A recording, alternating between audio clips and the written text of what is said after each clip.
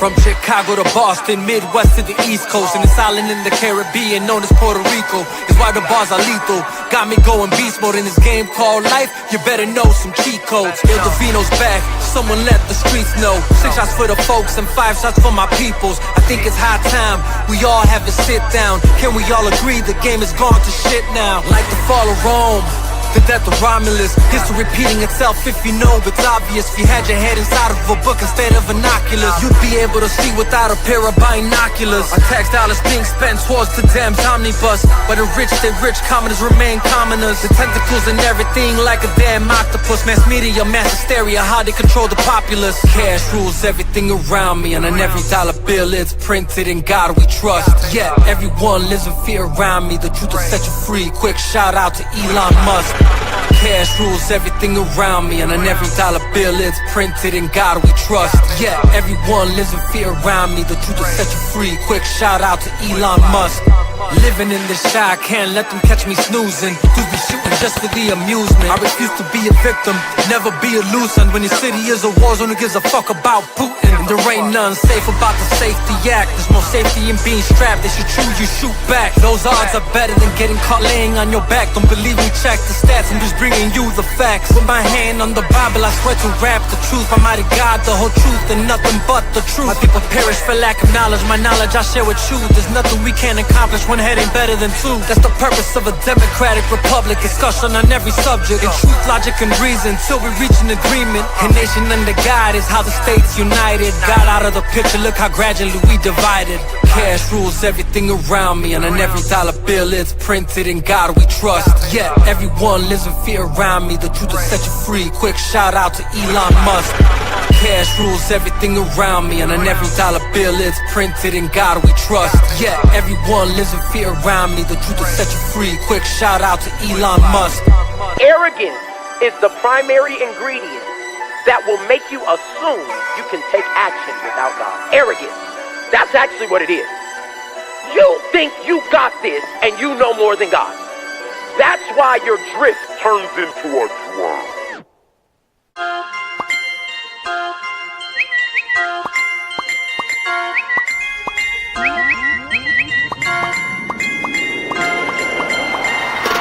Thank God for this day. Hey, you're not promised tomorrow. Realize your life is borrowed, so say what you gotta say. Hey, get it all off your chest. Nothing more, nothing less. Isn't that what Twitter's for? Clout. And all these other platforms. Followers who has more. You have found your reward. Matter of fact, engage some more, and for sure you'll find yourself in these social media wars. Oh Lord, let's talk about it. You be about it, I be about it. So relying on social media, how would you be without it? Non-existent, your entire system would just be a flop. If you don't listen and got no vision, how could you reach the top? Twitter fingers like a ninja, stay mass, move fast, you would know who hit ya. Cut you and split ya, causing division, moving on in you like a temporal pincer. Trying to paint the perfect picture, write lyrics like the holy scriptures. Even profound, you're feeling me now. After hearing the sound, you're hearing me now. Coming for the facts, now losing track, got me thinking that this couldn't be more crazy. If I take it back to the very act, you were talking smack when you actually thought you played me. Tell me who's true, there's only a few. Keep me in tune while seeking the truth. Salute to the crew, I'm paying my dues. Be sure to give credit where credit is due. Thank God for this day. Hey, you're not promised tomorrow. Realize your life is borrowed, so say what you gotta say. Hey, get it all off your chest. Nothing more, nothing less. Isn't that what Twitter's for? Clout. And all these other platforms. Followers who has more. You have found your reward. Matter of fact, engage some more, and for sure you'll find yourself in these social media wars. Oh Lord. Media is just like syphilis, wholesome wickedness, tearing folks down who bore witness to the passions of the movies that they love, to the director who rose up above the hatred, the jealousy of those who was friendly, who turned into some of the worst of our enemies. A disgrace when your smiles in our face, doing that for only the clout that you chase. It's too late. Fruit of your labor was laced with a poison that most of you clowns couldn't taste. We know who you are, so fake the funk if you want. Make all your videos, cause we know you're a chump. You tried to divide, but we was wise to your lies. We testified that you were snakes in disguise. And don't depend on those little simps on your side. They only live off the drama you provide. Thank God for this day. Hey, you're not promised tomorrow. Realize your life is borrowed, so say what you gotta say.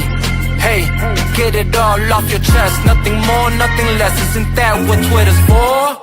Clout. And all these other platforms. Followers who has more. You have found your reward.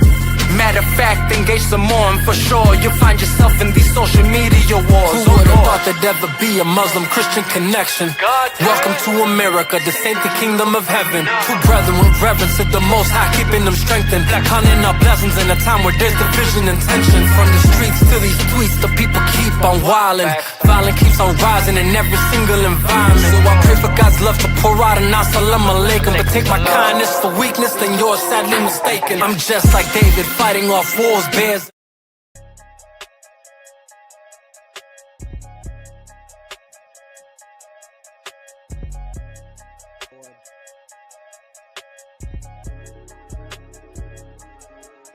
We going up, shit going down.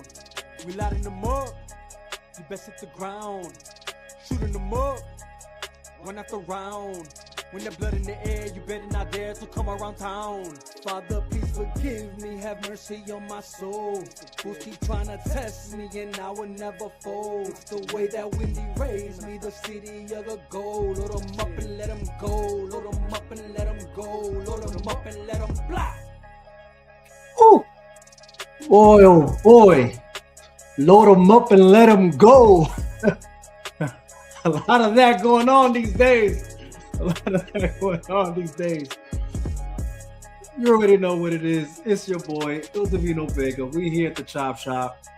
And luckily today, though I won't be doing this on my own, I am blessed and honored to have the homie, Pili. Brother, appreciate you hopping on with me, dog. Yes, sir. Can you hear me? Mic check. We didn't do a mic check, so I don't know. We just jumped straight in this bitch. Oh man! I got our headphones today, so maybe I was just wondering, could you hear me through the headphones? No, you're good. I can hear you. All right, where? And then unless anybody else, if you can't hear them, you let us know in the comment section. But as of right now, I can hear you perfectly fine. Word. But man, bro, how you been, dog? How you been? I'm good, dog. How about you, man? Man, I'm good. I'm good. I think there's like something trying to creep, like a sickness, like my throat feels a little funny. But we'll be all right. We'll be all right. I had that just like 2 weeks ago, man, and I'm just bouncing back up off of that shit not too long ago. Okay. Yeah. I got my tea here. I'm trying to drink just to coat the throat. You know what I'm saying? Pause.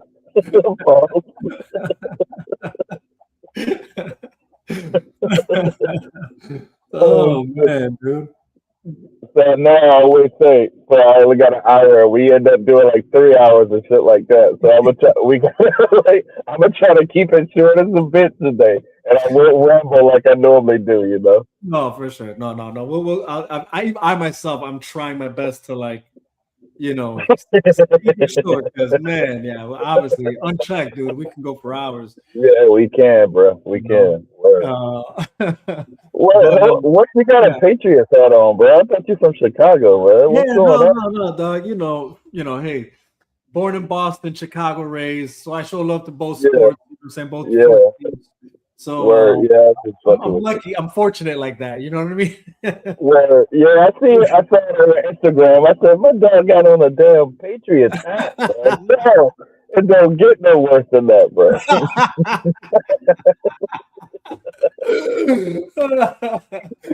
Oh man, trust me. Even me from Chicago, I get a lot for it, man. I get a lot for it. Oh man. But I gotta say though, I mean, honestly, that whole season, I mean, all the way till the Bears were out, I was hoping for a Patriots and Bears Super Bowl. Honestly, yeah. Man, that would for me would have been like, that would have been nice, bro. Because Caleb Williams looking good these days, dog.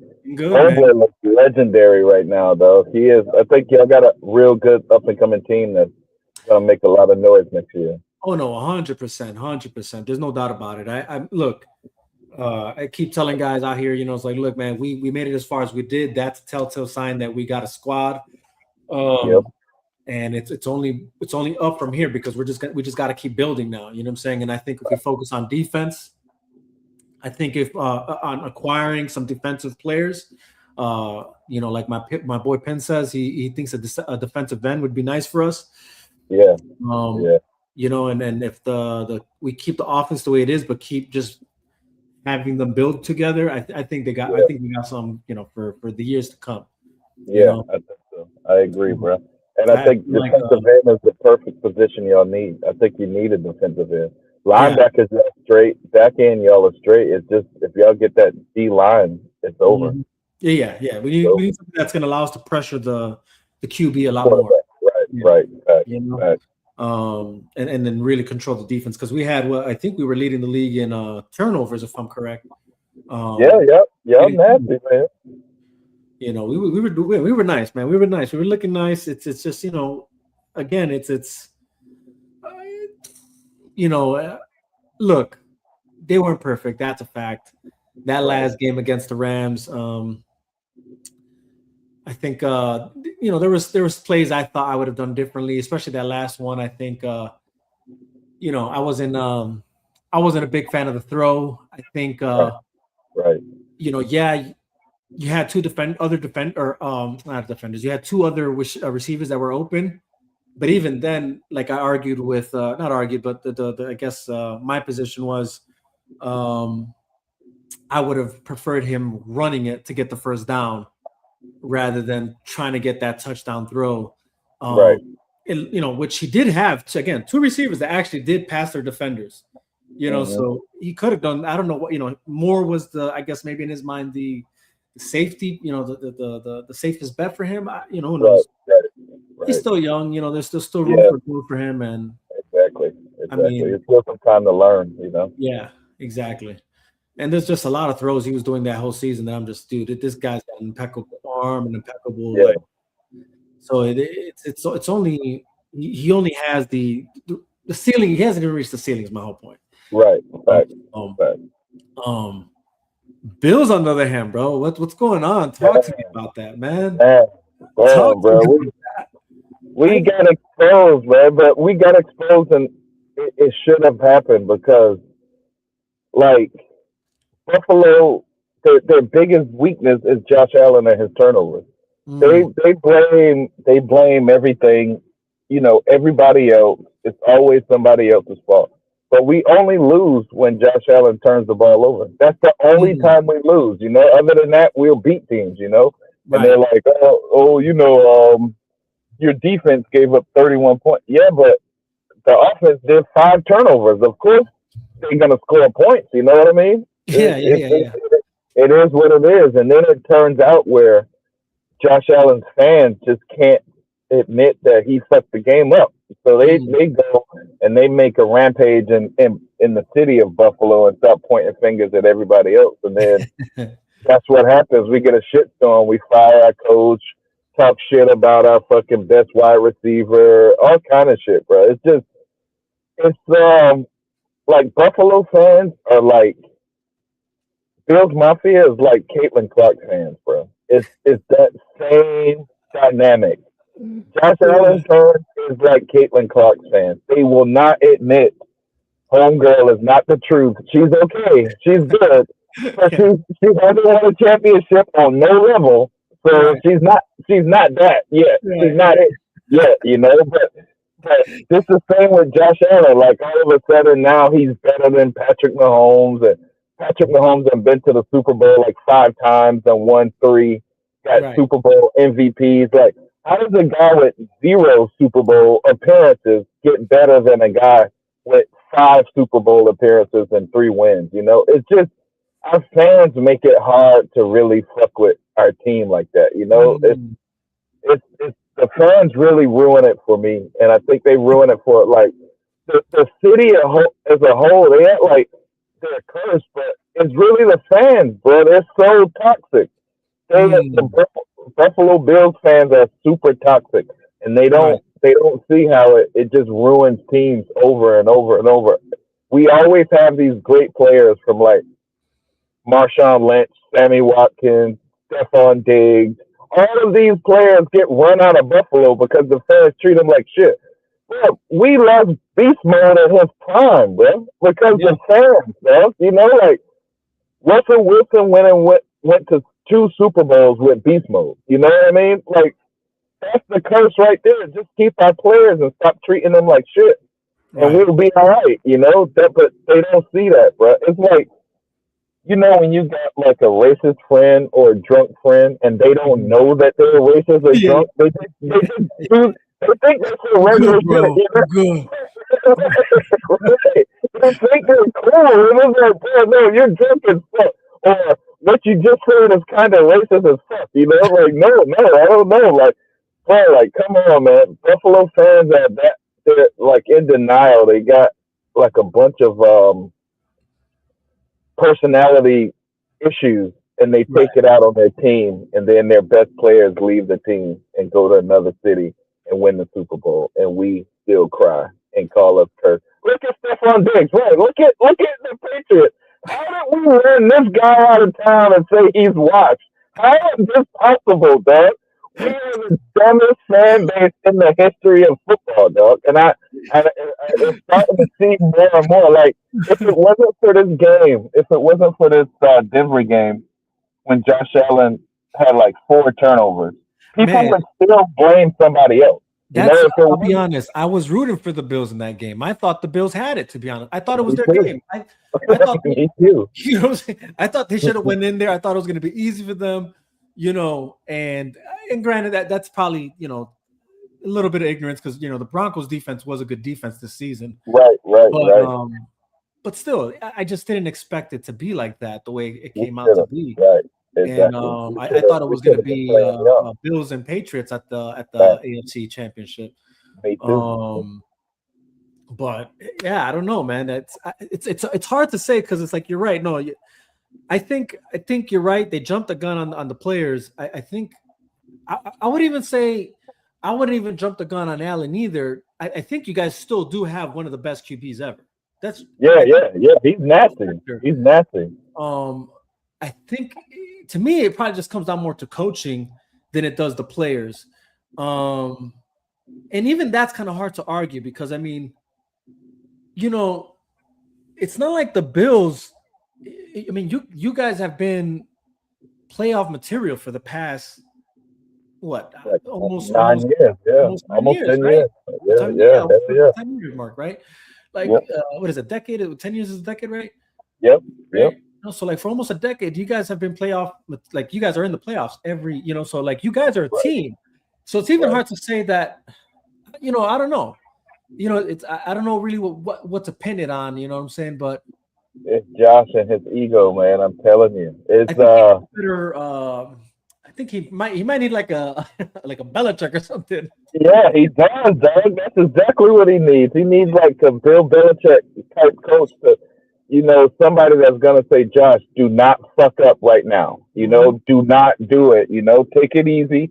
Because that's what he did with Tom Brady. Tom Brady was the perfect short pass, kick a field goal. You know, it wasn't, I'm gonna try to throw a 60-yard ball and I'm gonna run this other 20 yards and I'm gonna do this and that's what Josh is. He thinks in his head he's like running a highlight reel. You know, he does his only weakness. If he was, let's say, like we lost to Drake May this year. We lost to the Patriots this year, right? Drake May doesn't take any chances. He's each time, and that's because Vrabel's not gonna let him loose and do nothing stupid. So each play is take what's given and go forward. And that's how to win, bro. That's because Josh is, you know, the turtle and the rabbit race. The rabbit was, he could have easily won, but he does too much dumb shit. That's Josh Allen, bro. He's the rabbit. If he just figure it out where, I can beat this turtle if I just take it easy. He will win. He will win everything. He can't. That doesn't compute in his brain yet. He doesn't realize that, damn, bro, maybe if I just hit the under, the guy maybe get 9 yards and he may run for a touchdown. Who knows? But in Josh's brain, it's like, I'm gonna just try to throw this 60-yard bomb so I can be on Sports Center and I can get an MVP, and everybody's gonna look at me and be like, "Damn, he's the best." That's what he wants people to do. He wants people to say, "Oh, he's the best ever." So he tries to give them material to say that, you know. Yeah, it's his ego. His ego is 100% our weakness. But if we had a quarterback without an ego, we would have been undefeated for 10 years in a row. We got that. We got those stats.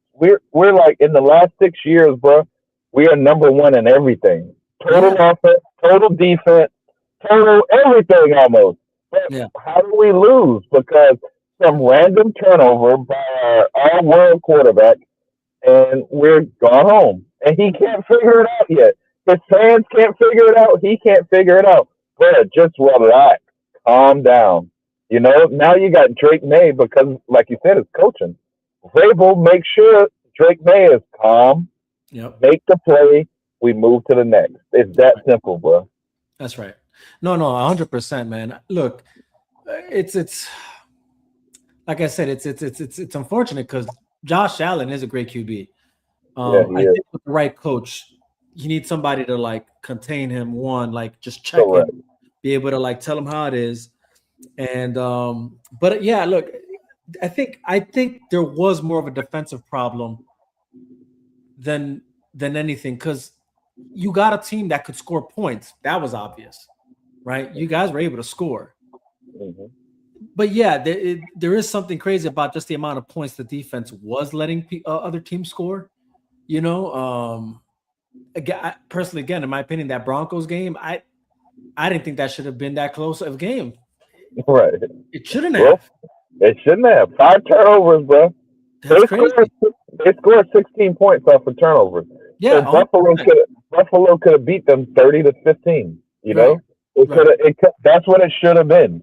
But that's what happens in every one of our games. That is an epitome of Buffalo over the last 9 years with Josh Allen.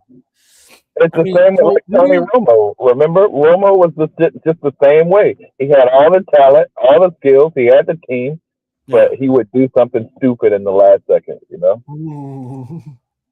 Josh Allen is Tony Romo 2.0. I hate to say it. I fuck with him because he is good. He is really good, but he is one of the best. It's just, you know, I don't want to look. I don't want to feed his ego, but man, he is one of the best right now. He is like there is every team would love for the Bills to let him go so that they can grab him up. That's just a fact. That's just a fact. He is nasty. You know what I'm saying? He's nasty. But you're right. You know, at the same time, obviously, one has to wonder with this many mistakes. You know, all right, is he? What's happening with him psychologically? We have to, right? You know what I'm saying? Now, that being said, though, how do you feel about the latest, their latest offensive pickups of coaching staff? Because apparently they picked what, three defensive coaches. Yeah. They did. I think 3 defensive, and they just did a wide receivers coach a few hours ago. But I don't really worry about us defensively like that.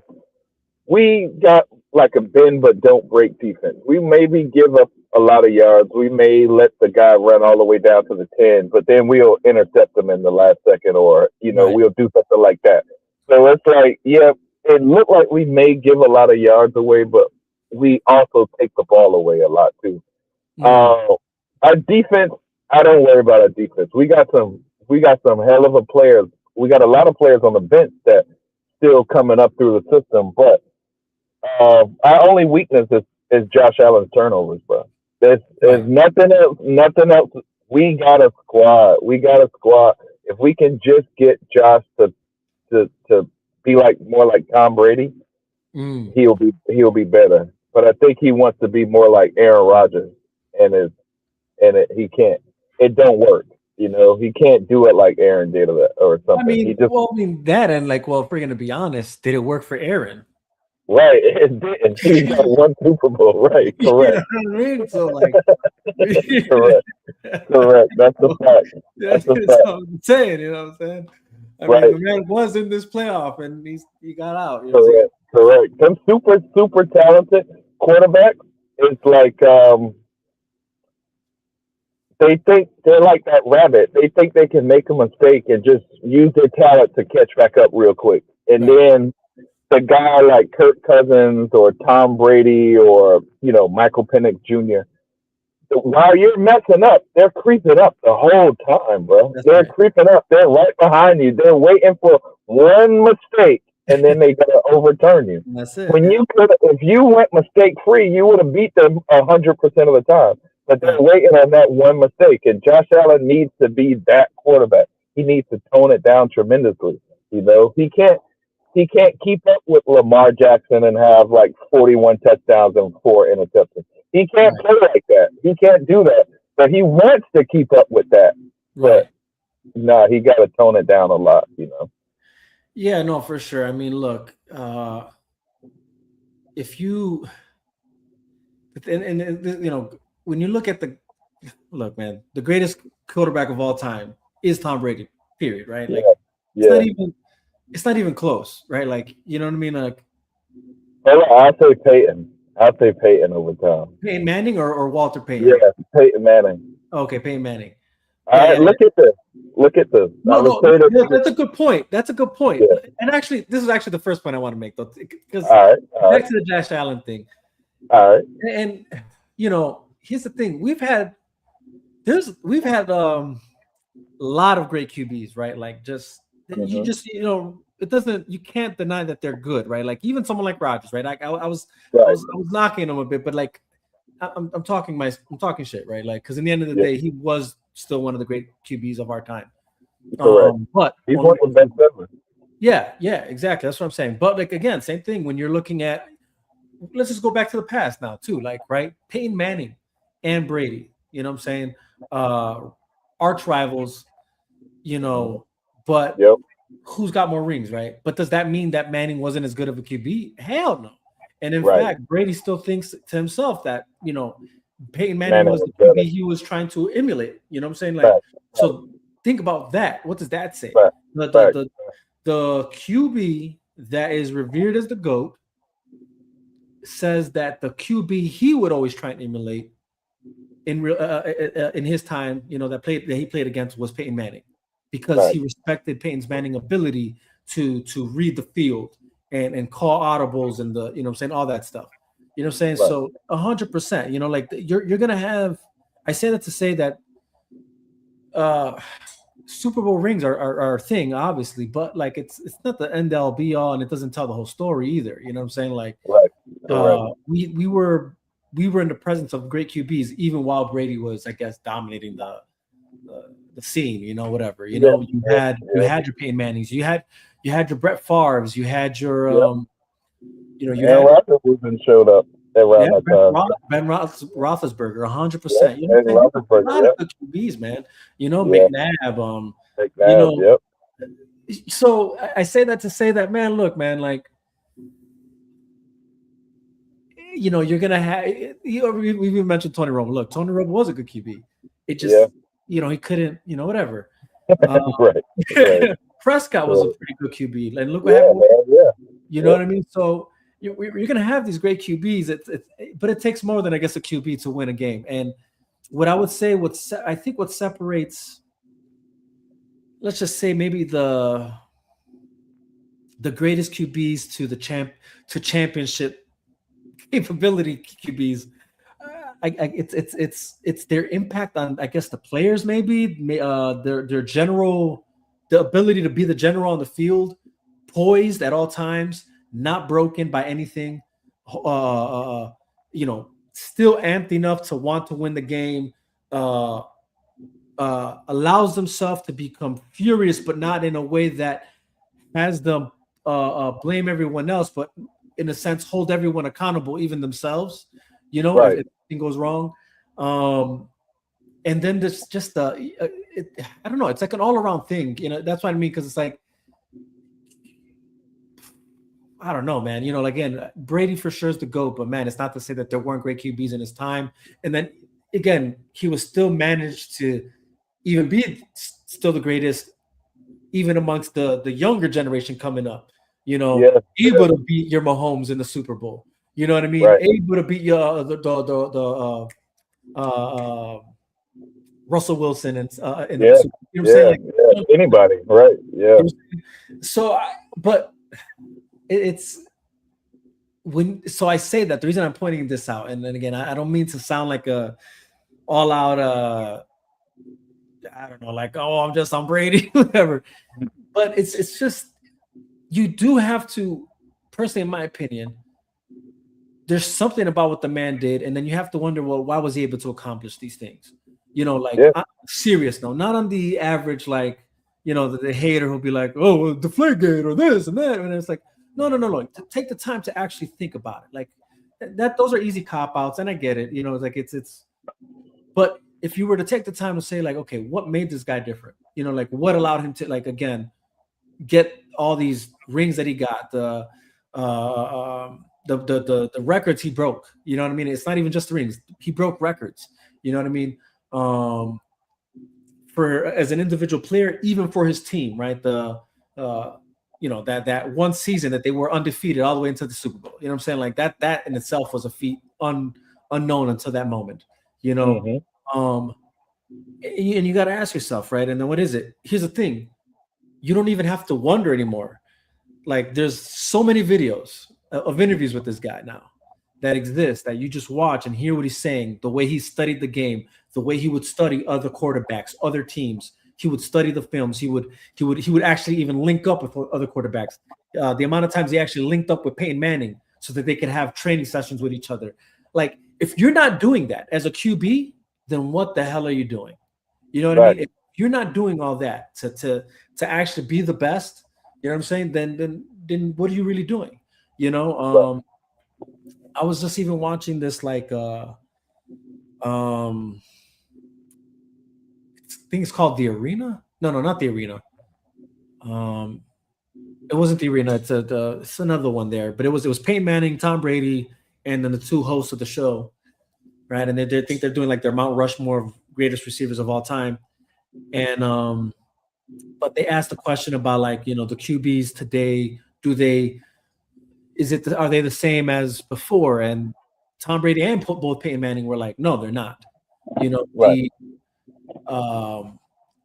the things that would make you, I guess, be better in the sense of, like, maybe not just loyalty, but consistency.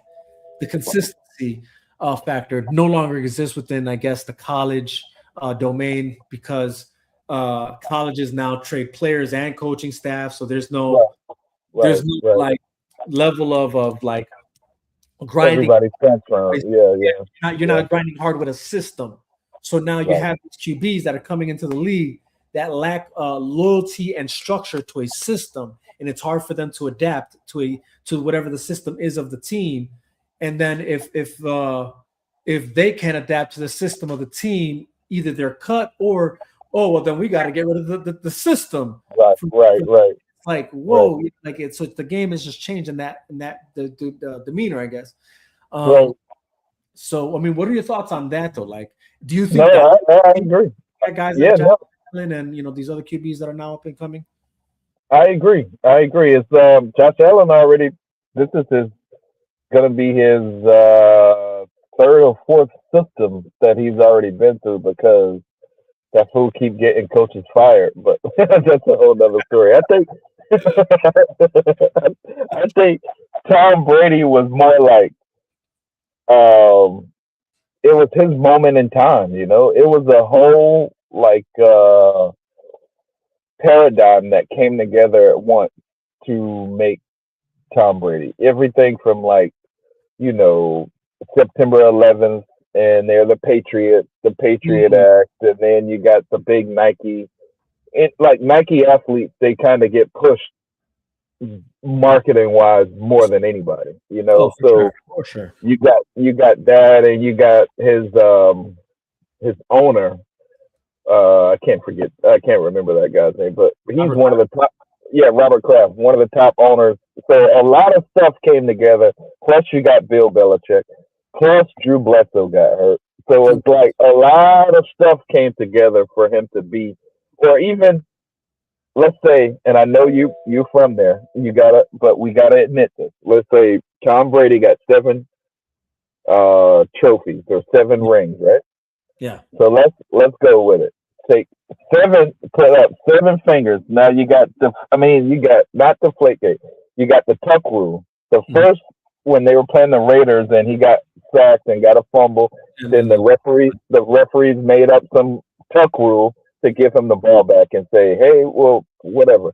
So if it wasn't for that tuck rule, he would have never beat the Raiders to get his first championship. Mm-hmm. So that tuck rule was only happened for Tom Brady. So let's take away, if that tuck rule, that I guess you can call that cheating or whatever. They just made up a new rule for him at the moment, right? So if that tuck rule, if they didn't do that, he would have 6 championships. Okay. So the next championship, they beat the Carolina Panthers in the Super Bowl because the kicker kicked the kickoff out of bounds, and it gave them, they could start at the 40. All they needed was a few yards to get, and then Vinatieri kicked the field goal and end up winning the game.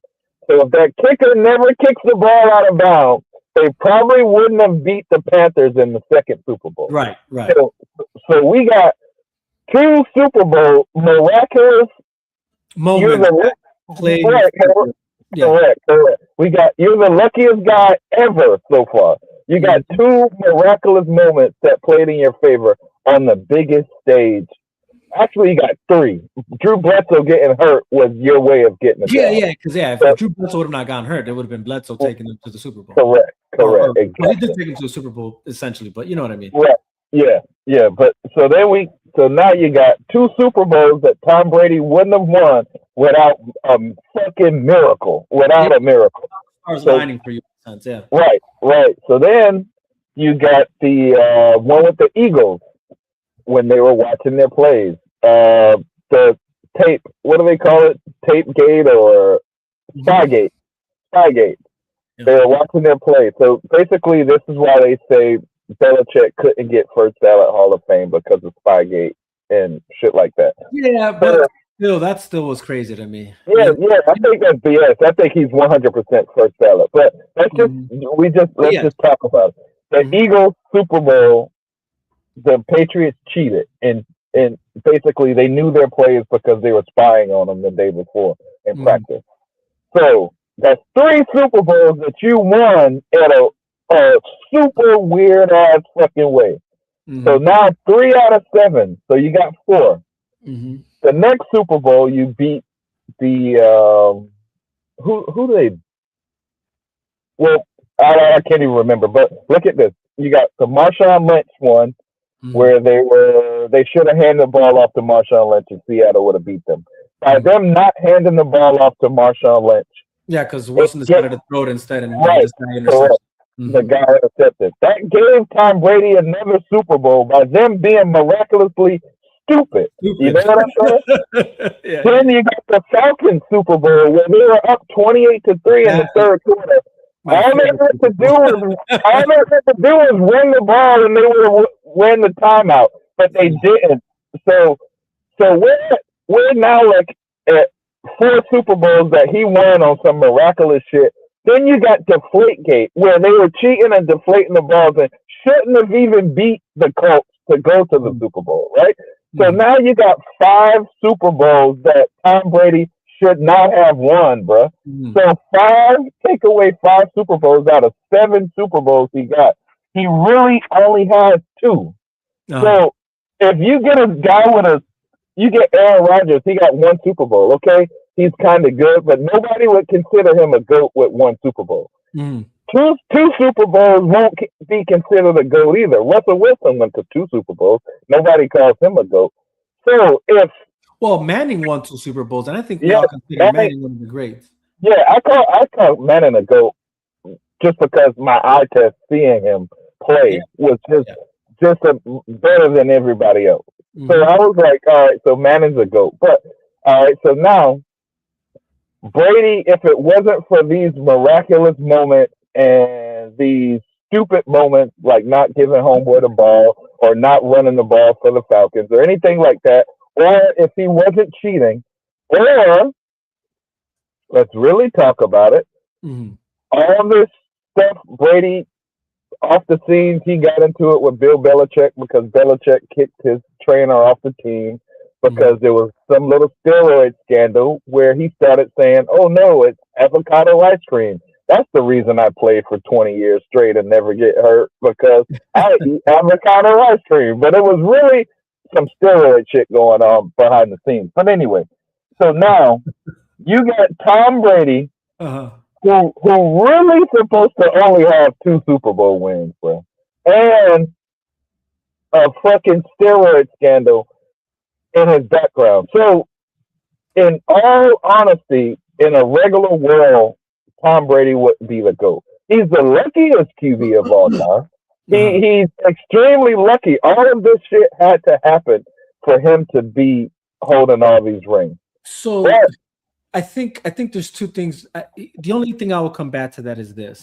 All right.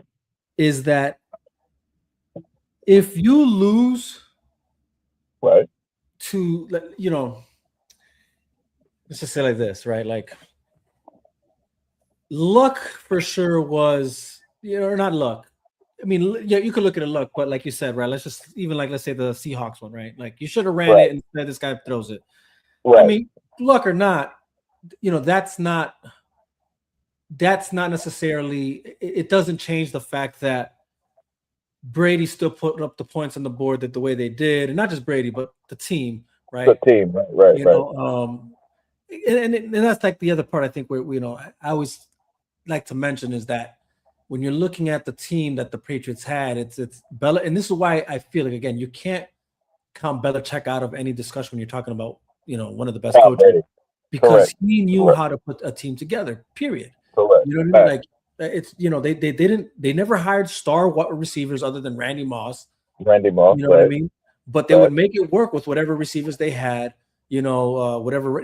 So Belichick had a weird eye for talent, and maybe him and his coaching staff, I don't know, maybe it wasn't just all him, but they had an amazing eye for just talent that can be something better than what they looked like on paper. You get what I'm saying? Where, you know, who was Edelman? Who was Welker? Who was Falk? Who was White? Who was, you know what I'm saying? Like, all these players that come out of the Patriots team, that they only become who they become once they're on the Patriots and they're part of that system, right? But that being said, the point that I would say to say, even with these moments of luck, it still takes for the one team that won to execute what they executed in order to win. So regardless of the weird kick, right, from the Panthers, if their defense was on point and if Brady was a schmuck, that them getting that touchdown or at least towards the field area, it wouldn't have happened, right? And that's with any other circumstance, right? Same thing with the tuck rule thing. Like, let's just say, like, yeah, like that was a weird rule to say at the time, whatever. Cool. That next play, though, if you guys were about it, you should have been able to stop them. You know what I'm saying? Like, you got to say you can't use, not you, but them. Let's just say if that was you know, it changes nothing. You know what I'm saying? Like, in the sense of, like, if you guys were meant to win, you would have won. You know what I'm saying? Like, right. No, that's why I say it was a lot of stuff that came together. It was like a lot of perfect storms, right? But I would think it was more of I look at everything, you know, me and you, Snyder Cut movement. Everything is marketing to me. You know, so I see what you're saying. When I look at it as, all right, September 11th, Patriot Act. We need the Patriots to win. Yeah. I get what you're saying. We need to market them that way. You're right about that, and I say that because that's exactly how I did feel You know what I mean? Like, oh, you know what I'm saying? Like, Patriots, you know what I'm saying? Like, patriotic, you know what I'm saying? Like, America, you know what I'm saying? Right. That's how it happened. That's what the Patriot run was for the whole time, you know, to be like, well, look at that Super Bowl with Seattle. The whole time leading up to the Super Bowl, Marshawn Lynch wasn't talking to anybody. You know, he was like quiet. He was kind of acting a little moody. You know, he was just like, I'm just here for the check or whatever. Right? So, all right, if they would have handed him the ball off to Marshawn Lynch, like 99% of the world was thinking was about to happen, and he would have scored from 2 yards away. They would have had to market the Super Bowl winner as a guy with gold teeth, dreadlocks, and kind of moody. Mm-hmm. Or we can make them boys throw an interception so we can market the Super Bowl winner as the great white hype American dream patriot. I mean, that or let's just say you're right about the Marshawn Lynch aspect. Maybe again, I don't know if they depended on an interception. Maybe the idea was it's better to have Russell Wilson as the poster boy right. as the poster boy. Right. Yeah, but to them, it's better to have Brady as the poster boy than Marshawn Lynch or Russell Wilson. You know? It's Brady. That's what it's about, man. This whole thing is about Brady because it's marketing. It's marketing. Like if at the end of the day, it's really what it's about. It's like Kansas City has been winning the championships, and they got a marketable quarterback. He's in a lot of commercials or whatever. But they're middle America. They're marketing to the same crowd demographic as Caitlin Clark and Josh Allen and Donald Trump. They're marketing to the biggest market right now. So what do? They get what's the girl that married their tight end? Swift. Yeah. Right. The great white marketing middle America sweetheart. It's all marketing, bro. It's all marketing. So look at this. Okay. Hold on. I'll say this. I will say this because you're right to a degree. Yeah. And I only say to a degree because I'm trying to think to myself, yeah, maybe you're right, but at the same time, here's just a factor is that if it is all marketing, right? Yeah. Brady wasn't really marketed in any other marketing other than like football. You know what I mean? Like, and what I mean by that is you had other players with Nike deals or Gatorade commercials or Madden covers. Right. Way more than you saw Brady on anything, any of those things. Right. So I say that just because, like, I'm not so convinced, but I will. But what I guess I can see what you're saying because, in the sense, like, also there is a story there that is an impeccable story for the guy, right? Like, right. And I see that, so I know what you're saying. Like, I know it definitely looks that way because you're talking about what was he? The last sixth-round pick. Yeah, 6th round pick. Yeah. He wasn't meant to be this guy, right? So it's like, which is just like, I guess why I'm not so sure it was always supposed to be him in a sense of like, but it seems like destiny played a part. 1, 2, I also just want to give credit where credit is due and say, but the man put in the work. If what he's saying is true, right? Like he's the one saying this is what he did. This was the regiments, the train, whatever. Like I said, linking up with the greats, Mannings, you know what I mean, and things of that nature, whatever. If that really is his persona, then that also got him to where it is. But interestingly enough, the complete story for sure is where I think now it's marketable. What you're saying, right? What I'm saying is I'm not so sure I saw that with him per se, while he was actually in it, I think the way his story his NFL story, his career story, the way that ends, how that's marketable, I think, like it's because it's look, yeah. Check this out. Look at like even bigger picture than that. Yeah. All right. So Middle America, they're hot buttons. They like an underdog story, like the movie Rudy, where the guy played for Notre Dame and he was a nobody, or like Little Giants, the movie where they were nobodies, or Space Jam, the underdogs win. Their hot button for Middle America is the underdog story. Get it out the mud. So the last pick from the 6th round, underdog, skinny little dude that nobody thought can turn out to be. No, it's a story that they're building because that's what their hot button is. So, like at a bigger picture, we all right. So you see like a lot of all right. So sports. Let's take it to the original sport.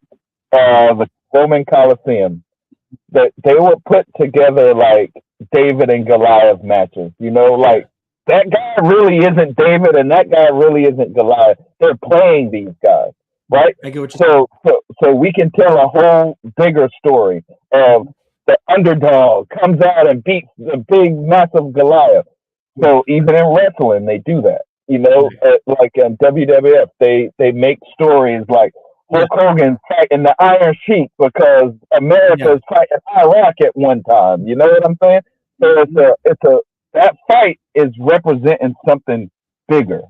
Right. So Tom Brady, the underdog, the little white guy who nobody would pick, comes out to be the greatest football player ever. It's a story that they built.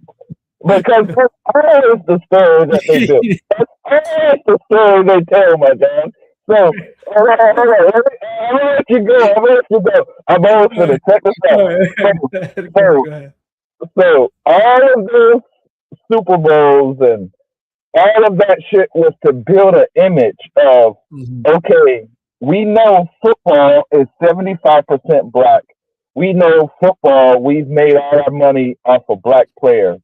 But everyone who, like America, we don't go to KKK rallies to get our daily dose of white supremacy. We don't go to, you know what I mean? We don't read white supremacist books. So how do we still have the subconscious mindset that white people are more superior than everybody else? It's because the stuff that we watch, i.e. football, sports, Roman Coliseum, they build that narrative in our head. So subconsciously we think, okay, we know there's Deion Sanders, we know there's Bo Jackson, we know there's Lawrence Taylor, we know there's Bruce Smith, we know there's all these great, massive, ridiculous football players. But the best one ever is the small, scrawny white guy from Michigan, from that nobody picked, underdog story, fucking Rudy, comes out and now he reigns superior over the fucking, when the Olympics, when Hitler was out to see like the Olympians, he was testing his white superiority over the rest of the world. When America and the black guys beat Hitler, he got up and left. He walked out because he saw that his genetic people are not more superior than the American black guys, right? That shit still goes on today. They're testing their genetic superiority in an actual ring. But since they know that they really there shouldn't be like white superiority or anything, even though they know that, they're gonna lie and they're gonna build a story just like wrestling, just like the Roman Coliseum, that this guy is David, bro. And you, Lawrence Taylor, you might be Goliath, but you're not fucking Tom Brady, bro. You're not Tom Brady.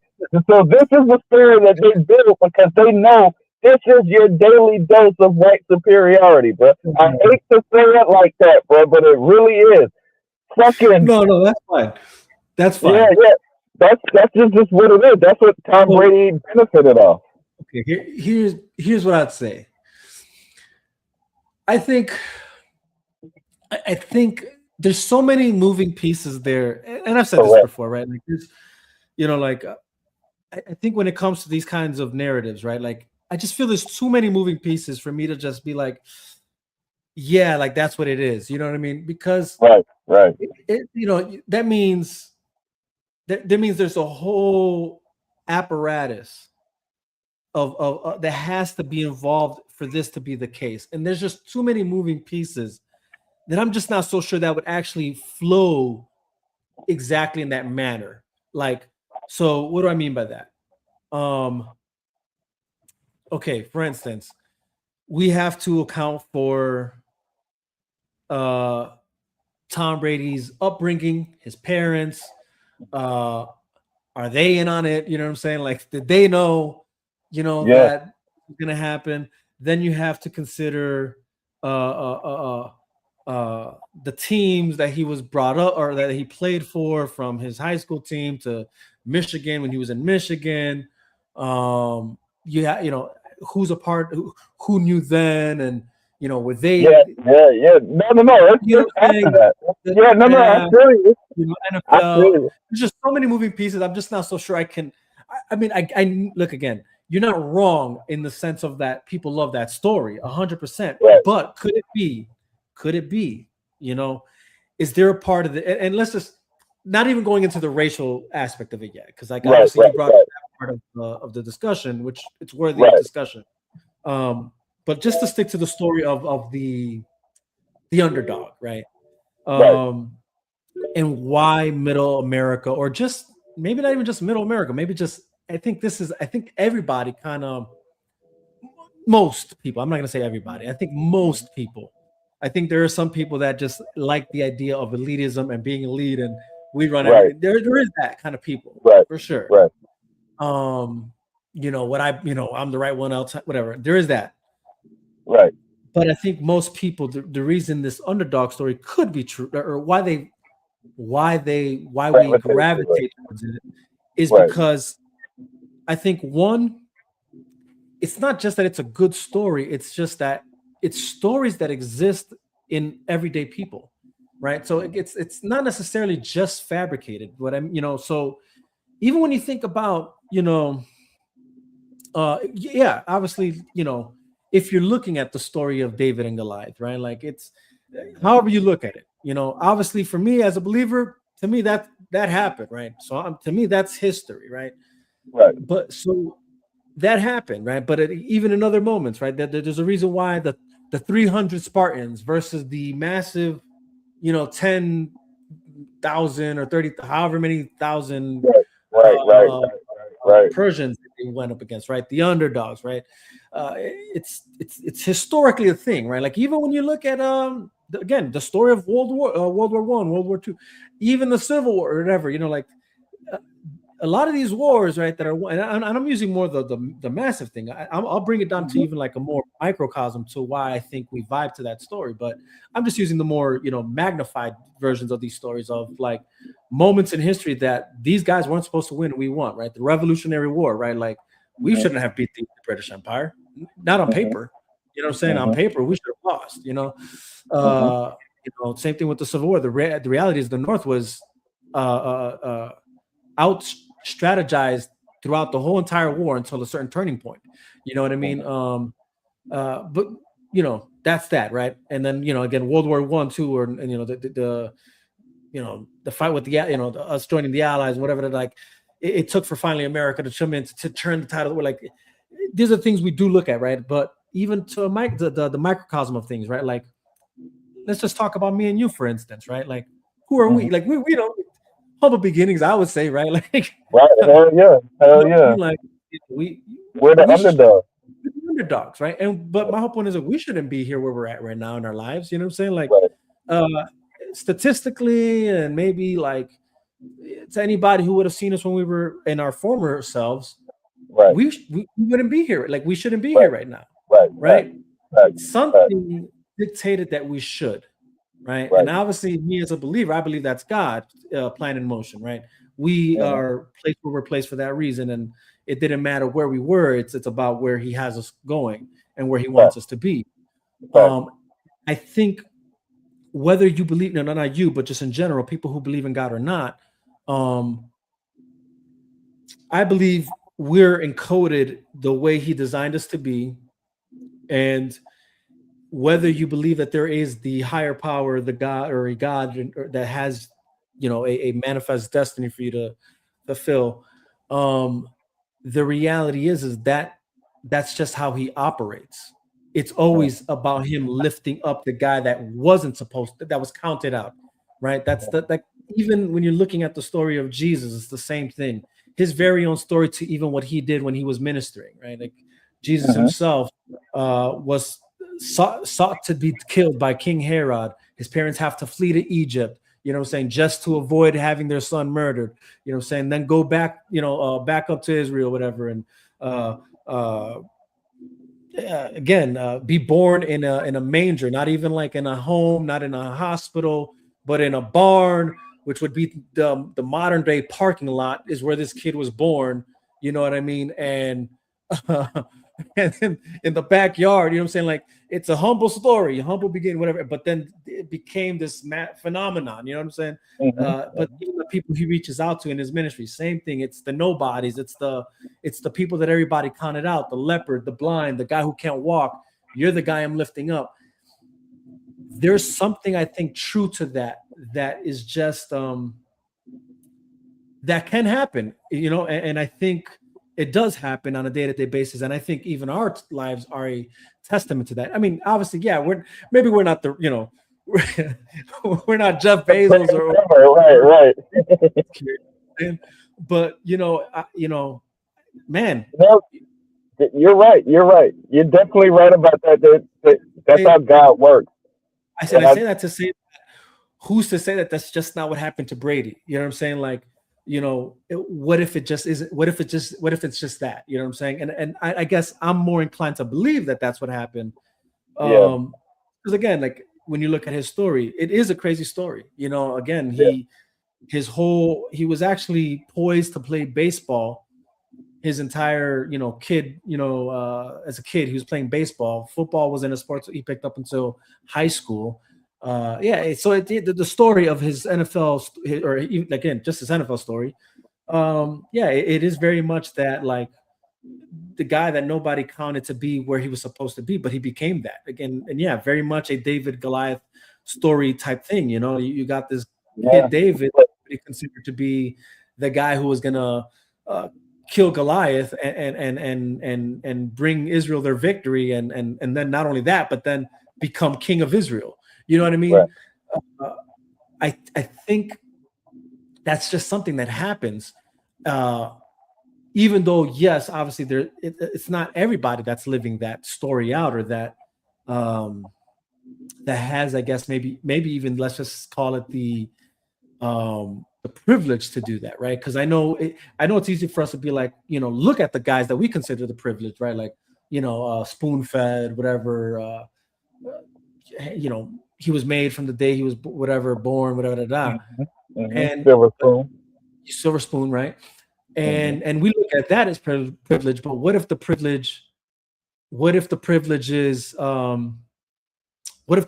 is us being able to be lifted up from the dirt, from the bottom to a higher status? And that's actually the story that matters here, and to why we gravitate to a story like that. Like when it comes to Tom Brady, again, like I said, I don't know if it is the racial aspect, or I'm back. Yeah. Hey, I thought they got you, man. I thought they got you. No, I'm back. No, I see what you said, but check, it's so deep, bro. Like, there's and I break it down. Mm-hmm. like a psychological test that was performed on like a bunch of little kids, and it's called the Good and Bad Doll Test. And they would get a black doll and a white doll, and they asked each kid which one is a good doll, and each kid, and the kid doesn't know racism or anything like that. It's just a subconscious test. Yeah. Each kid, 100% of the kids said the good doll was the white doll and the bad doll is the black doll. Now, what does that mean? How does it happen? And what does it mean for us?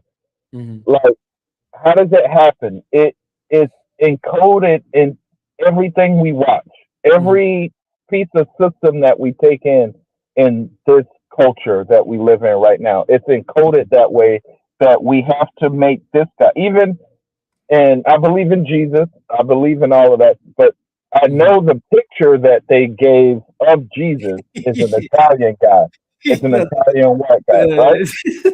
So now listen. That paradigm has to have happened that way because this. Like, say for instance, we're in Israel and we're bombing them and blah blah blah. People think we're the good guy, because the brown people have to be the bad guy. It's subconscious in our head.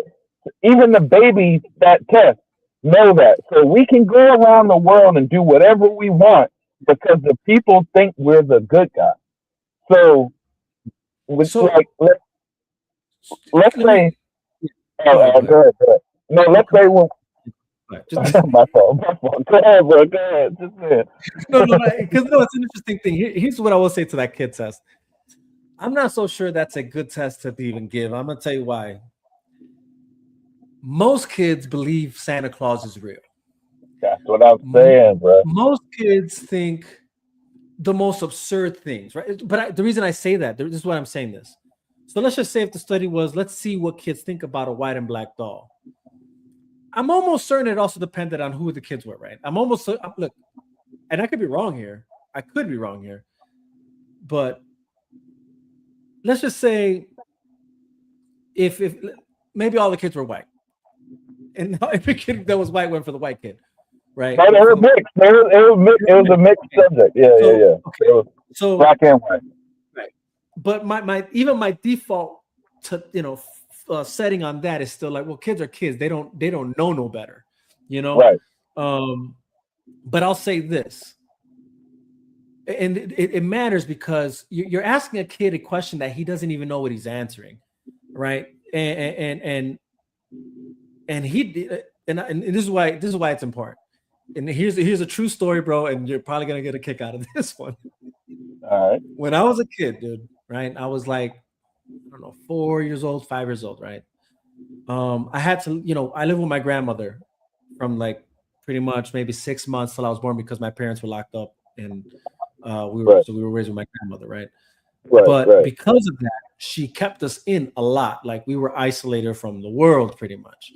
I know the only memory I have, a fond memory I have of a child that I was outside was when my parents were out on like visitation. They were allowed like a visitation, right? And I was able to like see them, you know what I'm saying? And my father in particular is who I remember. But now fast forward, once they get out of prison, and now I'm 5 years old, we moved to Chicago. We come to Chicago, right?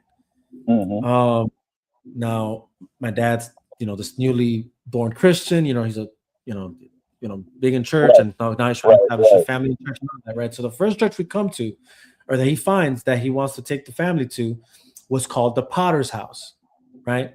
And it was a black ministry, like, it was a black congregation, all that.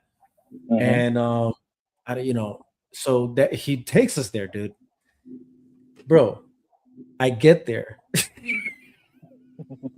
And I was scared for my life. Right. Because I've never seen anybody who wasn't my skin color. Right. And I thought something was wrong. Like I thought they were like sick or something, dude. In my mind, as a child, that's how you know what I'm saying? I didn't know that there was such thing as skin tones. Right. No, but I feel what you're saying, So, and those kids could have a similar. Yeah, so like when you're asking a kid something, my whole point is they don't know no different, right?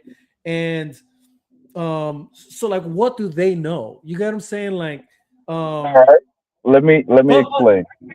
then I will say, like, it's not to say that I don't think you're wrong also in Yeah. that there is a racial divide set. I believe in that. There is some sort of weird racial divide, and I do believe there are those that do believe they're. I mean, well, it's obvious. History's proven that, right? There are those that think that they are superior to others, right? That's not not hidden. That we know. But again, I guess I'm just not so sure. It's the way you said that it's encoded in us from birth. I don't know if that's necessarily true. No. I would say this. I think it is symbols. Like your brain, not only if you got like words, it can read the words, but it can also read the symbol. You see a Nike check, you know exactly that's a Nike check, and you know the history of Nike just by seeing the symbol of the check. So you got to understand how the world works, and it's symbols. So look at this. We mentioned Santa Claus. We know there's a mindset that there's a really nice guy that comes around and gives you presents if you're good, right? He's a white guy. He's a white guy, is he not? He's a white most guy. cultures, yes. Right. So then we got Jesus, the most righteous guy ever, is a white guy. Yeah. Then we got all of our presidents, the best presidents ever are white guys. Then we got our teachers, our bosses, police, church leaders, blah, blah, blah, blah, blah. Or out of all of the images that we've been given, if there's a really nice guy, he's a white guy. He-Man has blonde hair, big white guy. Santa Claus, Jesus, everybody, just think. I'm creating the symbols for your head, for your mindset. That's how we think that way. That's how the babies think that way. So now look at this. 300 or anything. Space Jam. Let's say the monster. Space Jam is an underdog story, but look at the monsters. They all have black tendencies, and they're all colored like they could be black or brown. And they talk like hip hop. They talk like rock.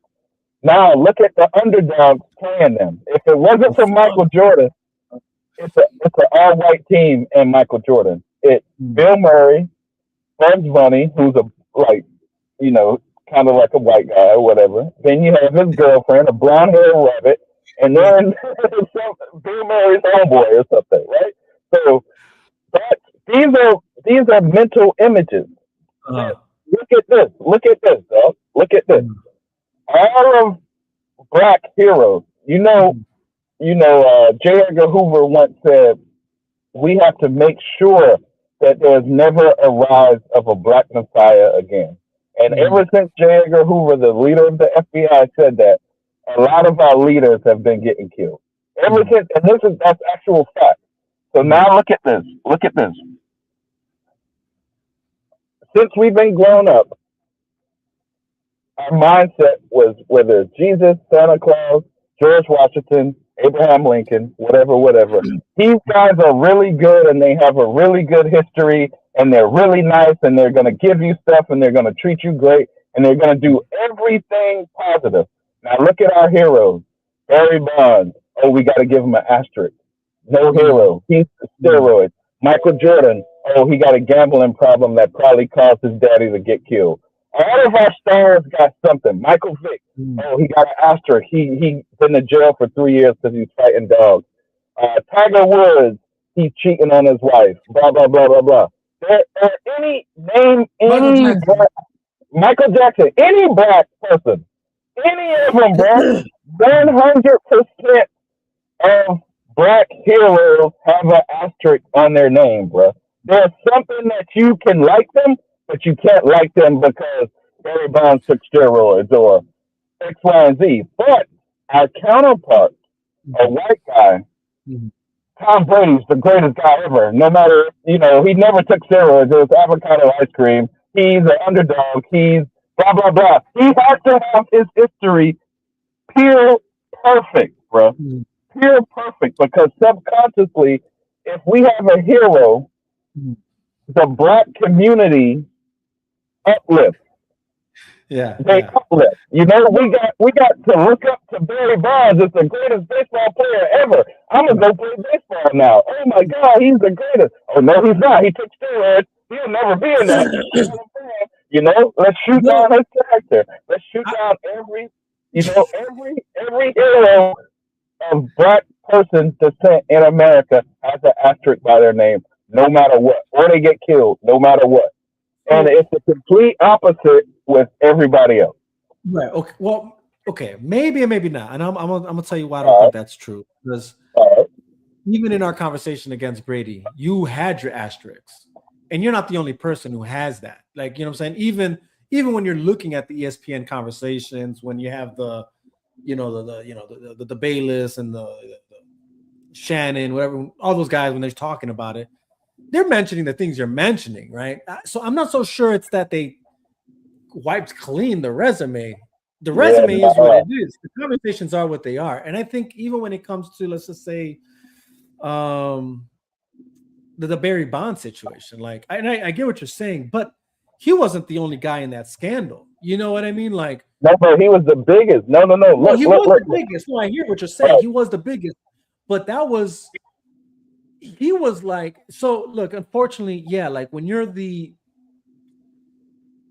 face of the sport or of the league or of the organization, you're going to be the one most talked about, right? In the same way that even, like, let's just say politics, right? It's the president who gets most of the licks. It's not the administration. It's not, what I'm saying? It's the top dog. It doesn't matter who it is. He's the one who's going to get the licks, right? But when it came to even like the steroid scandal in baseball, period. It wasn't like Barry Bonds was the face of it, but it was the shadow.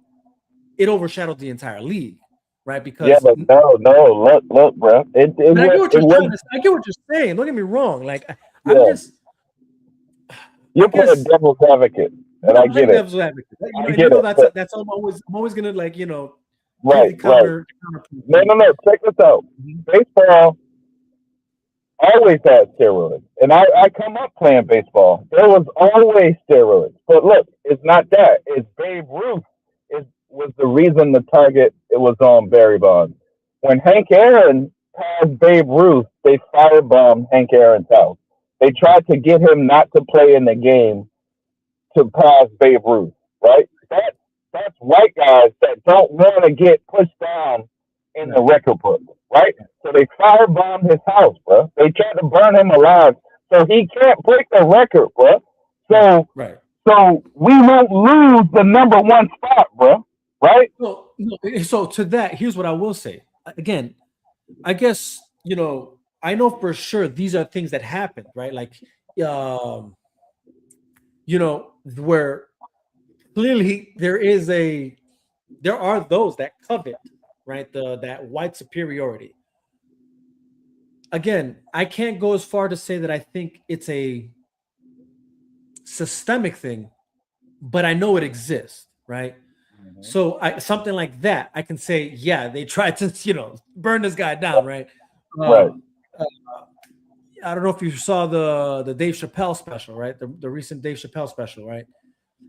He ends it with this story of the first black boxer to become heavyweight champion, right? Mm-hmm. And how, Jack Johnson, right? Yeah, I believe so. Yeah, they arrested him because he had a white girl in his car, and they said he was human trafficking across the state line. Yeah. So, again, these things do happen. Yeah. There's no doubt about that. My whole point, right? So, like, again, I'm not saying, I know what you're saying, and I get the point you're making. I wonder if, again, playing devil's advocate, could we be maybe overinflating the situation, right? And I only say that because, let's just go back like to the aspects of global power, right? Yeah, like obviously, you point out there's a story with the 300 Spartans, white Europeans defeating the brown Right. the Persians. That's the story we're about to tell you. Right. Hell yeah. Right. And then you were trying to, you hopped onto the next thing, but I knew that's what you were trying to say. Right. Yeah. It doesn't change the fact, historically written, the Persians were the power empire of the time, a brown people empire. If we're gonna get into the color of things, right. Ran the world at one point, right? There are the pendulum of power has always swung in different directions, right? And I'm not so sure that even they. I think we look at it. If I'm gonna be honest, I think we look at it from that lens now. I'm not so sure they were looking at it from that lens then. But when you see, in my mind, I don't think is that they thought to themselves, we're going to conquer the Europeans or like these white people. I think it was about power, just period. They want the whole world. Right. Yeah, they wanted the world, exactly. And again, every empire was designed that way for a long time. Egypt at one point, same thing. Egypt was the world empire at one point, and that's not, that's made up of actually a lot of, I guess, different kind of skin tones for that matter. But all that to say that I'm almost certain, even throughout that time, I'm not so sure it was about the color thing. Is my whole point. It was. All right. I feel the color thing is a new phenomenon, if I'm gonna be honest. And not like new. It's I mean, I say new, but like it's existed for a moment in time. Obviously, like maybe the last few hundred years. 300, 400, 500 years, maybe. Right. But the world's a lot older than that. Is my whole point, yeah, right? Like empires have existed way before. Look at it like this, right? There's a million stories. There's a million stories. Why tell us the 300 story? Why tell us the Santa Claus story? Why tell us the? Well, no, you're so. I think that also depends on where you live, right? I'm sure you can go to Africa right now. They're not telling you. You know what I'm saying? Yeah, they are, bro. In Africa, if a white guy comes over, they think he's a god because they've been brainwashed. This is what I'm trying to say. And I'm not racist. I have to say that. My kids are half white. I gotta say that, bro. I gotta say that. It's just fact. It's just truth. It's just truth. Like, all right.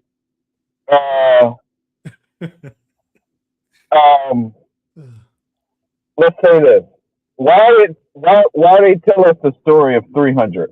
Why they tell us the story of Rudy? Why they tell us the story of Santa Claus? Why they tell us the story of Peter Pan? Why in every movie the black guy has to be a sidekick or a comedic relief? I will say, no, that's a good question.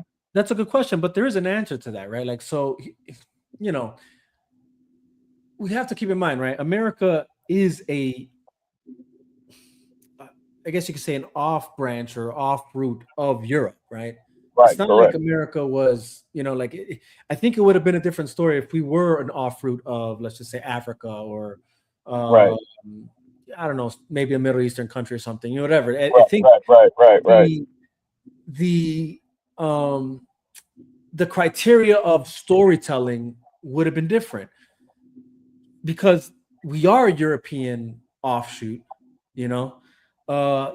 most of and not just that we're a European offshoot, like obviously from Britain and somewhat France, whatever, but then you consider the first immigrants, right, were mostly European, right? So the stories that are embedded are those stories, right? So like the Peter Pan story, unfortunately, is a European story. Matter of fact, Santa Claus is a European character. Correct. So even to the white Jesus aspect, right? You're talking about the version that the Catholic Church painted up, from Europe. You know what I'm saying? So that's what that is. I don't think it's so. again, I'm not necessarily saying I'm convinced that means that the reason these stories exist is because they're trying to push the whiteness agenda. I think they exist just because it comes from where it comes from. Anybody who has a brain though would know, Jesus obviously wasn't white. You know what I mean? Right? Yeah. No. But look. Go deep. Go deep, bro. Look at this. But what I would say is this, though. Here's what's actually funny about this discussion about Jesus, right? Because so to the Europeans, they painted this very European looking version of Jesus. Mm-hmm. Have you seen Philippine Jesus? Yeah. No, I feel you. So I say to say that I think it might be psychologically that when we think of Jesus, maybe we think of him, especially for, I think, the more secluded you are, right? Because you're also talking about a Europe that wasn't yet diverse, and even a world that wasn't as diverse as it is now, right? Like, so I'm sure when they're hearing stories about Jesus, and look, this is definitely me playing devil's advocate. I don't know, but if I'm devil's advocate, I would just assume, if I'm let me butt in. And I'm gonna bring in the boy, my homie Pin into the chat. But go ahead. That's where it came from. Europe, the eugenics movement comes from Europe. The supremacy movement, the caste system comes from Europe. Yes. What we're living in right now is in let's say, all the girls want to be a Disney princess and shit like that. We don't have princesses in America. It's all a European system. That's what I'm trying to say. I'm not trying to say that it's an American system. It is definitely a European system. Right. But the matrix as a whole has been painted and given to us by Europeans. There's no way, like Disney princesses and all this princess and kings and knights and this and that and all that comes from England. You know what I mean? But don't you think that also look, I think that could also be a factor that let's talk about culture, right? Like the idea of theater, the Colosseum, as you brought up, spectacle, theatrical experience, like storytelling in that manner of storytelling. They invented it. I would argue because you didn't see it grow anywhere else, is my whole point. Or even not, maybe they didn't invent it, but they definitely elevated it, right, to a point where the poets and the right. All that culture, the Renaissance era, as we know it, it comes from Europe, right? So it's you don't see that anywhere else. No. The system does come from Europe, but it's encapsulated with white superiority and genetics. I think there is Again, I agree with you. Right. Even Hitler was about genetics, or all this like Bill Gates' parents. I forget their names. They were like in genetics and all that shit. They're in genetics. So for the longest, these families wouldn't marry outside of their family because they don't want to split their blood. They don't want to put the Targaryen bloodline. Right. They don't. Right. They want to keep their blood what they call superior. Yes. The Pope, his claim to fame of being a Pope says, "Until Jesus comes back, I'll rule this bitch. I'll rule the world." Mm-hmm. And the Queen of England says, "Until Jesus comes back, I can sit on the throne." Right. Mm-hmm. So there's a superiority complex automatically given to us in America from Europe. Correct. Yeah. So we're living through that. We're still going. That has never left. No, I agree. I know that, and this is what I'm trying to. This is why I want to make sure that it's understood too. Is like I agree with that being an issue. Like I know that these things exist, right? I guess just for people to know that you're not completely racist. No, I'm just... No, I'm not. I promise, y'all. These are just facts. I'm not racist, bro. But I guess for me personally, what did I come into? Yeah, right. Yo, you came in the thick of it. You came into the thick of it. No, but honestly, no, it's a good conversation because we're talking about pretty much. And let me just say this: I agree that there is I think there are people, and I like I said earlier, there are people that have that agenda. I know that for a fact, And again, there are historical moments that even show. Again, Hitler's whole thing was that, right? There's philosophers and scientists from back in the day that were already talking about crap like that. You know what I mean? The caste system and all that, like that you're talking about. So yeah, and these are very much European things. You know what I'm saying? But I will say they're not the only culture to have had a caste system, though. Right? No, they're not. I just say we're living in that. Existed in Asia. It's existed in India. Well, India is Asia. What am I saying? I mean China. Not to sound racist. Right. You know no, I get what you're saying. I get what you're saying. So I will say this. I think, and the reason I feel like for me, I'm playing devil's advocate to also just point out that I'm not so sure things are like 100%.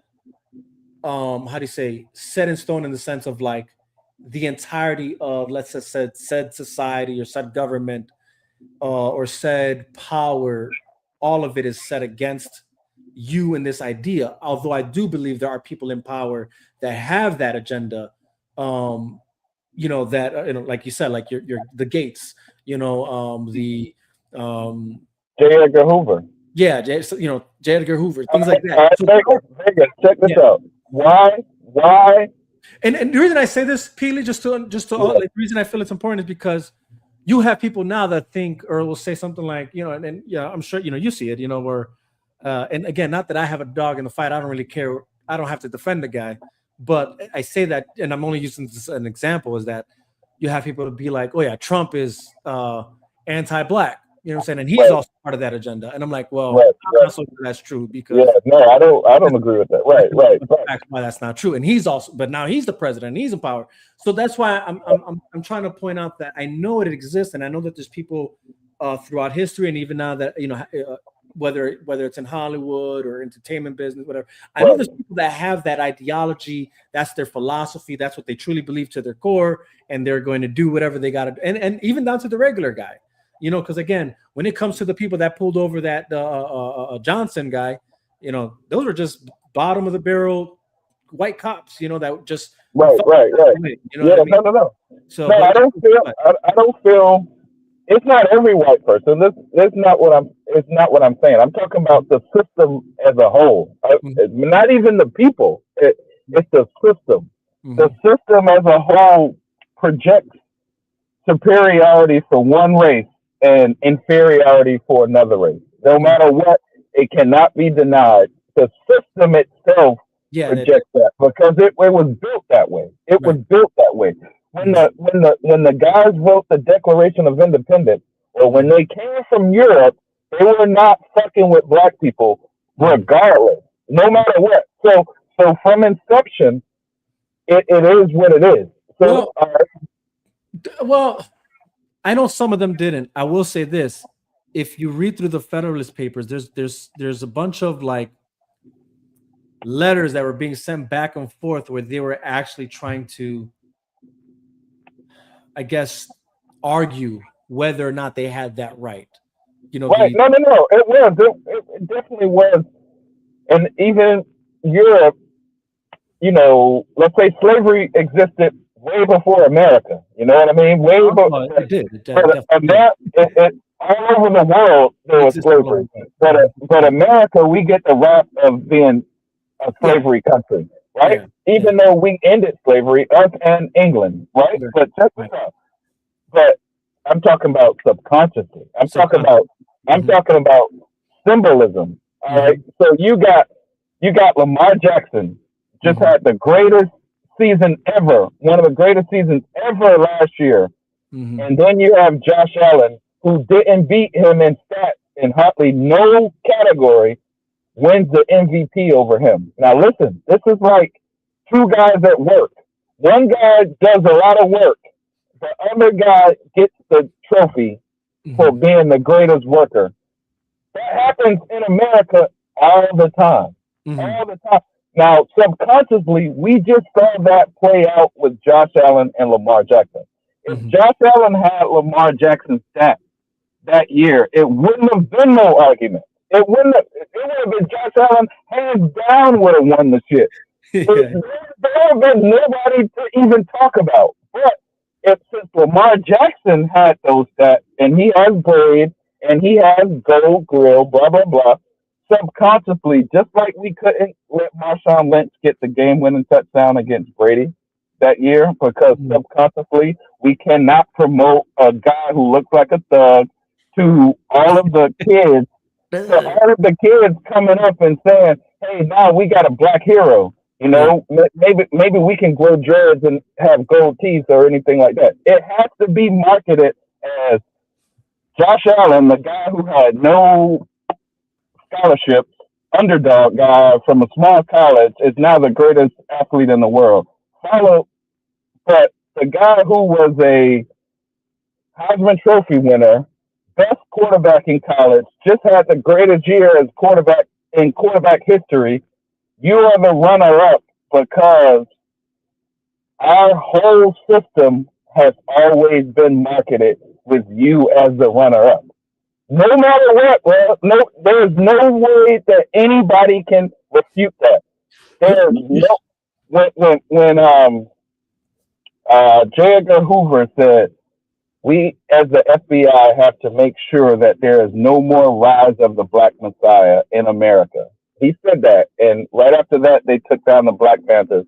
Then after that, the offshoots of the Black Panthers, Tupac Shakur was also taken out, right? But why, bro? Why can't Black people have a Black Messiah? Why? Because you make more money if Black people are just used as cattle, go to work, pay taxes, pay the system, blah, blah, blah. You don't get no say in this shit, bro. We just need you to go to work and keep the finances, the currency in. That's it. But the system that you live in, you don't get no say. And when you rise up to become a messiah or that kind of person where people look up to you, I'm not even calling you messiah. I don't even want to say that. But just say when you rise up to become where an idol. Little kids, like an idol. Perfect. We have to shoot you down and put smut on your name because this system was built that way, bro. This system put smut on all the Indians, all the brown Indians. They fucked them up from America to the, Central America, South America, blah, blah, blah, blah, blah. We gave you an image of who your savior is going to look like. We gave you an image of everything. And I'm only talking about images because this is what we were talking about, Tom Brady. The system has to give Tom Brady. The system has to give an image that way. This is why Josh Allen gets all those benefits, because the system has to give a Josh Allen. The system cannot give a Lamar Jackson. If the system gives a Michael Vick, and Michael Vick shows up and he beats Brett Favre at Lambeau Field for the first time ever, oh, fuck that. Yo, take this nigga to jail. I heard he got dog fightings and some shit. Tiger Woods about to beat Jack Nicklaus' record. Fuck that. We got beat his ass. We got to break his back. We got to break his legs. And we're going to blame the wife and say she did it with a golf club. She's automatically Hulk now. And she just beat the shit out of this dude. And he'll never be able to break the record, bro. He will never come back and break Jack Nicklaus' record. He will never be known as the greatest person in golf because there's a guy higher than him. Hank Aaron about to jump Babe Ruth. Oh no, bro, we gotta kill this motherfucker, bro. We gotta burn his house down so he will not be able to skip our leader, Babe Ruth. So now there's Hank Aaron, there's Barry Bonds 1, there's Hank Aaron 2, and there's Babe Ruth 3. Oh, fuck that. We gotta put smart on Barry Bonds' name. Oh, Barry, steroid scandal, you fucking crap. We hate you. We're never gonna praise you. So now you get to be like 4 rings down. So now Babe Ruth is back there, my dog. When they show you a picture and they say, "Oh, who's the greatest sports players ever?" You see Babe Ruth, you see Tom Brady, you see Wayne Gretzky, you see these are images for your subconscious to know, bro, you are not that nigga. You are that's what it's for. I promise you. So, okay, what do we say about though? Like, here's the thing. Wait a minute. Michael Jordan is still the GOAT in basketball. Nobody. No. Nobody's topping him. No. Basketball is a majority black sport. But that's what I'm trying to get at is I guess what I'm trying to say is I mean, again, if I'm going to play devil's advocate, what I'm thinking is, and maybe it's a divide and conquer thing, right? Maybe it's like, okay, we can let you have this, but we got to keep it. Maybe it is that, because maybe that's the counter argument. But this idea that there can't be, let's just say, black heroes or other ethnicity heroes or something like that, other than white. That would mean Michael Jordan wouldn't exist. That would mean no. He got smut on his name too, bro. He got a drinking problem. Smut or not, he's still when we're talking about greatest of all time basketball player, it's just undeniable. Like, you know what I'm saying? Like, that's why he gets it, because it's undeniable. That's why he gets it, because it's undeniable. You can't say, "Oh, Larry Bird is the best." You can't do that in basketball because it's undeniable. Larry Bird. I have a couple questions. I have a couple questions though. Now we in the gritty now with the sports stuff. And that's my territory right there. So my question to you then: who is better than Tom Brady in football? A lot of people. Ooh, name them. Who's greater than Tom Brady? Lawrence Taylor, Deion Sanders. Oh no. Tom Brady? They're great players. They're great players. No. How is he the greatest? How is he the greatest at what? Well, 8 rings, winning. You know what I'm saying? Like, same with Jordan. You know what I mean? No. First of all, hold on, bro. First of all, it's 7 rings. Second of all, a lot of those shit he got was cheated or given to him in some weird ass way. Right? So if you really look at Tom Brady's career, he only won 2 Super Bowls without some cheating miraculous BS that happened. I don't know about that. I think his Bucks one was clean, and name them all. All right, let's go right now. We got the one with the Bucks, right? Number 1. No. Stop. Tuck rule number 1. Huh? Right. The Tuck rule when they beat the Raiders in the snow, 2001. Okay, yeah. Let's erase that one. I put that more on the refs than anything else. You know what I mean? I don't put that on the player of the thing. When they won the Super Bowl with the Bucks, you know what I'm saying? There was nothing on that one. He won. No, I give him that. His first ever Super Bowl. You gotta give him that one too. That's the Tuck rule. That's the Tuck rule Super Bowl. That's more the ref thing than anything else. That's referees. Yeah, I want to put that on player or coach. You know listen, there's only 2 of them that's like, damn, what Bill Belichick did. You know what I'm saying? Where he's recording the other team's practices. You know what I mean? Mm-hmm. But you still got 4 or 5 Super Bowls. You know what I mean? Like, you still got more than anybody else. You still got more than anybody else. I would say you think he would have won the Super Bowl if they didn't give him the Tuck rule? Yeah, he proved it. He did it. He still won. The game would have been over, bro. The Raiders would have got the fumble. He still won. Even outside of that, he still won Super Bowls, though. That's what I'm getting at. He proved it because in other years he won Super Bowls. You know what I mean? And then wait, let me go to the baseball thing. No one's talking about Babe Ruth being the greatest of all time. Everyone's talking about Shohei Ohtani now, because now he got 2 rings, and now he has more pitches than Babe Ruth ever had. No. Do you watch baseball, my boy? Do you watch baseball? I played baseball my whole life. That's love right there. Me too. But everyone's talking about Shohei Ohtani right now, dog. Yeah, and he's on his way to become the GOAT. No. Barry Bonds cheated. Just like Mark McGwire cheated, just like Sammy Sosa cheated. It's just not the African American. It's everyone who used steroids. Right, that's what I said. And earlier. everyone that Jose Canseco snitched on. Right. They got the bad, you know what I'm saying? They got the bad words on them. You know, at the end of the day, like himself under the bus. Let me talk. When has Barry Bonds ever failed a steroid test? Never. It hasn't happened. Somebody wrote a book about Balco in San Francisco, performance enhancing facility, and they linked Barry Bonds to Balco. So a writer took Barry Bonds down. A writer, bro. A writer. Let's just look at physics. What is Barry Bonds before? Hey, do we remember when biology? Barry Bonds was a rookie, like his first 7 years? I remember him. How does your head grow? You know what I'm saying? Like, let's be real. How does your head grow in that man? Just like that. I don't know. My man is sitting at 210, big. You know what I'm saying? Fast. And then out of nowhere, he's 250 now. Now he's a home run hitter. Now this guy's out of nowhere. Wait a minute. Not just him, though. Sammy Sosa used to be skinny. Now he's hitting 60 a year. Mark McGwire used to be skinny with the A's. Now he's hitting home runs. He hit 70 with the Cardinals. Roger Clemens. The whole Major League Baseball took steroids, bro. That's exactly what I'm getting at. You can't just pick and choose. The only reason you pick and choose to get Barry when you knew the whole Major League took steroids. I knew the whole Major League took steroids. Bro, in the clubhouse, there's a coffee that says let it and unlet it. None of them got PEDs in that bitch, bro. Everyone knows this. So you pick and chose Barry Bonds to save the image of Babe Ruth. Nothing more. Nothing more. No.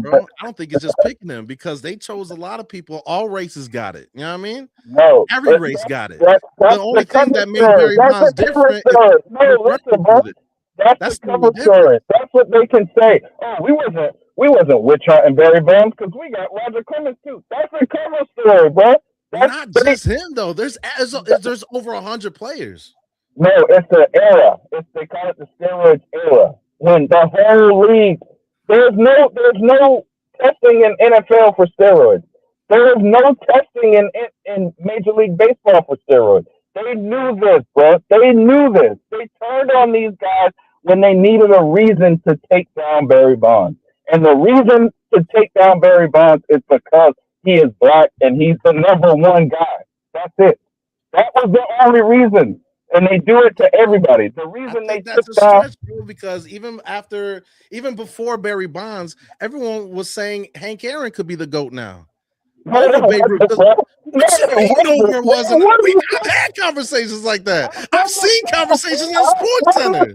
Let me talk now. Let me talk now without being interrupted. Let me talk now. You feel me? Nobody was saying Hank Aaron was the GOAT. Nobody was saying that.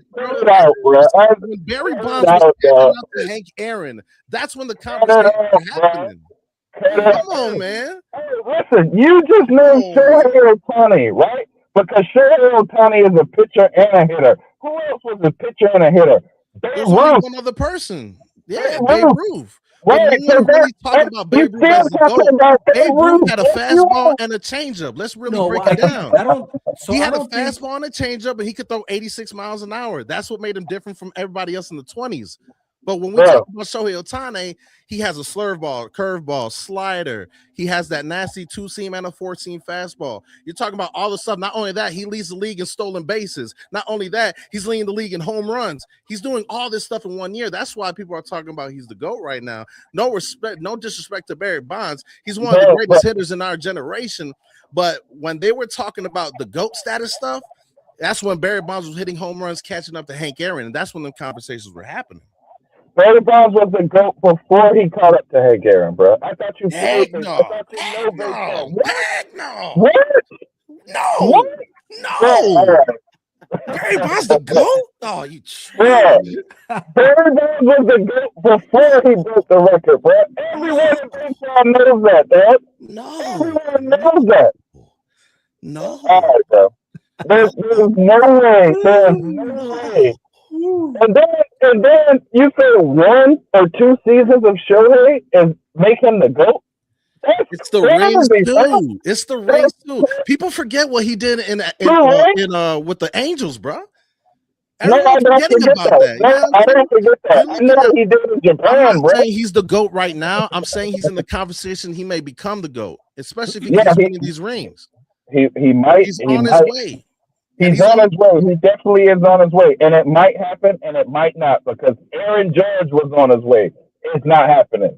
You know, Mike Trout was on his way. It's not happening. Yeah. You know, a lot of people was on their way. It's not happening, bro. Mm-hmm. To get to Barry Bonds' level, you got to literally be the GOAT. And it's just what it is, you know? Or Tom Brady has steroid scandals more than Barry Bonds, bro. Barry Bonds have never tested positive. Tom Brady left football and came back because of a steroid scandal, not because of his life. Tom Brady and Bill Belichick relationship faltered when Bill Belichick kicked Tom Brady's trainer off the team. That's because of a steroid scandal. Nobody knows this because the news is not going to put smut on Tom Brady's name because of the archetype that I've been talking about for an hour. They'll put smut on Barry Bonds' name because of the archetype. They'll the same shit Tom Brady and Barry Bonds both have is a steroid scandal. Mm-hmm. Why don't anybody know about Tom Brady? Because we're not going to talk about it, because we are not going to smut our fucking archetype that has to make you think we're superior. Why does everybody know Barry Bonds' steroid scandal? Why? Because we have to make him look like he's not superior. That's what it's all about, bro. There is no way you can argue. If you really, really, really pay attention, you'll see it in everyday language about sports. They'll say, I think that's the point there, though. Again, I don't know if Barry Bonds is the best example, just because, again, too many people got caught up on that steroid scandal. It would be one thing if it was just Barry, but it wasn't just Barry. It was like we mentioned, right? The Sammy Sosas, the Jerry Maguire, the all these guys, a lot of them, A-Rod, again, players that, oh man, so good, so whatever, but all these guys that were great, caught up in the scandal. So that's why I'm not so sure that one works for this. No. There's a baseball player. I can't remember his name. He was a black dude. Mm-hmm. I think Mike Trout was hitting for the crown, Triple Crown recently. This guy was on his last day. He was batting, and he had a chance to, instead of, the Triple Crown, you got to hit for the top average. This black guy was about to hit for the top average, and he came out later on a podcast and said someone called him from the MLB and told him to stand down and don't hit the batting title, so Mike Trout can get the batting title and get the Triple Crown and get marketed as one of the greatest baseball players ever. This black guy, he hit for the batting title. He made it that day. The next day, they said he had a steroid scandal. Little skinny black dude said, "I've never taken steroids in my life. This is a joke." This is the type of shit that goes on, bro. This is the type of shit that goes. I found out. I posted it on my Instagram. Okay. But this is the type of shit that go, and it's not. I'm not saying like every white person is bad, but it's the system. It's this matrix we live in. This system has to have that particular archetype because it was built that way, and it's never gonna change. But like we were talking, that word that Bill Gates' parents was eugenics. It's the eugenics system is 100% superiority complex. We're not going to mix our blood with nobody to make our blood inferior. And anybody that comes in, we're saying we're not going to mix up, but we're not going to mix with black people. That's what we're really going to say. We're not going to mix our shit with black people. And eugenics, we're going to create a superiority complex where fucking you can't even use the same bathroom as us. You can't drink out the fucking water fountain as us. You can't go to the same schools as us. Blah blah blah. That shit never stopped, guys. It just changed. It changed where it's not wide open in our face, where they say, "Hey, bro, you can't sit at the front of the bus." Now it's now you're the bus driver. Yeah, no. Now it's Josh Allen is the MVP over Lamar Jackson. That's what it is today. But it's not. It's Lamar got 2 MVPs. Yeah, he should have 3. He should have 3. He should have 3. But it's probably right. But again, it's I guess that's what makes that again again, like I said, I do believe that to a certain degree there are people that are like that. What you're saying, and that there is again. Even like people high regard that do that. I'm just not convinced it's the entire system as a whole because, again, there's just too many variables, right? Like, again, a good point is that, well, look, they didn't stop from winning the other 2. You know what I mean? I'm just shocked about the Barry Bonds GOAT status when he never won a ring. 0 for 2. 1992 with Pittsburgh, he lost. 2002 with San Francisco, he lost. You know what I mean? Like, I can't. If you get with a ring, how can you be the GOAT? You got the most home runs, cool, but that's it. Kareem had the most points. He wanted to go. You got the home runs and the ring anytime. You're the GOAT. You're the GOAT. He ain't the GOAT no more. He's got Ovechkin now. No. We're still the GOAT. That nobody can even deny that. There's no baseball player that I'm denying it right now. No, right now. If you ain't got no rings, you ain't no Barry GOAT. Bonds is definitely in my list of greats. He's absolutely top 10, if not 5. I don't know. He's won. Ask any baseball player that don't say he's won. They're all gonna agree with me. Look, if you say Barry Bonds will go, they go. You know the next question: how many rings he got?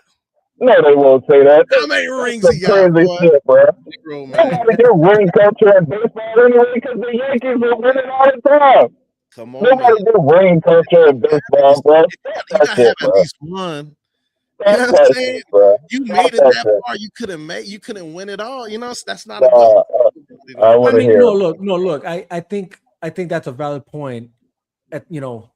There has to be. I mean, because we do say that in every sport, right? Like it's always comes down to like, okay, how many championships did they win? You know, they have to at least win. That only happened with LeBron. That recently started. You know, nobody was ring coach. All you had to do was win one back in the day. Then LeBron wants to be better than Jordan, so now he's you're right. But again, what did he do? He tried to be himself. He thought it was better than Jordan. He was trying to compare. Ring chasing. You know what I'm saying? He was ring chasing for sure. But you know that. So that for sure thing there. But I mean, even again, when we're talking football, right? It's same thing. Who's got the most rings? You know, or and that's for any position, right? I think the other thing we lost sight on is we're focusing in on Brady because of the QB status. But you know, when you're talking about greatest wide receivers, greatest running backs, greatest whatever linebackers, defensive end, that all changes. You know the when you're looking at like matter of fact, even when they were that podcast I tuned into that I was telling you about with Manning and Brady. All four of those guys, right? When it comes to the Mount Rushmore of receivers, right? A majority of them were black. You know what I'm saying? Like, and there's no denying it, right? You got the Jerry Rice, you got Larry Fitzgerald, you got Randy Moss. Right. You know so, like man, there's so many. So again, when I say that's why I'm like I'm not so. That's why to me it's hard to press completely forward the idea of like the. All right. Check this out. Superiority complex within a system to that degree. Again, like I said, I know it exists to a level, and I know there's people that do it. I'm just not convinced it's on such a scale because, again, when you're looking at the entirety of, like I said, the NFL, every best player of positions, any sport for that matter, right? The greatest of all time in basketball still is Michael Jordan, regardless of the flaws. Here's the thing, and I'm not convinced. I'm not even what I'm going to say there is I'm not sure the smudging of the names does nothing really to anybody who has a brain, right? Because it doesn't matter what gambling problems Michael Jordan did. What all we care about is what he did on that damn court. You know, right? No, but it can't take that from that guy. You know, look at this. Look at this. It do matter. Let's go to, let's say, Caitlin Clark and that Angel Reese. Angel Reese won the championship, right? She beat Caitlin Clark at LSU. They won the championship. So check this out. If you go post a picture of Angel Reese on Instagram or Facebook or whatever, 99% of the comments will be dissing her, bro. Like straight trashing her only because she did that shit to Caitlin Clark, right? Now Angel Reese is the champion. She got the ring. But why is everybody trashing her? Because one person trashed you, so now it's going to keep going. Or when you look at what you were saying about Michael Jordan or whatever, why every athlete behind the scenes cheats on their wife, got smoke on their name, did something crazy, blah blah blah. But why does it only come out in the news when it's a black player? It didn't have Josh Allen had a baby out of you know, he's with that girl Haley Stanfield, right? Because his first girl left him because he had a baby on her with somebody else. That story never came out, bro. If that was Shador Sanders, that story would be out. You know? Yeah, you ain't lying about that. That was Shador. Oh man, they love talking about Shador, boy. They would love to find some shit on him. Or they'll say like Shador versus Dylan Gabriel. Oh, Dylan Gabriel, he's a supercomputer on the field. That's subconsciously saying Dylan Gabriel is really smart. He's superior. His brain is just so great. But when that fucker got on the field, he couldn't play worth a shit compared to Shador Sanders. So why did Shador catch the heat for 11 games? Why? Stop. When we talk about systematic, in 2021, when Brian Flores sued the NFL over racial coaching practices, there was a paper that came out on the NFL 2021 over concussion protocol. This is actual fact. You can look it up. A white guy, concussion protocol, when it's even thought of that he gets a concussion, he gets taken off, and on his record or resume or medical resume or whatever, it says you have a concussion. So when you get off, when you get out of NFL or you retire, whatever, you can get these benefits of like brain damage or anything like that. Now, black players, they said we cannot completely say this was a concussion because their motor skills and intelligence was down in the first place, bro. This happened in 2021. These freaking said, black players, you're already dumb. We cannot tell if you got a concussion or not because you're dumb already. Bro, this is 2021. That's systemic, bro. So now that they retire and they say, bro, I need health care because my hand fucking hurt or I'm going crazy. Oh, but you don't have any concussions on your resume, so why is your hand hurt? Denied, bitch. Because the NFL lost that lawsuit in 2021. So you can't say systemic racism don't exist. But this is 2021. This is the future, and you're still acting like this over race, and that's just what it is, bro. So you're saying that because they denied the whole concussion thing, because in my mind, to my knowledge, the way I remember that playing out is that they were trying to deny it all. No, hell no. The white players got it. Black players didn't. They got denied because they say you were dumb from the jump. So how can we tell? Look it up. Yeah, I have to look it up. Honestly, I don't remember that. I remember that when the whole concussion scandal happened and came out, it was this whole backlash because they were just trying to deny it overall. No, However you were. the white players got it. The black players did not. They say we can't tell if your motor skills was done before the concussion or after concussion. I swear to God, bro. I swear to God. I don't know if that was just black, bro. Because if I stand corrected, bro, Jim McMahon was in that as well too. He was trying to get, that concussion stuff going on, and they denied him too. No, and a few other players that played on the Bears in '85. No, Jim McMahon was fighting, helping black people. Look it up, bro. It's out there. I have to look that up because I don't remember that, to be honest, but I'll look it up for sure. Type of NFL lose racial concussion argument. You can read the whole thing. I've already done it. Okay, bet. But that's systematic. That's systemic. Even, I mean, that's systemic. That's the Federal Bureau of Investigation saying that. That's the FBI saying that, bro. But see, I think there's a difference between this is what I'm trying to get at, though. Maybe that did happen, right? Like the whole, right? Let's just say it did happen, right? The way, and I'll read into it. I don't know yet. I haven't read it, but if it happened, it happened. Yeah. But even something like that, right. Again, it comes down to me personally, is like I think it's easy to say it's systemic because like why not? I think it takes due diligence to find out, like, or was it the individuals in place of power or of the decision made in that time? You know what I mean? No, but the NFL lost the lawsuit, so the judges agree that it was systemic racism. The judges already agreed. The NFL lost. Yeah, I got it up here right here. You want me to read it to you real quick, Mike? Yeah. All right, read it. This is what he's talking about. It's from Philadelphia. This is from NPR. Okay. All right.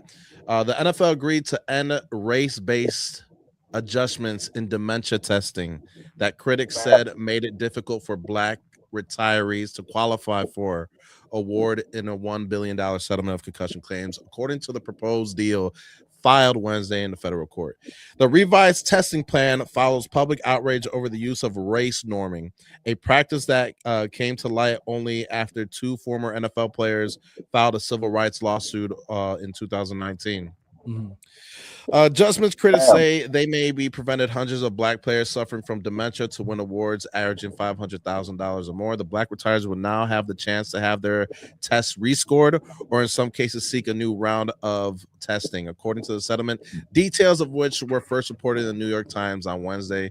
There's some quotes here. So yeah, it happened. 2021. 500,000 a piece, my dog. 500,000 a piece. The concussion fund had paid out $821 million for 5 types of brain injuries, including advanced dementia, Parkinson's, Lou Gehrig's, and ALS. And not given to black people. So hold on.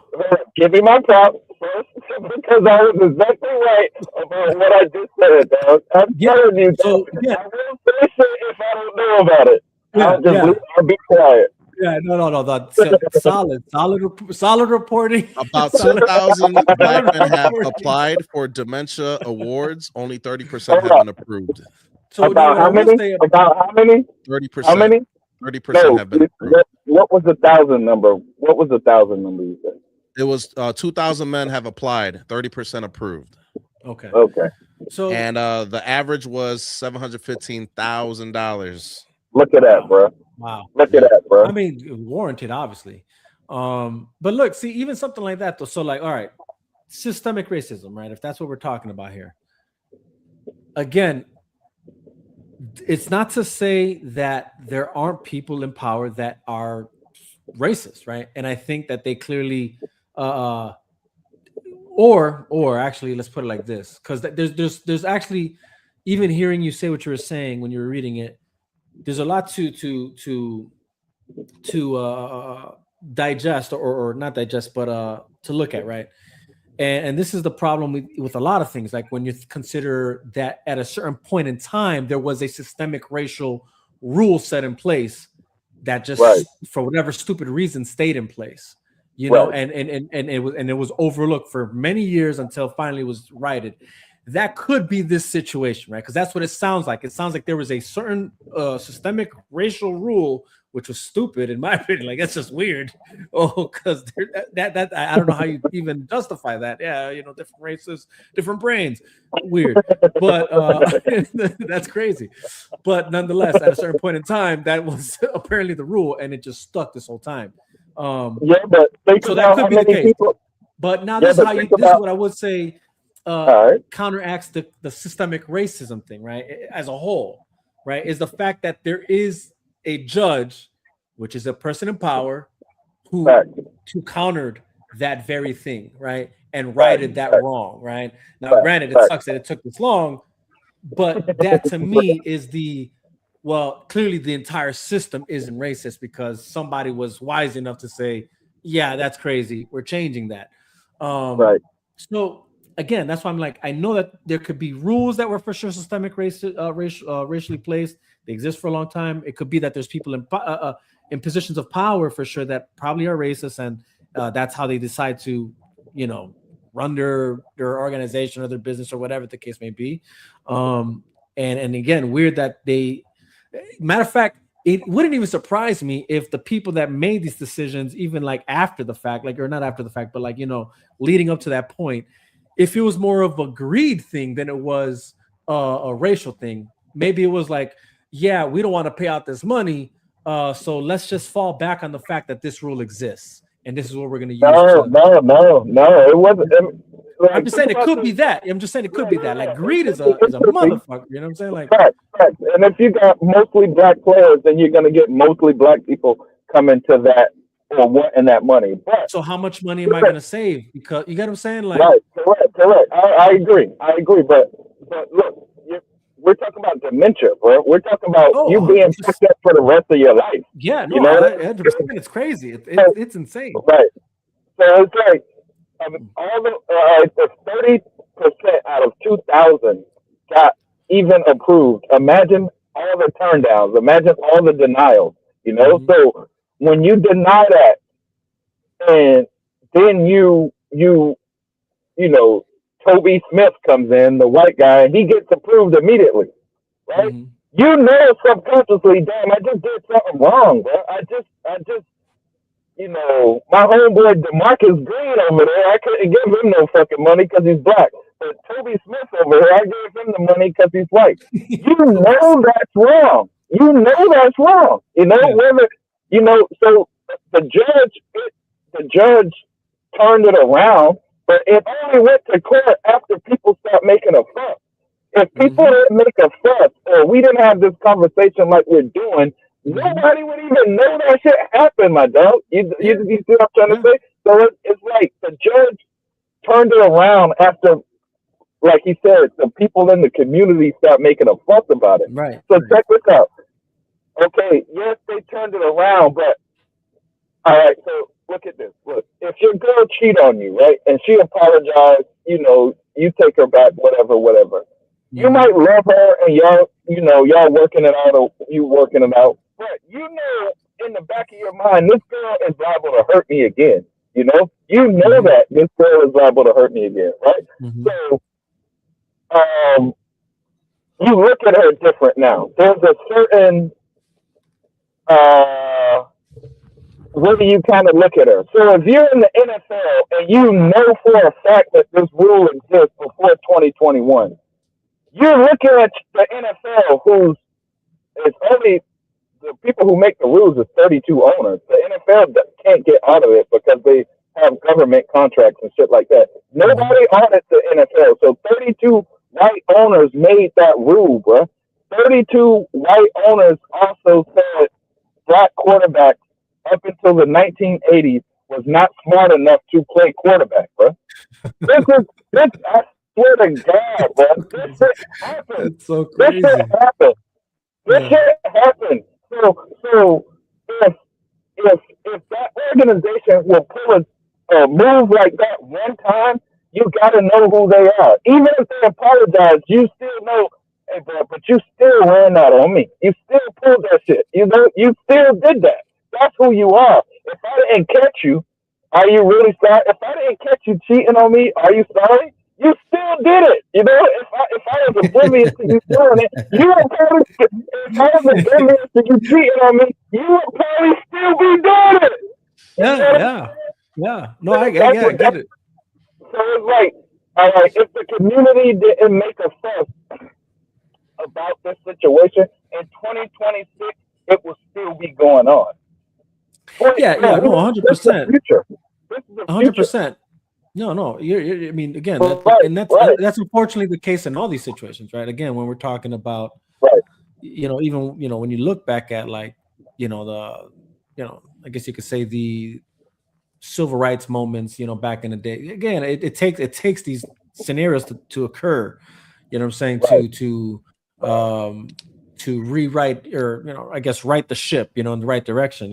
But obviously, like it's not to say that just because they changed it now let your guard down. No, not at all either. I think what it really calls for is like, all right, well, let's look deeper into what other rules were set back in the day that are just crazy, that have these weird racial parameters or something. You know what I mean? Yeah, it's a lot of them. I think the bigger question is why, bro? Why do you look at me like I'm inferior? That's the bigger question. Why? Yeah. Why do you, our whole life, dog. Our whole life. My mama's generation, the generation before that was in slavery. So my whole fucking timeline in America, I have been looked at, and my people have been looked at as inferior. Why, bro? Why can't you look at me as an equal? Why don't you physically see me as your equal? Why do you have to do all of this shit to make sure that I'm looked at as one level below you or two levels below you? Why do you have to do that? That's the bigger question. What makes you feel like, because what it really is, but you really feel inferior. So you have to make this superiority complex. You have to fucking build this shit, because inside you're projecting inferiority. That's what it really is, though. That's the question. Why do you feel like that? So all of the shit we go through is because somebody don't like us, and it's always been like that, and it ain't never ever gonna change in this particular system, because the system is made like that. See, but now I'll say this though. Let me go a step further though, because I feel like this is why. I mean, and look, granted, I think it does come down to who's in charge of certain systems or certain institutions or things of that nature. I think it actually to me, that's what it comes down to more, especially in this day and age. But the other question here is it's because this isn't just, how do you say it? This isn't just like a, how do you say, this isn't a new phenomenon, as you said, right? Like it's obviously we've been dealing with this, right? And for sure, throughout moments in my own life, I've experienced it, right? But the sadder part between all this is this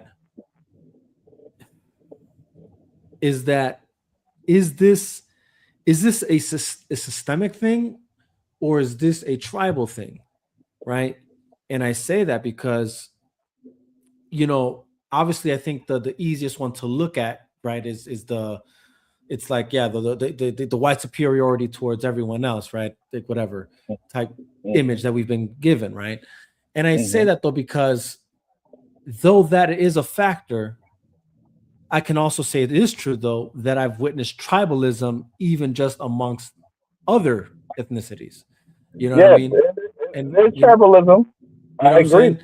So I agree. So I wonder if is that when we're looking at this, is that just what it is? Is this just not just that, but is that also the factor of tribalism? Just because that takes place on every scale of level, right? Yeah, no, it could be even like in sports in general is tribalism. I like the Bills, you like the Pats. That's tribalism, but that's definitely a factor. But it's bigger. It's an image. I mean, there's a lot to it, I guess, is what I'm trying to point out, right? Like it's tribalism. I think it's this the superior complex or inferior complex. It's. But no, look at it. It's so big. They're so big, and I'll explain. Like Gaddafi, when they went and killed Gaddafi, right? They been, they wanted to kill Gaddafi because he was gonna make a gold dinar for Africa, basically letting Africa use their own wealth and pull themselves out of poverty with their own natural resources, right?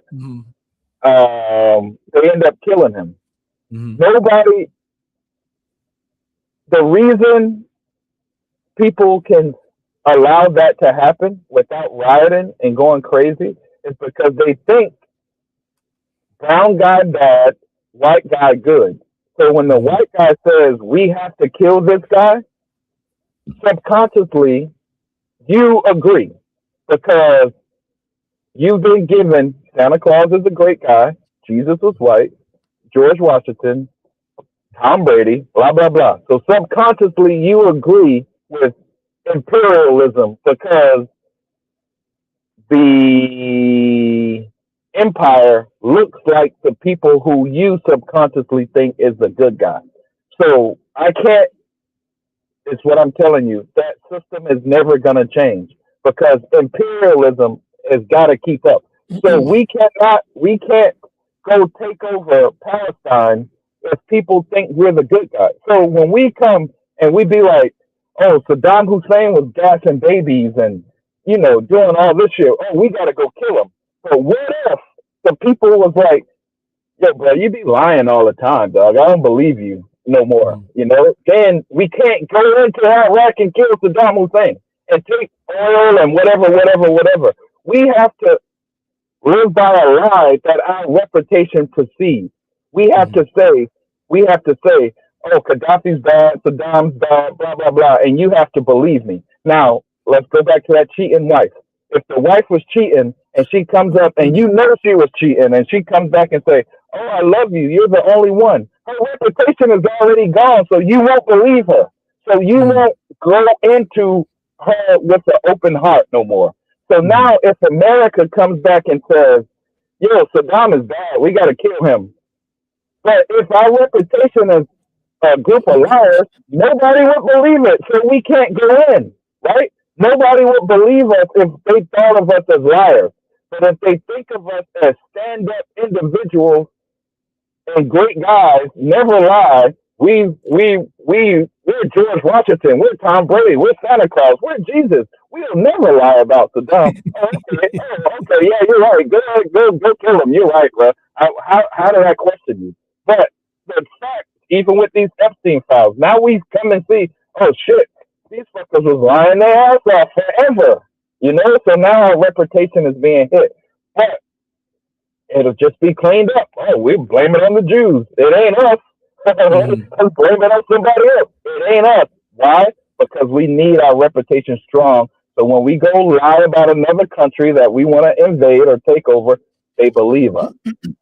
That's why we need this shit. That's why this shit will never change. We need the image of the good guy, because if Donald Trump or any president comes on TV and say, hey man, we got to go kill the leader of Somalia or something, he's a bad guy. Subconsciously you think, oh, Donald Trump, he's white, Santa Claus, blah, blah, blah. All these great people in my life, they've always been white. Donald Trump must be telling the truth. So we subconsciously give him the benefit of the doubt. We do. Well, you brought up Gaddafi. Who killed? Right. Who was president when Gaddafi was killed?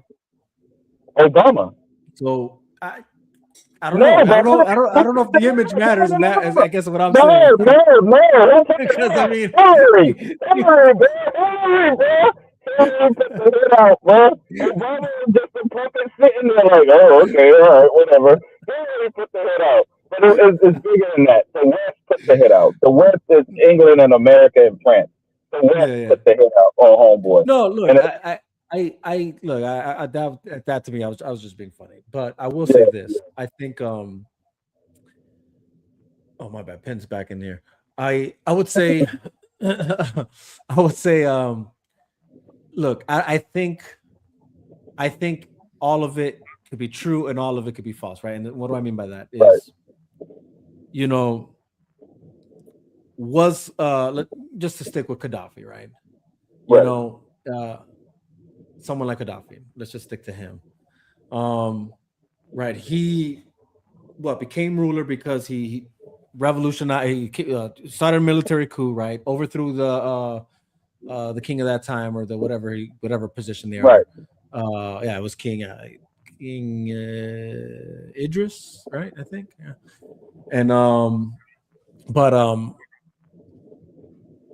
even if it's him, I think it's not to say, and this is what I find funny, because I agree with Trey. I do believe we have to paint a good picture. I don't think that means we have to lie about the other guy. I think both could be true at the same time. Meaning, or so even someone like Saddam Hussein or whatever, or Bin Laden or whatever, they did what they did, Right. and it was true. No, but does that make us the good guys necessarily? No, not necessarily. I'm not so sure. I'm not so sure. I think what happens is when you're dealing with population control, right? Mm-hmm. Yeah, obviously the information you dish out has to be strategic, right? In manner where, like, all right, well, we're gonna say this because people really aren't for war and blah blah blah, and right. so yeah, so they'll have to like juice it up a bit. You know what I mean? Right. To have us like, all right, well, maybe it was okay for us to go over there, whatever, blah blah blah. So that I do know happens, right? I do believe that to be the case. But to me, that doesn't mean, like, for instance, the same way you'll see like Tucker Carlson, right? He has an interview with Putin, right? Right. And obviously, for the longest time, to us, he's this, Russian mobster president, whatever. You know what I'm saying? Right. And again, could be true. Not that I would really know, but what else can I go by, right? Right. But then obviously Tucker Carlson will interview him, and all of a sudden people are afraid because there's a different light shed, right? Okay, man, actually maybe this guy does have the right reasons for invading Ukraine, So I feel optics depends on which side of the seat you're sitting on. I think, someone like Putin or someone like Saddam or someone like Bin Laden, they justify their means to their ends, and vice versa. Whoever's in power here, whoever's on the seat, whoever's in the seats, they justify the means to their ends. I'm not so sure there is a good or bad guy in that picture, in my opinion, is what I'm trying to say. Like, I don't think it's that easy. I don't think it's that clear cut. It obviously, yeah, like you can look at someone like, let's say, even Gaddafi, and you're saying like he was going to try and create his own currency, and that was the reason why. But I could also say that was probably the final reason why. There's probably a list of things that were against the interest of, let's just say, America or other powers that be, for that matter, right? Like, because who knows if it was whatever, like if it was just America who made that choice, whatever, and then, yeah, when that happens, it's like, oh, this guy's going to try and undermine the currency at power in the moment, and all that could be true, right? Like what you're saying, and boom, gone. And one could say like, yeah, that's messed up. And yeah, the part of that is messed up if that's the only picture. But, and maybe this is going to sound a little bit cold-hearted for me. That's where I feel like, not that it's too big for me to concern myself with, but here's the facts for me. I live in America. I don't live in Libya. So like, like, should I be so, like, I don't know, like, am I the one to judge that per se, or be like, oh, like, I don't care about the value of my dollar. Yeah, you know what I'm saying? Like, does that make sense? What I'm trying to get? I Right, don't know if I'm right, making. yeah. No, you're saying all right. So the American dollar pretty much runs everything. So if Yeah, someone creates something else, it's going to which devalue our was the dollar. issue even with the BRICS thing that happened. Right, You know, correct, you know what I'm correct, saying? correct. Right. So, but that's I love the value of our dollar too, but oh well.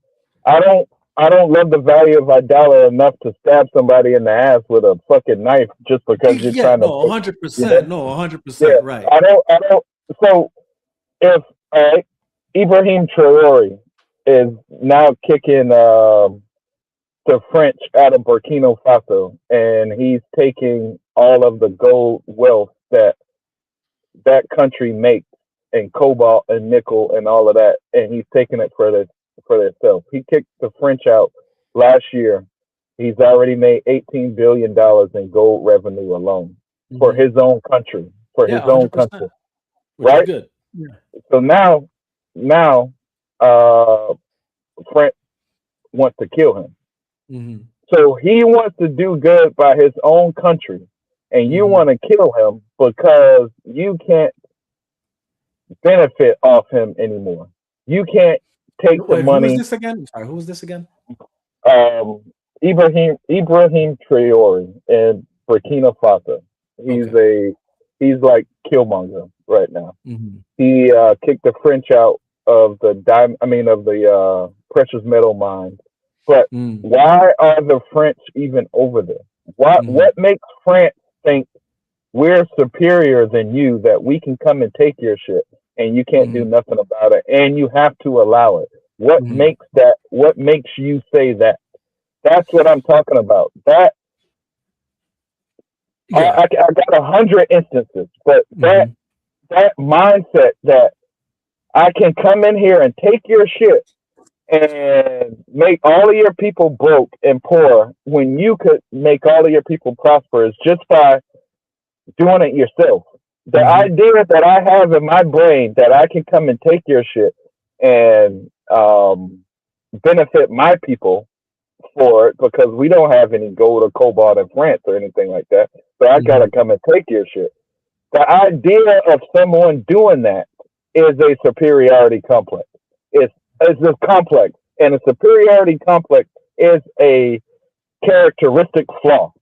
So the way we initiate this character, the way we make this characteristic flaw seem like it don't matter is if Hmm. we beat in your head from birth that we are the good guy. So now you can't say we have a characteristic flaw because everything I've ever told you, I put myself in the light of a good guy. So you can never think anything different that I'm a bad guy. I have a characteristic flaw. So this system is made So and what? everything in it is Yeah. made to make you know that I don't have any characteristic flaws and I can do anything I want to, including taking over somebody else's land, killing their leader, just because they wanted to do right for their people. That's a characteristic flaw. That's a superiority complex. You Right. know? No. What I can say to this, like that is like I don't know much about that, right? So like I'm not too familiar with that situation. Right, I'm right, not. right. So what I will say is like I'm not so convinced people like if I'm French, in the same way as America, I don't think people are convinced America's got its hands clean, and we could do whatever Yeah, we no, want. I know, I know. You know what They don't. But I mean? So, in this particular matrix, that's what they mhm. think. Like the You think America history is that like of right, the power, the government power? You're saying? right. No, no, no. Like to go to wars, the people have to agree. The people have to go through Congress for the government to actually go to a war. So to Mhm. do that, Yeah, right, they have to tell us a reason because it's our tax dollars that's paying for it, right. right? So now, So but you're saying, and I'm just trying to follow here because I right, want to make sure even the viewers are following, right? Like, so it's like, right, right, um, let's bring it back to the states because, like, I'm not too familiar with the French situation. right. And so I even feel like wrong trying to play devil's advocate there, because I was about to try, you know, one thing. No, because I was gonna try and here even to like to even kind of just shed light on what I thought could be like a good devil's advocate argument was like, or not even an argument, but like maybe too why I would think that they just feel justified would be something maybe if it was something similar to like the Colombian situation, right, with the oil industry, where you know, or even Panama, the Panama Canal, right, where it's like, well, we built that, right? The United States built the Panama Canal, and we built this oil infrastructure that or not Colombia, my bad, Venezuela, that Venezuela has, and all of a sudden they felt like it was okay for them to just kick us out, you know? Right.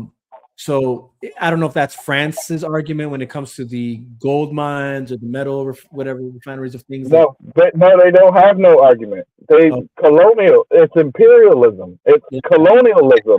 They they colonize someone, and that's their argument. Is we're better than you. We can colonize you. So, but what I'm talking about is different. I'm talking about. All right, we pay the taxes for these wars. So they have to tell us a story that we agree with.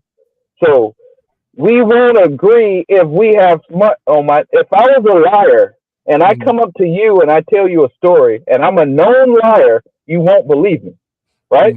If I come up and say, "Yo, Vega, man, these dudes jacked me, man. We got to go kill them boys. We got to get them boys back." You know, you might look at me. If you know I'm a liar, you're gonna be like, "Oh, nah, I ain't fucking with that. I ain't fucking with that." But if you thought I was a stand-up dude, and you only heard, right, you're riding with me, right? So now I have to make sure that my reputation is stand-up the whole time, forever. So America has to make sure that our image is stand up. So when I come in and I ask you to ride with me, you're gonna ride with me. That's as boiled down as it can be.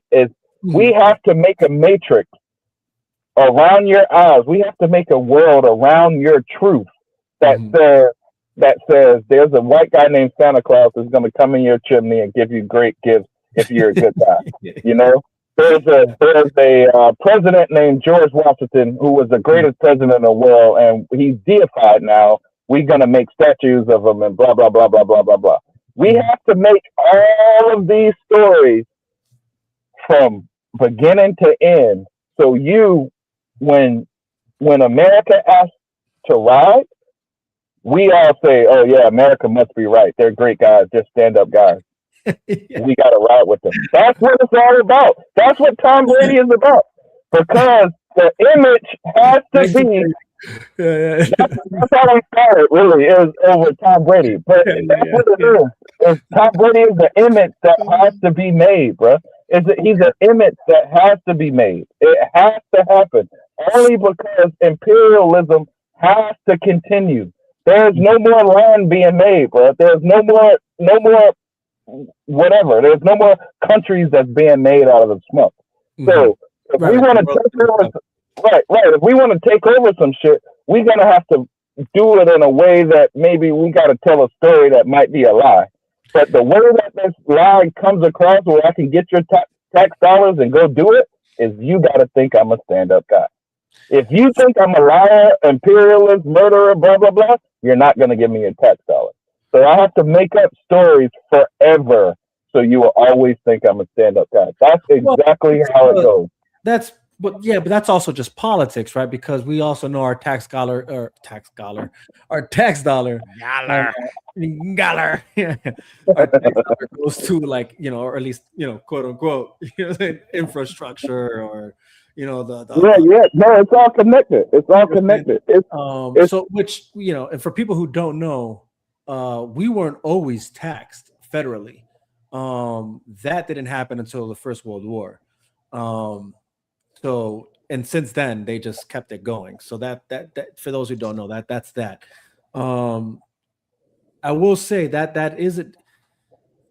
that's what makes, I think, even the paradigm we're living in interesting now with Trump as president and this administration, because they're constantly, there's been that discussion already about moving away from trying to find a way to move away from the federal taxing, right? Or at the very least, they keep trying to cut it so that it's whatever. But what I will say though is it's again, I you're right. I know that for sure though. The propaganda, the war machine, so to speak, to fund the war machine is a thing. It's not to say that's not right. At the same time, I don't, it's hard to, I can't say, for instance, someone like Gaddafi. Oh yeah, no, he really wasn't the one behind the Pan Am bombing. You know, Right.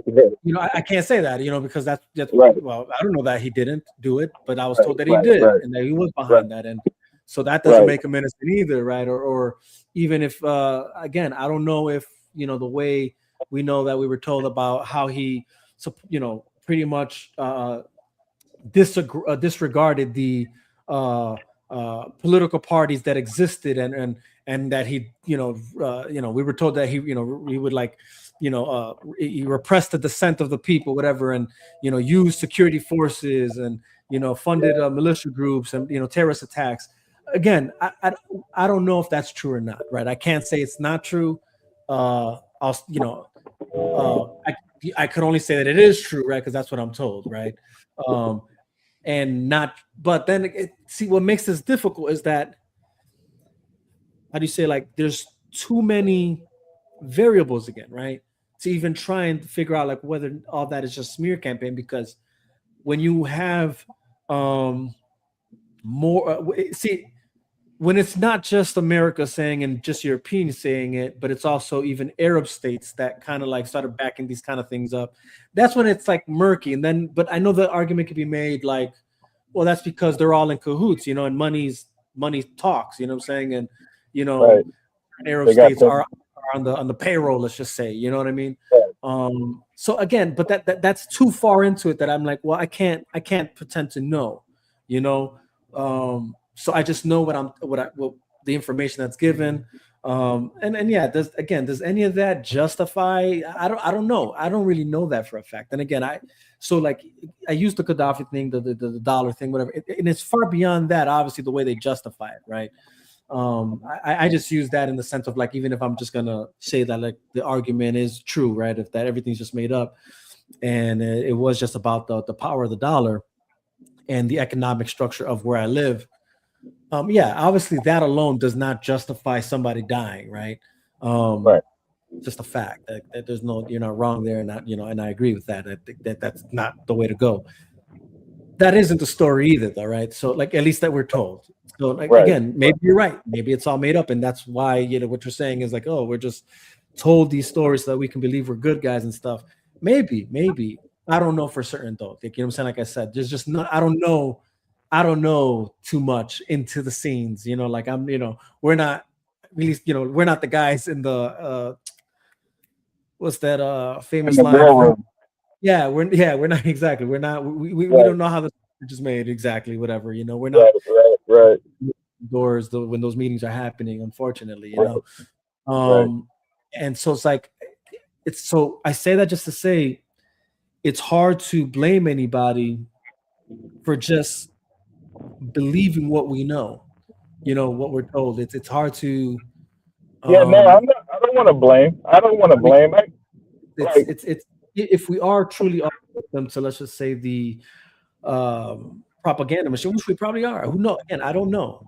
But at the same time, even when I try to think about it, right, the only argument I can find to it is just, man, the amount of variables that go into it, the pieces that all have to be part of this, the amount of cogs that it takes for this to operate on such a level, it's just so many that I'm.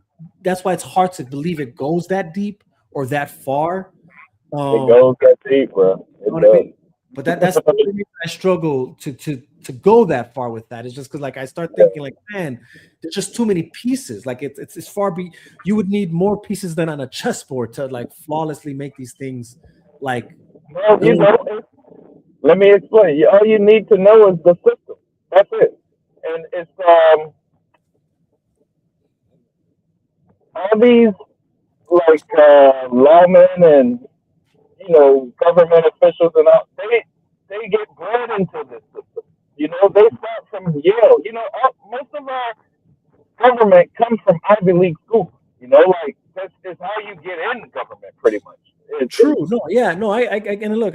So this is where, again, even something like that. Like if I'm thinking about that, right? Because it's like, again, you're right. Systemly, as far as I know it, this is how I know it works, right? Like, so yeah, it's the Ivy Leagues, these prestige universities and stuff. The issue then, if we're gonna even like, if the systemic thing of racial thing is a thing, that's where it's like it kind of falls apart for me, because it's like, well, these universities are made up of many nationalities at this point. It's not even it's not even just the white man anymore. No. Look where the elite come from. The elite, the lawmakers, they come from Princeton, Harvard, Yale, and then not only Princeton, Harvard, Yale, you got to be in the Bonesman. You got to be one of these guys. They're not going to let a person in that they don't want to let in the Bonesman. You know what I mean? So you're saying you think the people that they let in, like even if they're not white, you think they're like strategically letting who they're letting in? Yeah, 100%. There's no way this happens. Rockefeller controlling our medical industry, school industry, all of this stuff. It only happens because they delegate for them. Hold on, what I mean? They're on to you, brother. They're on to you. Your signal. That's okay, man. Can you hear me? Yeah, now you're good. What I'm trying to say is, and I gotta go after this because we done made it 3 hours, even though I said we're gonna do an hour. But I fuck with you. That's why I said I fuck with you, bro. Hey, right. When people ask me to be on their podcast, I don't even be replying to them shit no more, dog. It's just I fuck with you, but yeah, I know me and you can have these conversations for hours. But what I'm trying to say is, it starts and is bred. So you got like 80% of our elite goes to Harvard, Princeton, Yale, Dartmouth, these schools like that. Then even a smaller percentage goes to the secret societies like Skull and Bones, blah, blah, blah, blah, blah. Now, to get to president, you have to go that route. These little fraternities and whatever. Now, the whole time you're doing that, you're being bred to this is what we like, this is what we want. They call it the great work. So when you get into these shit, everyone is doing the great work. No matter what, it could differentiate a little bit between Hillary and Trump, but at the end of the day, it's going to be American imperialism, no matter whose side is on. You know what I mean? That's the great work. So the moving part, that's not really an argument because they're trained to do this since a little kid, and even before that, their parents were trained, and before that, their grandparents was trained, and it always has happened like that. So you got the major families back in the day, they didn't like black people or Indians, and they taught their kids that, and then their kids went to Harvard. Their kids followed what their daddy did. They didn't like black people or Indians either. Then their kids went to college. Now they don't like black people, Indians, and Mexicans. It's how it goes. It's just how it is, man. And it's not. And we can't talk. We can't be like, oh, that's how it goes, dog. That's how it is. That's how it is, 100%, without a doubt. Because, and I'll tell you this, and it's because I fuck with you. Mm-hmm. I'm black as fuck, but I also been trained in the system. I know how this shit works. My family members went to. Well, all the girls in my family are smart. The boys are like street dudes or whatever. The girls went to Ivy League schools and shit like that. So I know what they're taught, you know, kind of shit. But it's all like systemic racism, but it's more of a superiority complex. I went to Harvard. I'm better than you. I'm a skull and bonesman. I'm better than you. I'm better than just a regular old hood dude from West Ashley, Charleston, South Carolina. You're not as good as me, and you can't have sex with my daughter because I don't want kids that look like you. That has been trained forever, dog. Forever. It's not gonna stop. And there's a big reason why, and the big reason why is imperialism. I have to look like I'm the good guy when I'm colonizing your ass. I have to look. You can't think that, oh man, these fuck America, they're a bunch of sleazeballs. You know, they don't, you know, they're liars. You can't think that. You got to think, oh, America, come save the day, be our savior. You know, get rid of fucking Saddam Hussein. He's such a bad guy. Come save the day. Oh yes, you need some America. We'll show our eagle and our flag, and we look. You know, that's what it is, bro. That's what it is. That's the only reason of superiority. And so we can continue to be colonial, colonizing shit, imperial, and get away with it. That's why they have to make superiority. So the world thinks, hey, it must shit. It must be true if America said it. It must be true if England said it. Oh, fuck that. That must be real. But if they find out that damn, the West, y'all been lying for a long time, and y'all treat people like shit, and you treat black people like shit, and blah blah blah. If they find that out, then when they come to colonize India, maybe India be like, man, y'all some shitheads. Leave me alone. You know, no, I don't want to fucking eat apple pie and drink Budweiser and go to McDonald's. No, I don't want to do nothing like shit, bro. No, I want to keep my own heritage. But no, they think, oh yeah, I'm America coming. I'm gonna play in the NBA. I am Mickey D's or some shit like that because it's a fucking marketed system that way. It's marketed like that. So Tom Brady is marketed like that. That's why Tom Brady exists. Not to say, oh, he's not a great quarterback. He is a great quarterback. I'm a Bills fan. I used to hate watching this fucker, bro. He's a great quarterback. But he's marketed as the best sports football player that has ever played. Bro, Lars Taylor would fucking demolish Tom Brady. His life will be gone at the end of the day in a game of football. But no, you can't hit the quarterback. We gotta protect Tom Brady. And he's the greatest. Even though he's cheating and he's on steroids, we're not even gonna talk about that, bro. Because he's the greatest. He's the greatest. Oh, Deshaun Watson, you getting sick? Oh, fuck that, bro. We got 27 rape charges in one day, and you beat them all, but you still gonna fucking miss 3 years of your prime, and we're about to draft Shedeur Sanders so you can sit on the fucking bench. That's how it goes, bro. I swear to God, that's how it goes. I swear to God, it's like that, bro. Hey, I'll let you tell it. Man. Hey, dog, you my homie, bro. I promise you. I wouldn't lie to you, dog. Just like when the other homie went and pulled up the fucking stats of the concussion shit. It's kind of crazy until that shit was 100% true. And then it was like, God damn, these people would even do some shit like that. Yes, they would, bro.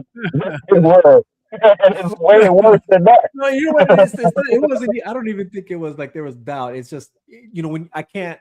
If I don't know, I just don't know. You know what I mean? So I know. I think that's what it is. It's just if I can't say that you're right, I'm just not going to say it because I don't know. But we had to get it on that one because I had no idea that was even a thing, or that's how that played out. But yeah, no, I mean, look, that's what's interesting about this stuff. You know, I mean, and what makes this, and this is why I like enjoy talking to you, bro, because like I there's definitely a lot of things that I learned talking to you, you know, and chopping it up with you, bro. So yeah, you too, man. I fuck with you big time, bro. That's why I was like, you know, get you on here from another mother, bro. Yeah, no, for sure, brother. I appreciate that. Likewise, bro. Yeah, no, I that's why I reached out to you last week, man, because I was like, man, let me get him out. Well, because initially I was going to talk football, Bills, and I was just I saw you already, like, I saw you going crazy, just so I was like, ooh, I need to get that energy. I need him to just talk that smack on here. Yeah. Hey, we can do it again next time. We got to talk about these Epstein files. That's what we really got to talk about. I really wanted to go there for sure. I was trying to get into the Epstein files. I was trying to even, I was trying to find ways to even segue with this into even to like the ICE stuff, whatever, just to kind of chop it up about that too. But obviously, you know how we. Yeah. I mean, my free days really is Monday. But if you ever want to talk again, bro, I'm always down, though. For sure, bro. For sure. No, bro. Well, I don't want to keep you, brother. I'll let you go then. Man, again, I appreciate you hopping on. It's always a great conversation with you, bro. And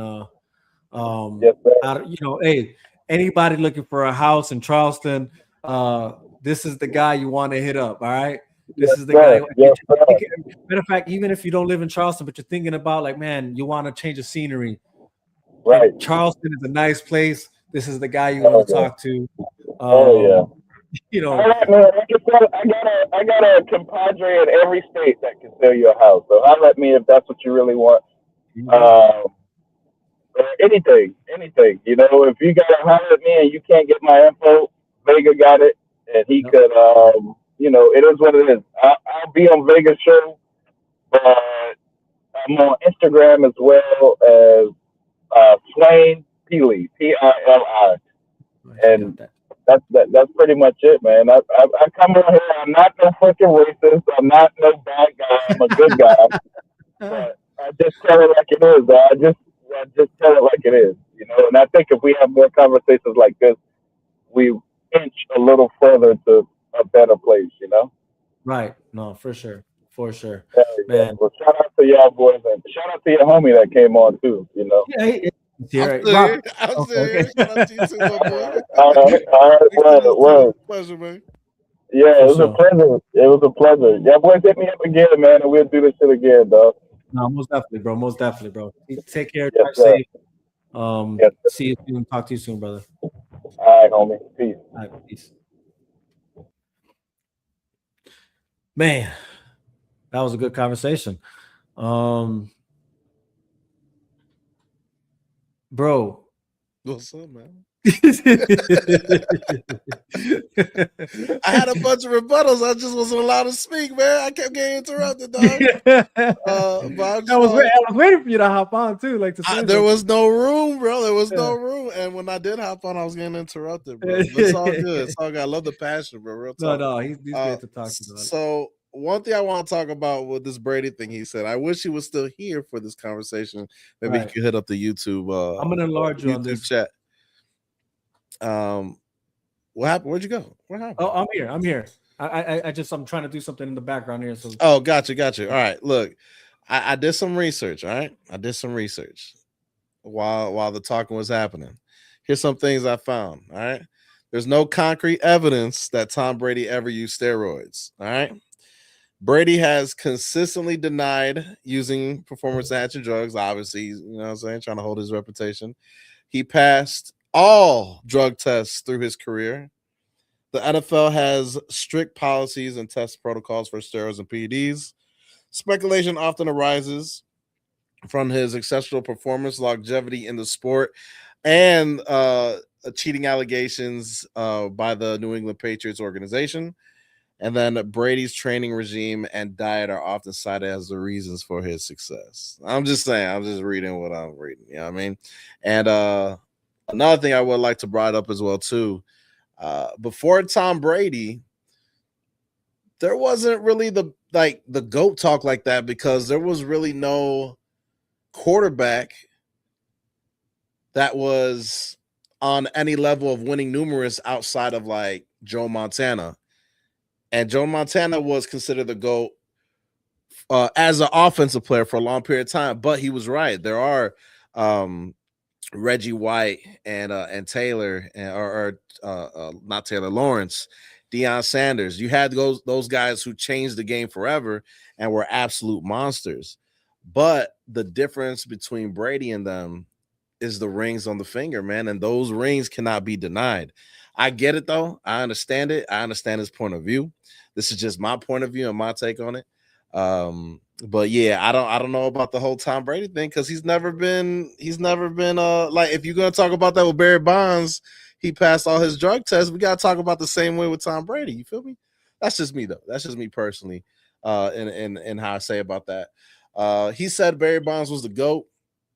I completely disagree. I put Willie Mays over Barry Bonds. Did I say Barry White? Damn. No, I would put Willie Mays over Barry Bonds every day of the week. This is just me personally. That's just me personally.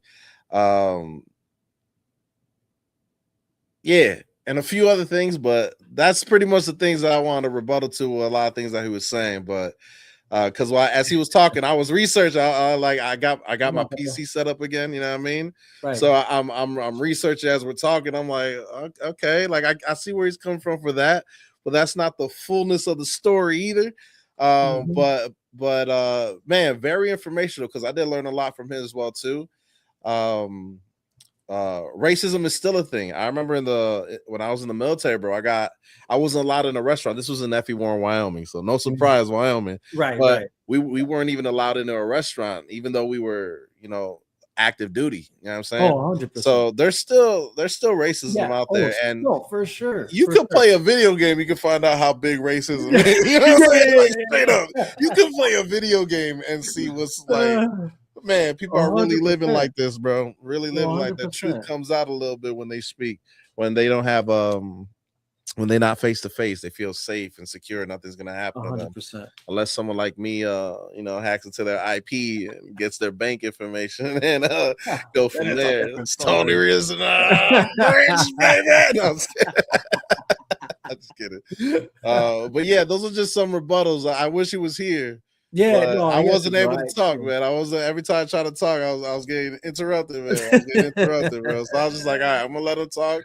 If there's a space, I'll speak, but there was no space, bro. There was no space. No, that's all good. It's all well, hey, you have the space now. You have the space. I have space now, but it's all love at the end of the day. I really like Mr. West, bro. Mr. West. No, he's dope, man. He's dope. He's a pretty dope dude, man. He used to have his own podcast, and I keep telling him, like, man, bring it back. It was called Go Deep. Okay. And as you can see, he definitely goes deep in a lot of goes deep, yeah. You know what I'm saying? A lot of his things. So yeah. A lot. I learned a lot from things that I never knew. You know what I'm saying? Again, even like that whole thing with the concussion thing. That went over my radar back then. Yeah. I didn't know it was just they did it differently with the blacks, bro. Like that's crazy to me. No, that's wild to me. You know what I'm saying? No, I didn't know that even part. Something like that. I definitely even want to like dig deeper because I'm almost like certain it's like, well, that was I'm sure was an old rule. And, 100%. There's a lot of rules still that it's like just people forgot about, but it's there. And then when they find it, then when they find that the rules there still, they're like, oh damn, we got to change that Peranto or do the best that we can to. You can't really make things right, but you can set amends. You know what I mean? Right. You can set amends to things, and through court, through court and money, bro. Right. No, exactly. Hey, let me get $1 million real quick. And another thing I wanted to say that too. I know he said like 30%, but if a white dude went in there, it's automatic. I don't fully agree with that. Yes, that can be a case though. It's not that he's not telling the truth or anything like that, because I'm sure there are cases like that. But it could be that the majority as a military veteran though, like I know people who try to go on disability when there's nothing wrong with them and they get denied and they're like, meh, you know what I'm saying? Like, it's because of this or that or the other. And it's just like, bro, there's nothing wrong with you though, man. You know what I'm saying? Like, so you're also gonna have people, that's why it's at 30% as well, too, because you're also gonna have people who's like, yeah, I got dementia, give me that test, but they ain't got no dementia. You know what I mean? So I think it's a balance of everything. I'm not saying it's all that. I'm not saying it's all what he said either. I think there's a balance and a reason why the rating was at 30%. You know what I mean? No, I can agree with that. And again, that's why even like for me personally, like I told him, like I believe there's obviously, like as we just said, like there is a racial dynamic in many things. You know what I mean? And honestly, even the point that I was making at one point was it's actually even far beyond the black and white aspect. There's a tribal aspect there where most ethnicities are broken down by racial dynamics, you know, even down to like Latinos, there's feuds between different cultures, you know what I mean? So and so I'm not convinced it's just a black and white thing. I think I think it's a multicultural thing, bro. Yeah, and I think it's easy to see that it's a white thing when you're looking at, let's just say, a predominant portion of history that it's Europe and it's, you know, whatever, and all this stuff. So I think that plays a part into why that looks heavily that way. But I mean, look at the Middle East and the Jews and the Muslims. Look at the difference between that. Like it's more than that's what I mean. It's worldwide. You know what I mean? It's worldwide for sure. Look at Russia. Look at China. Look at Ukraine. Look at Japan. Right. That's right. That's the point I was trying to make. I'm like, dude, it's not just a white and black thing. I think he's onto something with the power. No, he is. There's a power dynamic there that I think is true. I'm not so sure it's a black and white thing. I think that's a propaganda tool used. I think that's what I think personally. Like I think it's used to continue to stoke division. And I think some people are bought into it, right? Like, and then you do have people who have that white superiority complex, you know. But then could there also be again, like, does that mean that you don't think that also exists when you go somewhere else? You know, it's like, no, it does. Like, you know, like even when you go to, dude, again, you can go to, let's say, Puerto Rico. Let's just say I'll go to Puerto Rico right now, right? And or not right now, but let's just say when I was a kid, you know, when we moved to Puerto Rico, right? I'm Puerto Rican, but I was frowned upon because I was from the States. Yeah, you know what I mean? Like I wasn't one of them necessarily. I was frowned upon my own family, my boy, because I don't speak Spanish like that. You know what I mean? yeah. You know what I'm saying? So I just think that happens naturally. I think, you know, on like many levels. It's not my blood, my DNA thing. You know what I mean? You know, so it's I don't know, but again, I think I do know what he was trying to say, and I think there's certain truth to it. Yeah, I just think some of it's hard to prove the deeper end of things. You know, like, you know, because it's like, man, there's just too many cogs, too many pieces that have to be part of this scheme. Example too. You know, another example too. The what's it called? What they call it, bro?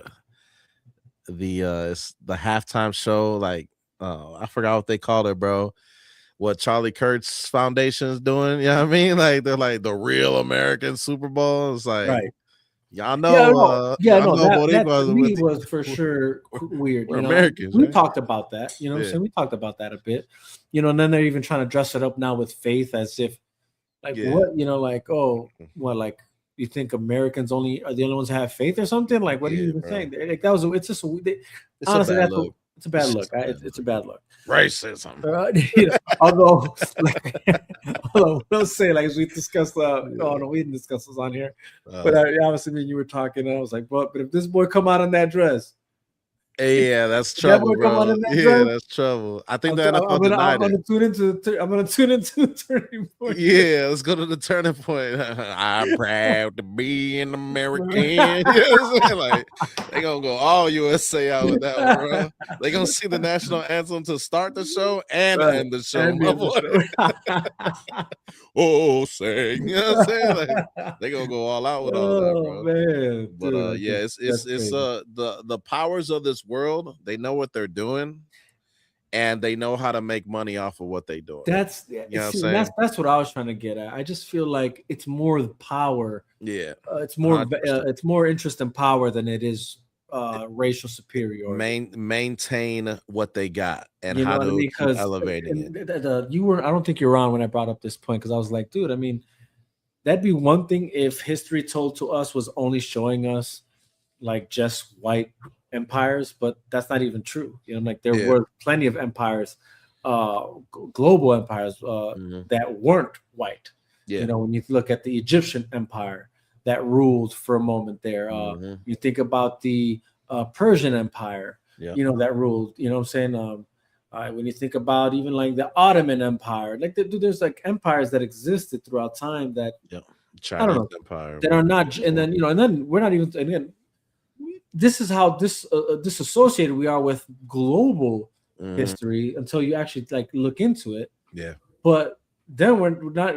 What about the Mongolian Empire? Yeah. You know what I'm saying?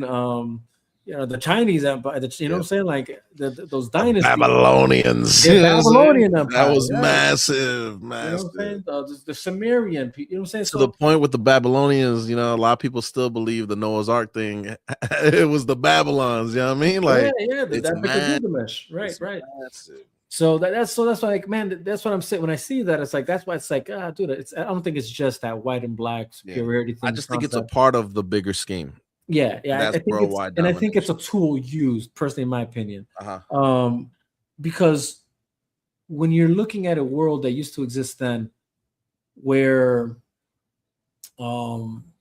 borders weren't such a thing, as they are now. Yeah. Like people were migrating left and right. You know what I'm saying? Like the story of even the Hebrews, like that's what the Hebrew means, is migrant. You know what I'm saying? Travelers.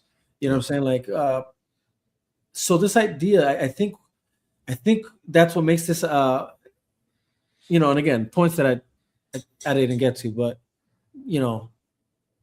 when I think about that, it's like we think the world has always been the way we see it now. And that's not necessarily true, surprisingly, people migrated a lot back then. And so you could find somebody who was black or something in regions that you wouldn't know, you know what I mean?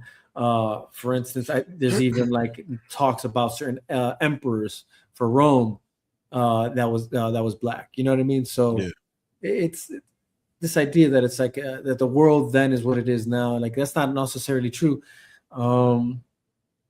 Again, borders didn't exist. So that being said, it's just even the way we view those empires from back in the day, they might be different from now. And then not only that, but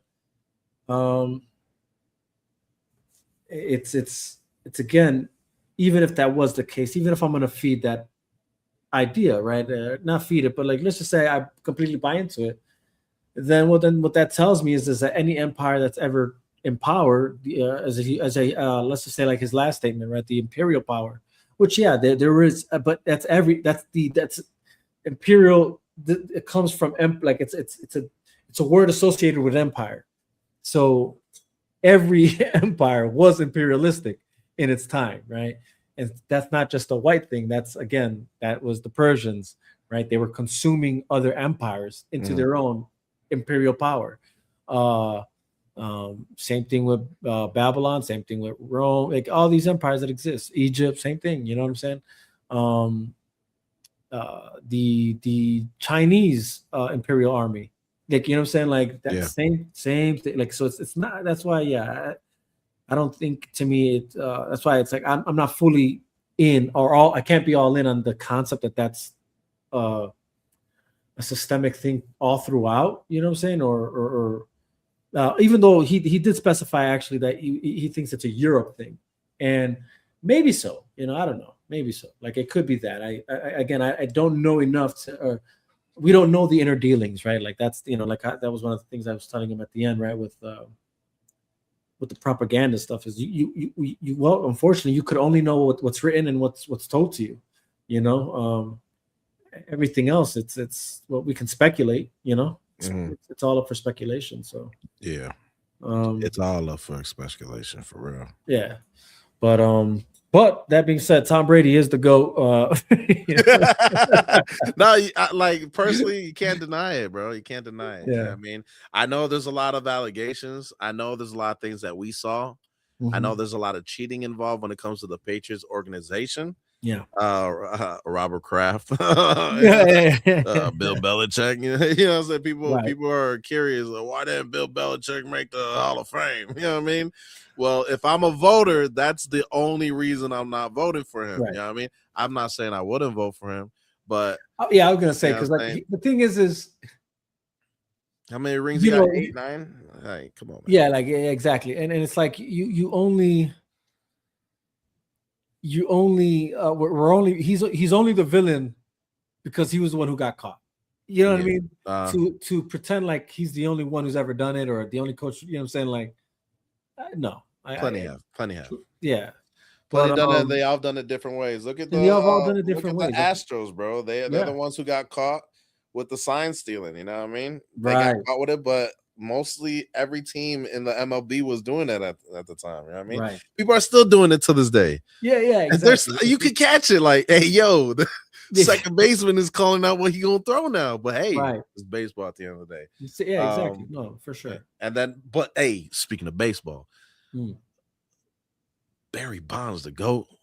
No, I get it though. I get it, especially like he's one of the greats. Our childhood, you know what I mean? Like that's our teenage years. That's like where baseball was at its best. Barry Bonds was the most powerful's. You know what I mean? Like he was the dude who hit dinger after dinger. A lot of respect for Barry Bonds, but I need to check if he ever did steroids, my boy. If he ever got caught.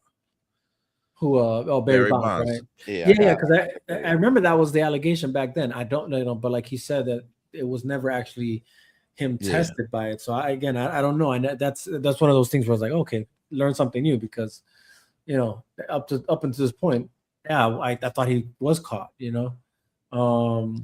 was hit with the Balco scandal. We know that. Indicted for jury obstruction justice related to steroid use allegation. Wait. See, that's a key word though.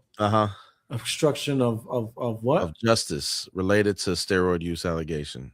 So that must mean that's like what, tampered evidence, maybe? Yeah, and then he's consistently denied using the steroids. Okay. Claiming he unknowingly took substances.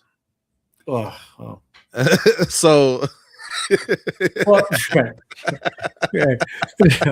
but after his career, that's when the drug test became a thing, more stricter. It was always a thing. It just became more strict. Okay.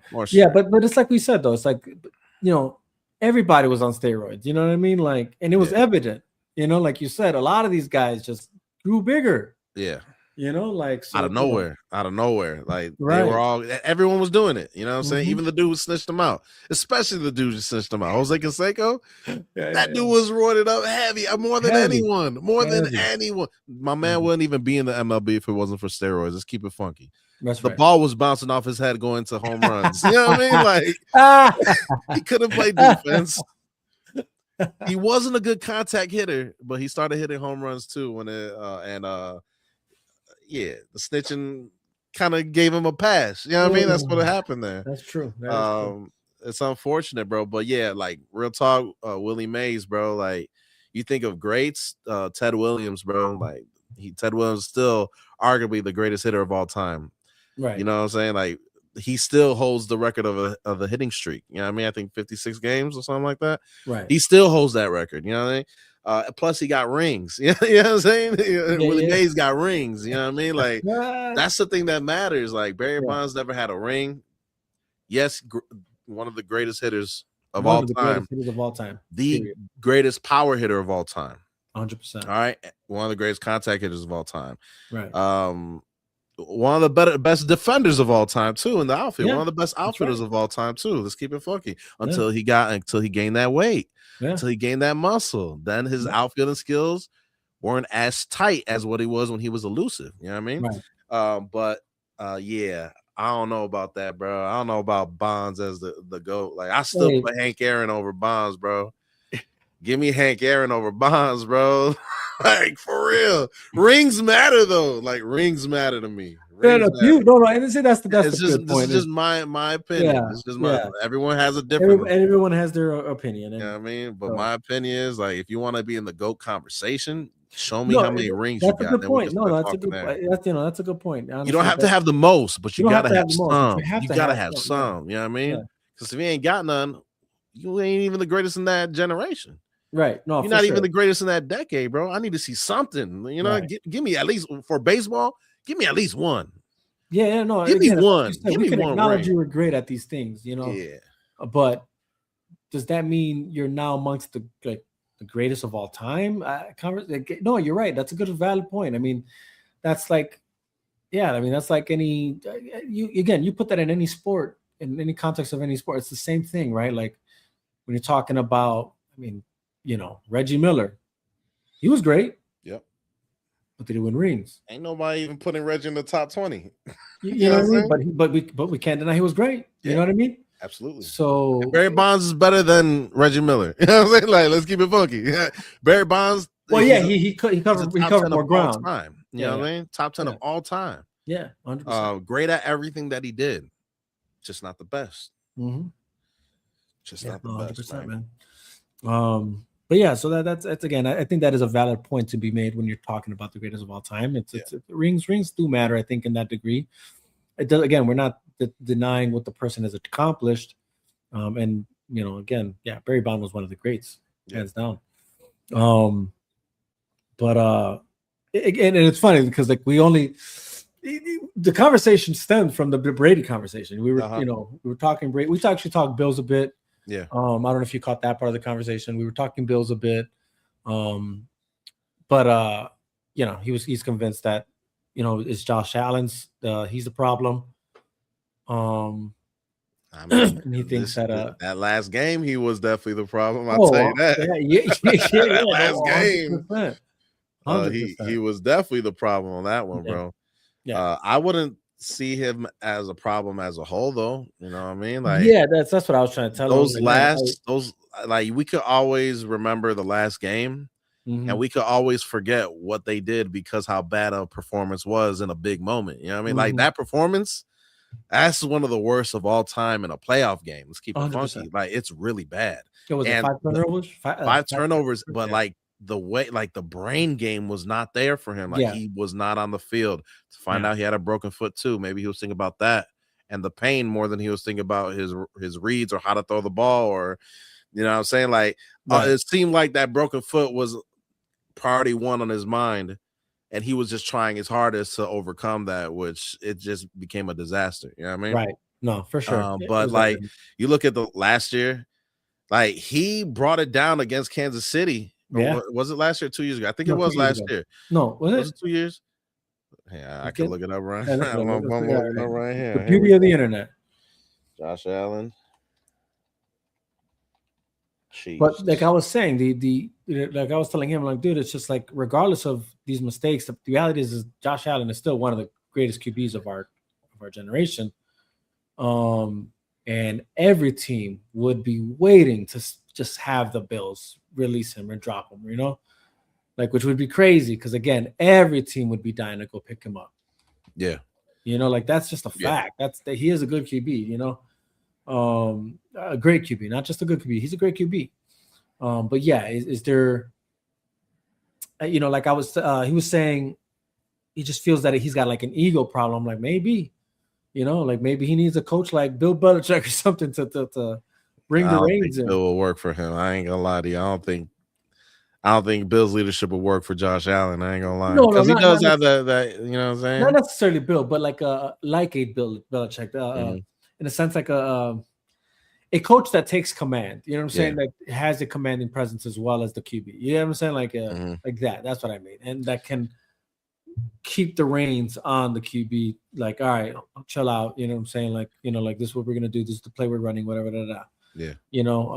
It takes time to, and again, so then in that guy, and this is how we got into the Brady conversation because I brought up, again, there's a lot of QBs I can think of that were great, but it's like, but why go to anybody else when there is a Brady? You know what I'm saying? Yeah, I got some stats for you. Yeah, go ahead. All right, hear me. I'm sorry to cut you off. No, you're good. Stats for you. All right, Josh Allen, he lost to the divisional round in 2022 versus the Chiefs, 36-42 in overtime. 4 touchdowns, 0 interceptions, 68 rushing yards, 329 passing yards. That ain't Josh Allen's fault, my boy. I wish my quarterback could do that in a playoff game. Let's look at 2021 Arrowhead Stadium AFC Championship game. They lost 24-38. He was average. His completion percentage was 58%, 287 yards, 2 touchdowns, 1 interception, 88 rushing yards. Let's get closer. The AFC Championship game, they lost 32-29, And the Chiefs, that game, this is 2025, so this is last year. Yeah. This is when the Chiefs, they scored with 13 seconds left to win the game. You know what I mean? Like they scored, the Bills scored with 13 seconds, and the Chiefs still scored to win the game.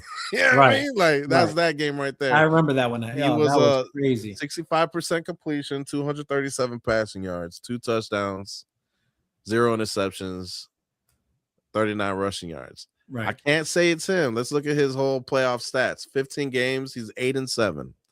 All right. Completion percentage is 66%. He has almost 4,000 passing yards in his playoff career, 29 touchdowns, 6 interceptions, 767 rushing yards, 9 rushing touchdowns. Wow. 14 fumbles. So almost a fumble a game. Yeah. But come on, man. You know what I mean? Like Josh Allen, that dude, dog. No, I would love to have Josh Allen on my he team. is. I mean, the numbers don't lie. That's just what that is. You know what I'm saying? That's what that just proved. You know, like the numbers just don't lie. The guy's good. He's talented. He's great. And that's why, like, I mean, maybe it didn't. If you think about it, like I was telling him, like the crazy part is like these the Bills just revamped their coaching staff. Sort of. They sort of. You know what I mean? Offensive coordinator, their head coach. Yeah. Right. You know. So it'll be the same. So it'll be the same offense, right? But the defense, on the defensive side, they made some changes. Yeah, for sure. Which is probably what they need, though. Which is the point I was trying to make to, because I'm like, bro, look, if you think about it, these games with Josh Allen, they're still high-scoring games. The guy can put points on the board, but if you don't have a defense that can lock the offense of the team that they're facing, then it's kind of it makes it harder to win. You know? Yeah. So, you know, but we'll see. We'll see what the Bills do. You know what I'm saying? It's they can't do much with their salary. That's the other part of the conversation. They just need a draft, right? They need to draft some solid defensive players, or go after a number 1 receiver. They need to go after AJ Brown straight up. Your boy Stilo said that. Yeah, no, that's like perfect fit for Josh Allen. Someone big, fast. Yep. That'll be able to get that will demand the ball and will get the ball because of the other receiving core that they got. You know what I mean? Right. That's right. They need a receiver. Because Coleman, obviously, he ain't in their management, their owners talking crap about Cohen. You know what I mean? Coleman, that's rough right there to get back to that. So yeah, I think the Bills are always going to be the contenders just because they got Josh Allen as their quarterback. Yeah, and that's kind of what I told him too. I was like, I mean, dude, think about it. They've been in the playoffs, for the last decade almost. You know what I'm saying? Much. Yeah. So that's a feat in itself, you know. And that was the other point we discussed this a little bit. I think the last time with Silos, where it's like we got to keep in mind, like, you know, in our lifetime, like let's just say when we were younger, there was great QBs then. Were they all dominating? No, you know, were they all winning Super Bowls? No, they weren't. You know what I'm saying? Like, but you know, we still have Peyton Manning, and we can say like, oh, he was a great QB. But he was considered the GOAT while he was playing with Brady until Brady just took over. Right? You know exactly. I mean? So you know, like the 2 Super Bowl wins, you know, but still definitely one of the greatest to do it. You know, we had Brett Favre who existed at that time. You know, overrated trash. Don't agree on that one. But he won a Super Bowl. He won a Super Bowl, didn't he? The matter of fact, I think he won 2. He won 1 for sure. He won 1 for sure. I don't think he won 2. Let's look that up because he won 1 with Green Bay for sure. He won 1 with Green Bay, 96 or 98, one of those 2. Mm-hmm. But he didn't win. Well, he got a ring. Let's just say he got a ring. If it's just the one, that's my point. Like, well, he proved he was good. Is my whole point. Yeah. You know, I think he was over it. I ain't gonna lie, but he could sling that rock. He could sling that rock. Sling that rock, bro. That's all I'm really trying to get at. I mean, he was very he had an arm, dude. He just had an arm. So a better look. Here we go. Look, a better example, Aaron Rodgers. All right, Rodgers. Yeah, he's probably the greatest quarterback that's ever played the position. Mm-hmm. I ain't gonna lie to you. Like the throws he can make, Tom Brady couldn't make some of those throws. You know what I mean? Right. Especially on the run like that. You know what I mean? Mm-hmm. I still have memories of Aaron Rodgers dealing, especially against the Bears, man. But like dealing those rock where I'm like, no one's ever made that throw before. Right. Like he was inventing that. Patrick Mahomes made it famous. And Caleb Williams is making it perfect, baby. Let's go. Bear down, baby. But there's literally, real talk though, there's only 2 quarterbacks like I would trade for Caleb Williams. That's Josh Allen. Josh Allen. I was just That's gonna say Patrick Mahomes, bro. Those are the only 2. Like I would trade if the Bills or the Chiefs call the Bears, like we'll give you our quarterback for your quarterback. Done. Yeah. Done. Yeah. Like a straight up, no draft pick, like straight up, one up, done. You know what I mean? Yeah. Nobody else. There's nobody else. I won't trade Joe Burrow. I won't trade anybody over Caleb Williams just for what he's showed us this year. And next year he's gonna be even better. You know what I mean? Oh, 100%. He hasn't even reached the ceiling. Respect on that Josh Allen, bro. He nasty with it, bro. He's nasty. No, he is. No, he is. And he can run the ball. And he can run the ball. He's a really good runner with the ball. Yep. You know, so but again, the point that I was making to him was just like, dude, you know, hey, you guys haven't won a Super Bowl yet. Yeah. And even if you never do, which would be weird if you don't, but they ain't not with the Bears coming. They ain't gonna beat us. Well, yeah, the Bears coming. No, for sure. I don't know if they could beat the Patriots. How they coming too? That's what I was about to say. I was saying, and then the Patriots are getting. They need comeback. I don't know, man. Yeah, I think Patriots are going to be running the AFC for a minute.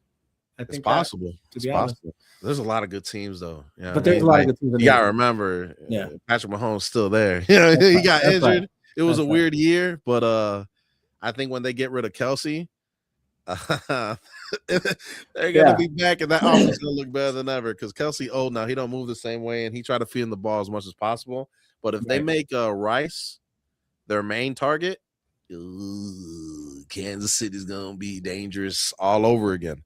Yeah. So it just brings it off for good football, man. There's gonna be a lot of good teams that are in the run for it, and see what. No, 100%, 100%.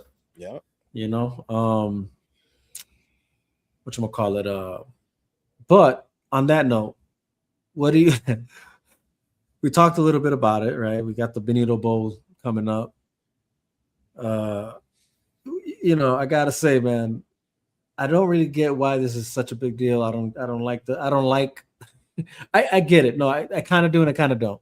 Like, I just don't like it, I guess. Right. You know, as I said last time, like my only issue and only concern with obviously Bad Bunny performing is don't make this political, please. He's making it political already. But he's already making it. He's already and doing it's like, it. Gosh darn it, dude. You know, like you fool, man. You're a fool.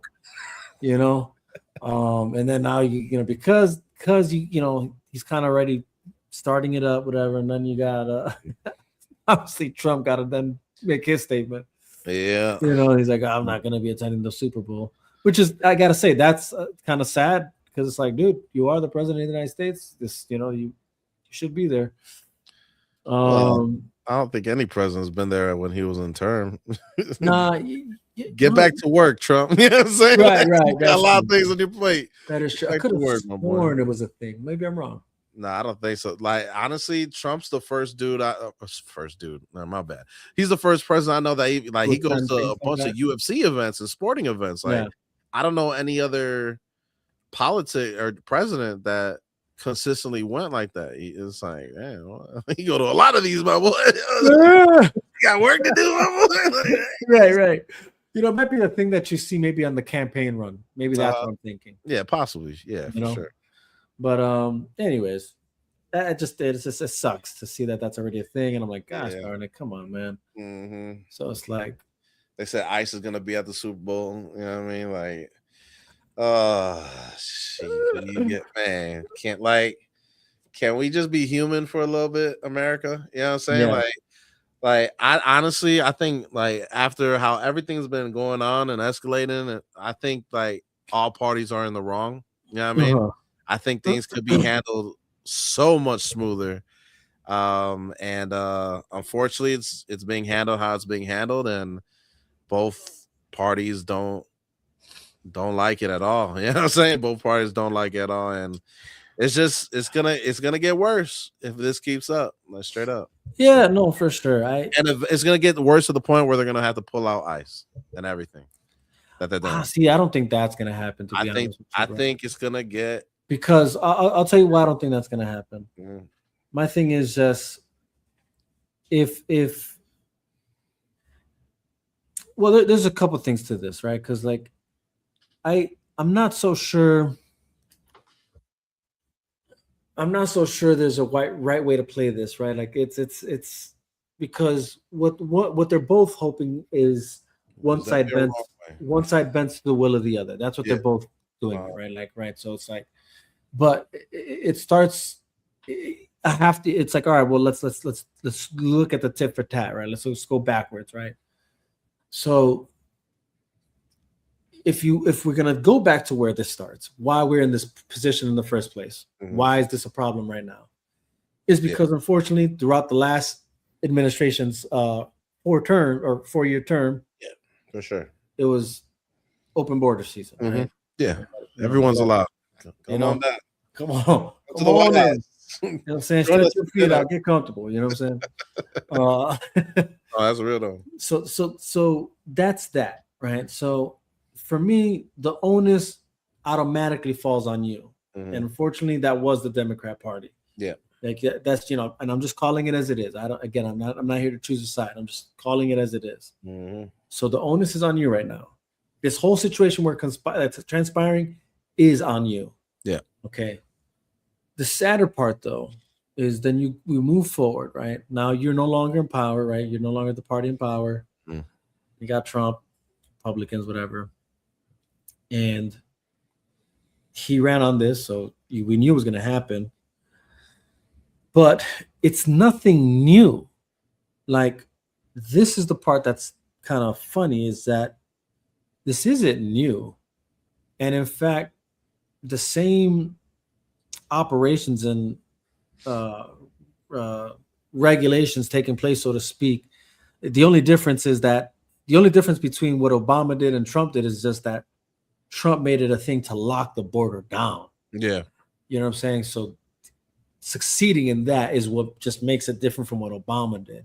Yeah. But what people don't like to discuss is that Obama also was okay with ICE operations, deporting those that weren't supposed to be here, that came in illegally. Yep. Like, so this, again, it's nothing new. Yeah. But the news wasn't reporting it then because, well, it's their guy. Yeah. You know, at least major legacy media. And the right-wing media wasn't going to cover it because, well, they're actually for, deportation enforcement. Yeah. You know what I'm saying? So at least they were consistent and honest enough to like not even bother, because it's like, well, that's what, that's what they believe in. Yeah. But again, now that it's not their guy, now you're trying to shed light on this situation as if you guys were always against this when you weren't. Yeah. You guys were clearly never against it. You weren't always against this when it was Obama. Praised it. Now, but it's sadder because it's, and I say sadder because, again, just because of what has transpired. Yeah. But it's because it's sadder, but it's also almost infuriating because it's like, at one point, does your own hubris of desire just stop, right? And what I mean by that is like, okay, not only are you lying about supposedly opposing this when you've always been opposed to this, when you're just opposing it now because it's not your guy, but then you outright plagiarize and make it seem like this is something that it isn't, right? Yeah. And you make it, and you incite it the same way you accused one guy of inciting the insurrection. You're inciting the very same thing so that people think that what's taking place is not legal or something, or like you can't do, like, no, this is. And you guys knew it was when it was Obama, but all of a sudden you're pretending it's illegal now. And these guys are the Gestapo, and this is an authoritarian regime, and it's like all these words that you then rile people up. And here's the thing: I think this goes actually two ways from what I'm gathering from things that I'm looking at and looking into. I think you have your natural people that are emotionally manipulated by the situation, and they feel the need to step in and involve themselves when they really shouldn't, because it's 100%. It's illegal. But then on the other hand, there's for sure paid agitators or maybe even not just paid. Maybe they're just so gun ho for their, I guess, beliefs or something, like a belief in their ideology, left wing, whatever thing, that they're in it for maybe for no money. Mm-hmm. But to my knowledge, I know that there are people that even are activists because they get paid to do such things. Yeah, 100%. You know?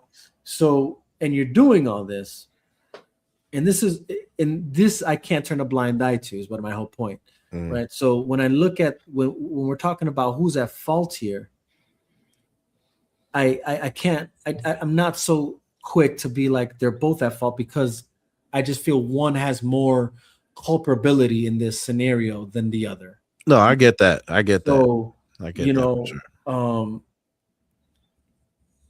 The only thing I can say, if I'm gonna then now, like, so that people don't, well, what about the other side? You're only naming one side. Here's the only thing I'll say. But guess what? What I'm about to say is still because of a reaction to the one side. Yeah. Right.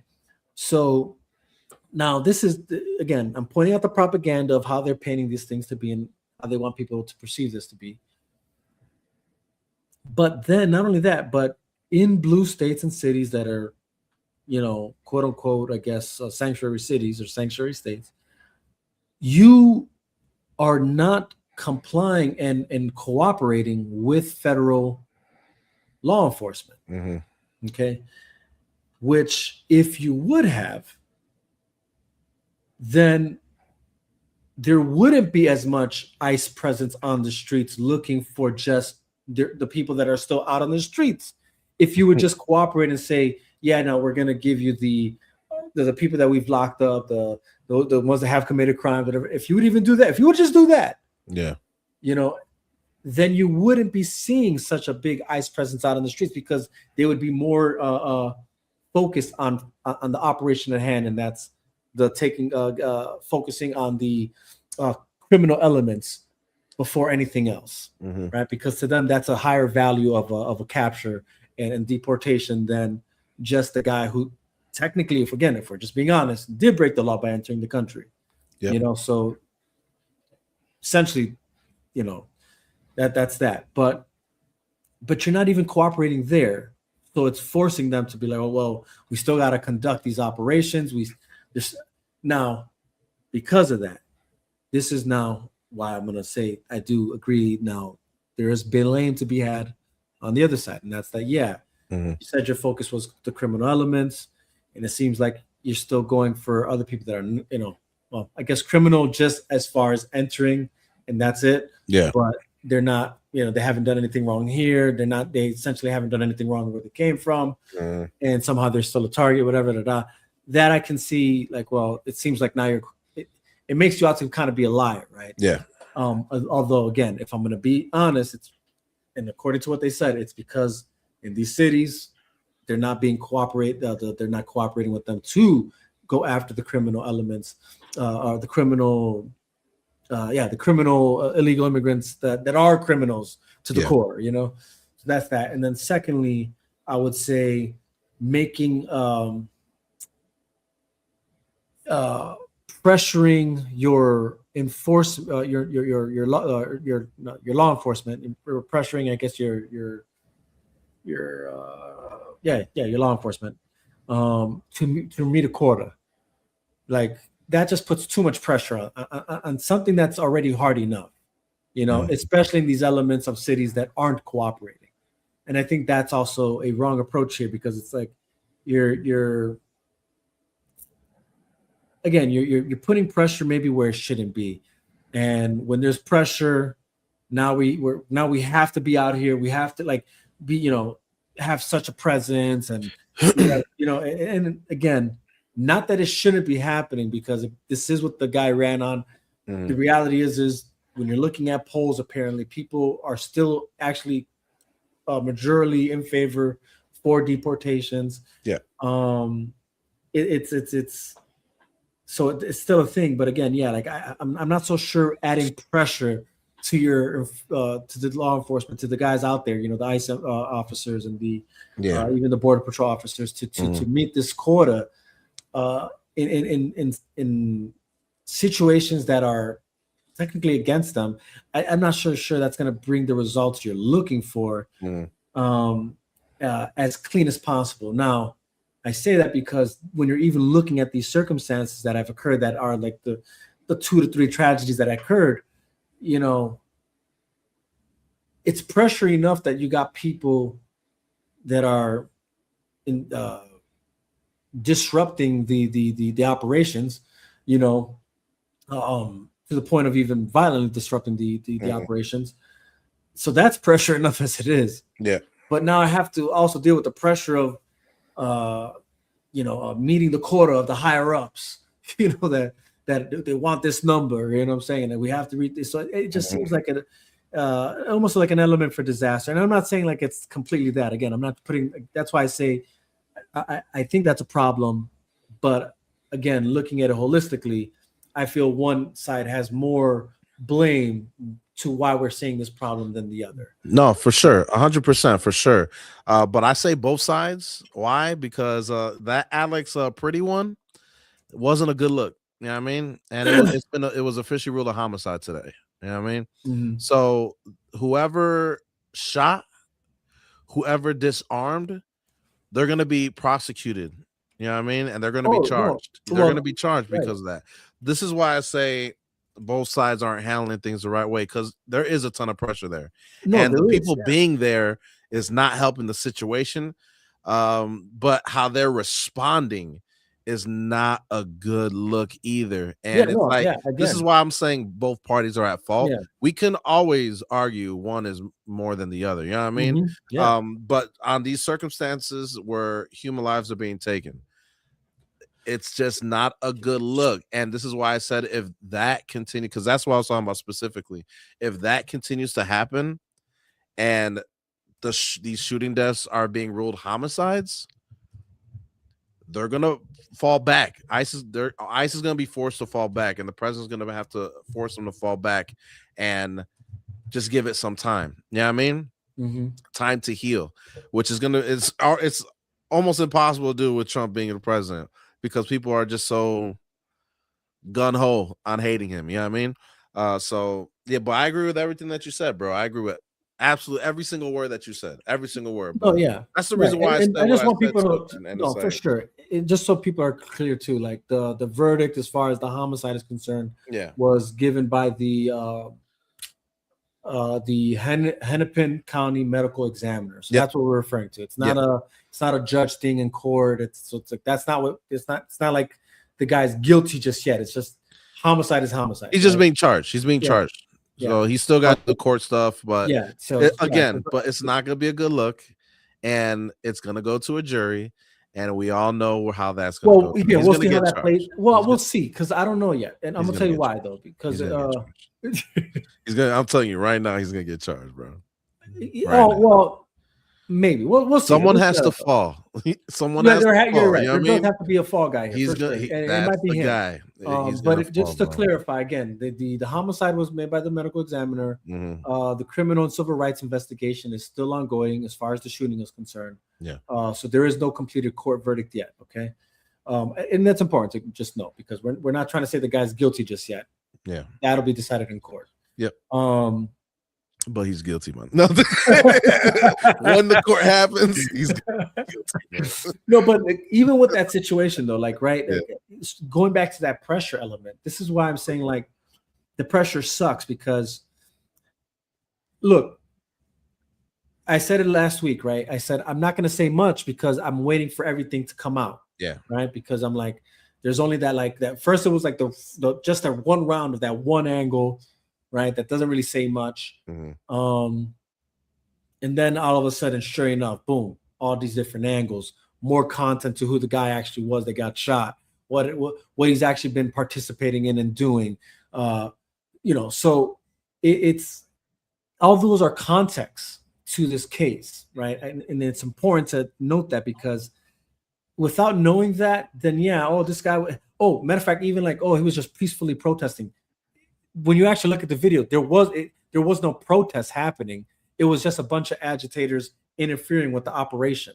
Yeah. That's what that was. And there has to be an honest discussion there about the differentiating a actual protest Yeah, to for sure. people interfering with an operation. I don't think people should be protesting during an operation, period. You know, what I mean? Like, right. Period. That's period. That's my whole point. Like, anytime I watch a lot of body cam videos. If you haven't seen one, a good show on HBO Max, Body Cam. There's like 15 seasons or something like that. But I watch them on Facebook as well too, YouTube. Right. And YouTube, I like YouTube because they don't blur out the graphics. They don't blur nothing out. If someone gets shot, you gonna see him get shot, man. When you look at it, what's the first thing they do? If there's a civilian out during a call, during a traffic stop, during a house invasion, whatever, get back. All right. Get back. And look, I'm not telling you to leave, but you can't be right there. I need you to move back 500 feet for your safety. They always say that. They're trained to say that. So when you have people protesting where there's guns, you know what I mean? There's bullets. You don't know how another person's gonna react. You know what I'm saying? The person who they're trying to get out of this country to arrest, whatever it is, they don't know if he's gonna start strapping and shooting. They don't know what's behind that door, but they got to make sure civilians are safe. You know what I mean? So when there's a bunch of civilians, they're like, no more. You know what I'm saying? Like, they're just protesting it. It's like, man, you're asking to get hurt though. That's you know right. what I mean? That's right. There's obviously they could have handled things a lot better in a lot of different scenarios, but the civilians, we're not helping the cause either, especially during a situation, live rounds, baby, live rounds. Like, that's the thing. That's the hard part. I think that's where the most pressure comes in, because honestly, you're trained for that pressure. Yeah, you're trained to meet quota. I'm not worried about that. I'm gonna hit quota. But that's why I said it's the added pressure of both. Yeah, it's the people. It's the people that takes it to the next level, because you don't want innocent people to die. And the reason I say it's like a double entendre there is because, for instance, cops now, because there's this laxy-daisiness to how crime is handled. It's like in Chicago City, I'll say like that in Chicago. Yeah. All right. Well, you don't want us to chase the guy, we won't chase the guy. We'll let him go. Like, it's nothing. Yeah, you better run. Yeah. Like, all right, whatever. You know what I'm saying? Like, they just don't care, because that quota no longer matters. You know what I'm saying? So like, all right, so this how you want things to go? Well, all right, cool. You know what I'm saying? We'll just, until when the things get hectic and you need us, then all right, cool. But until then, Wow. Easy there, buddy. You probably talking about me when I'm talking about the no, I'm sure it's what I just said right now about Chicago police. What time that is he Chicago police? Yeah. Let's talk about it. but my point is that if there was, like, I just can assume that if there wasn't the pressure of the quota, a lot of these guys would be like, all right, whatever, we don't need this drama. Let's whatever. I get you. Because there's still a quarter to meet, and we still got to get these guys, which again, they should be rightfully getting these guys. That's their job. That's what they're supposed to do. And again, I say rightfully because that's their job, and that doesn't mean that you have to agree with that, right? So, like, again, if your position is that you are anti, let's just say, deportation enforcement. I thought you were about to say antidepressant. Snap. Oh, here we go. There isn't a quote. I told you this many times. Okay, well, you know what I'm saying.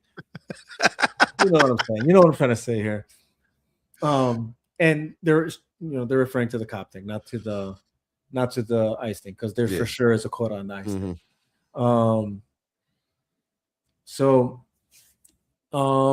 But that being said, is again, State police has a quota, by the way. State police does have a quota, right? Yeah.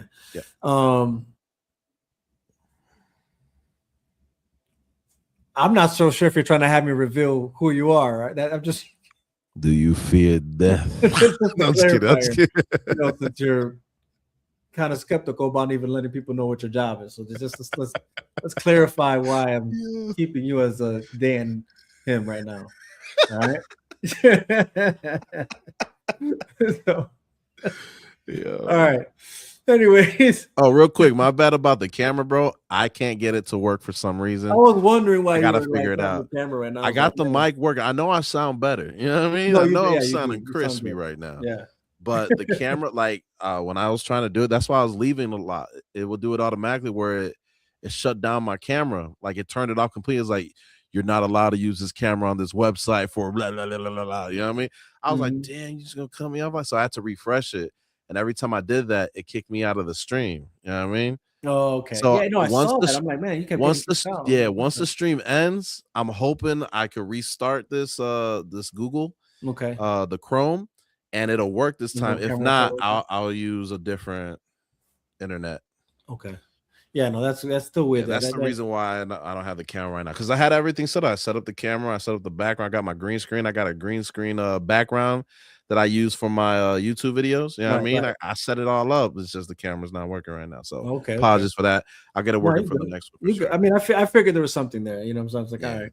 I've been trying to figure it out though, bro. Like as soon as my kids went to sleep, I'm like, because you hit me up with that.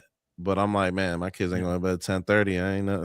Ain't nothing I can do now, you know. So when I got back to the computer and I made sure I updated everything, set everything up, and unfortunately, couldn't get it.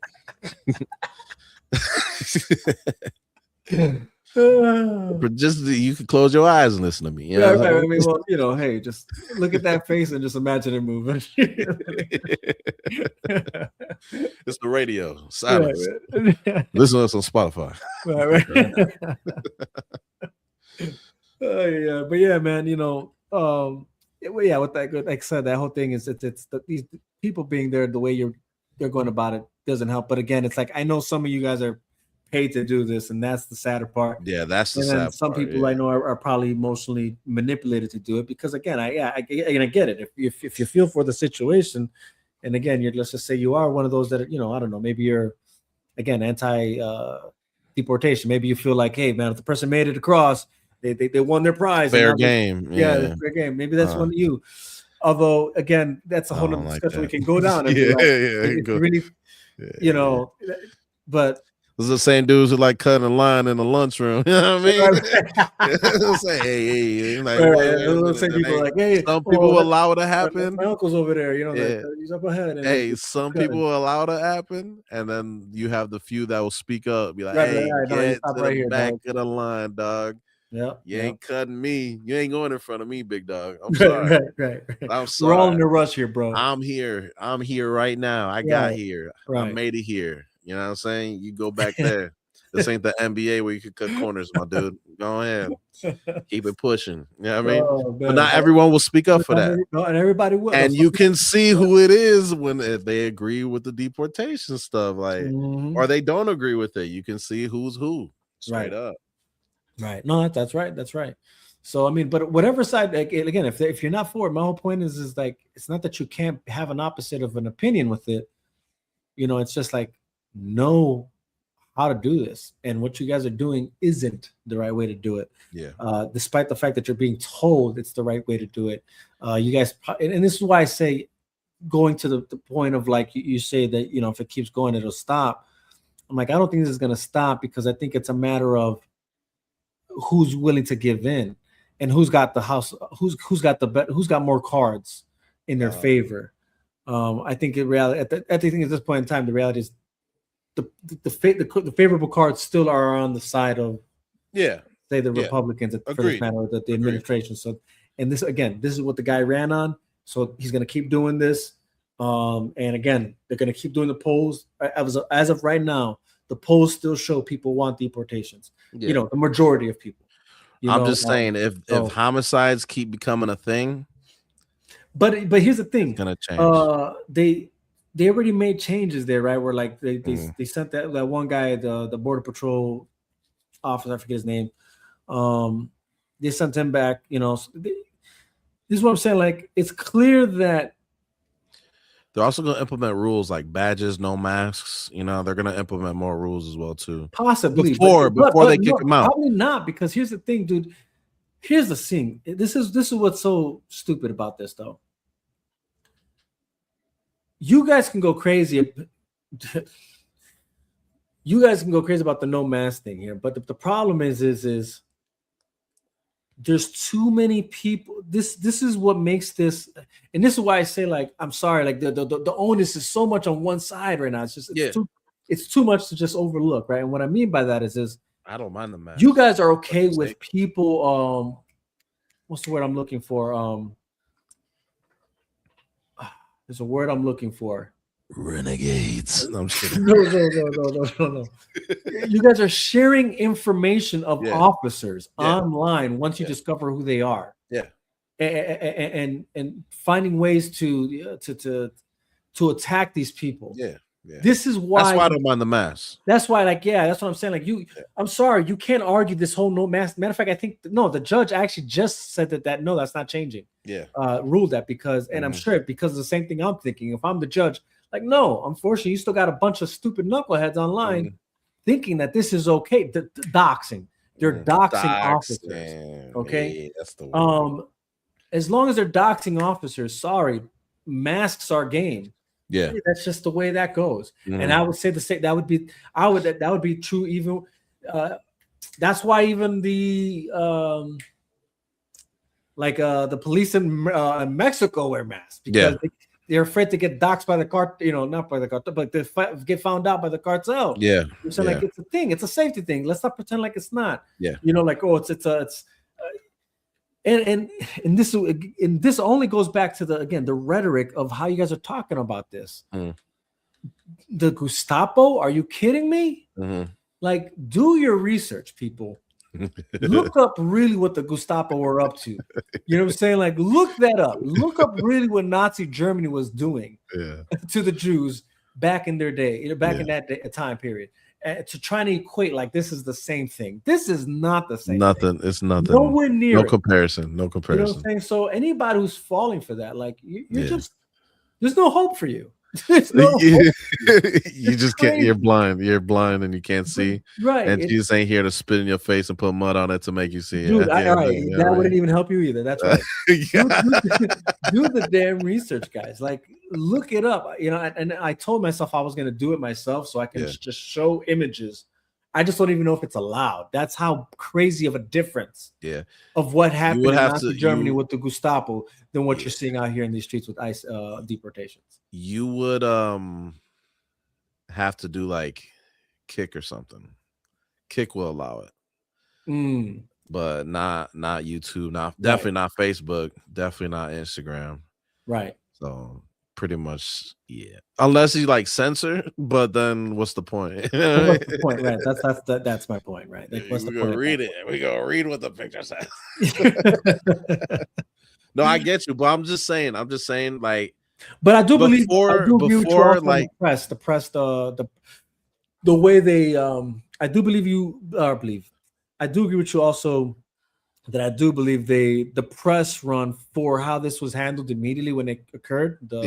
This recent one, the way Christy Nome was talking about, like, I'm like, whoa, you're jumping the gun, right? Like, you guys are already trying to label him as something that nobody knows right now.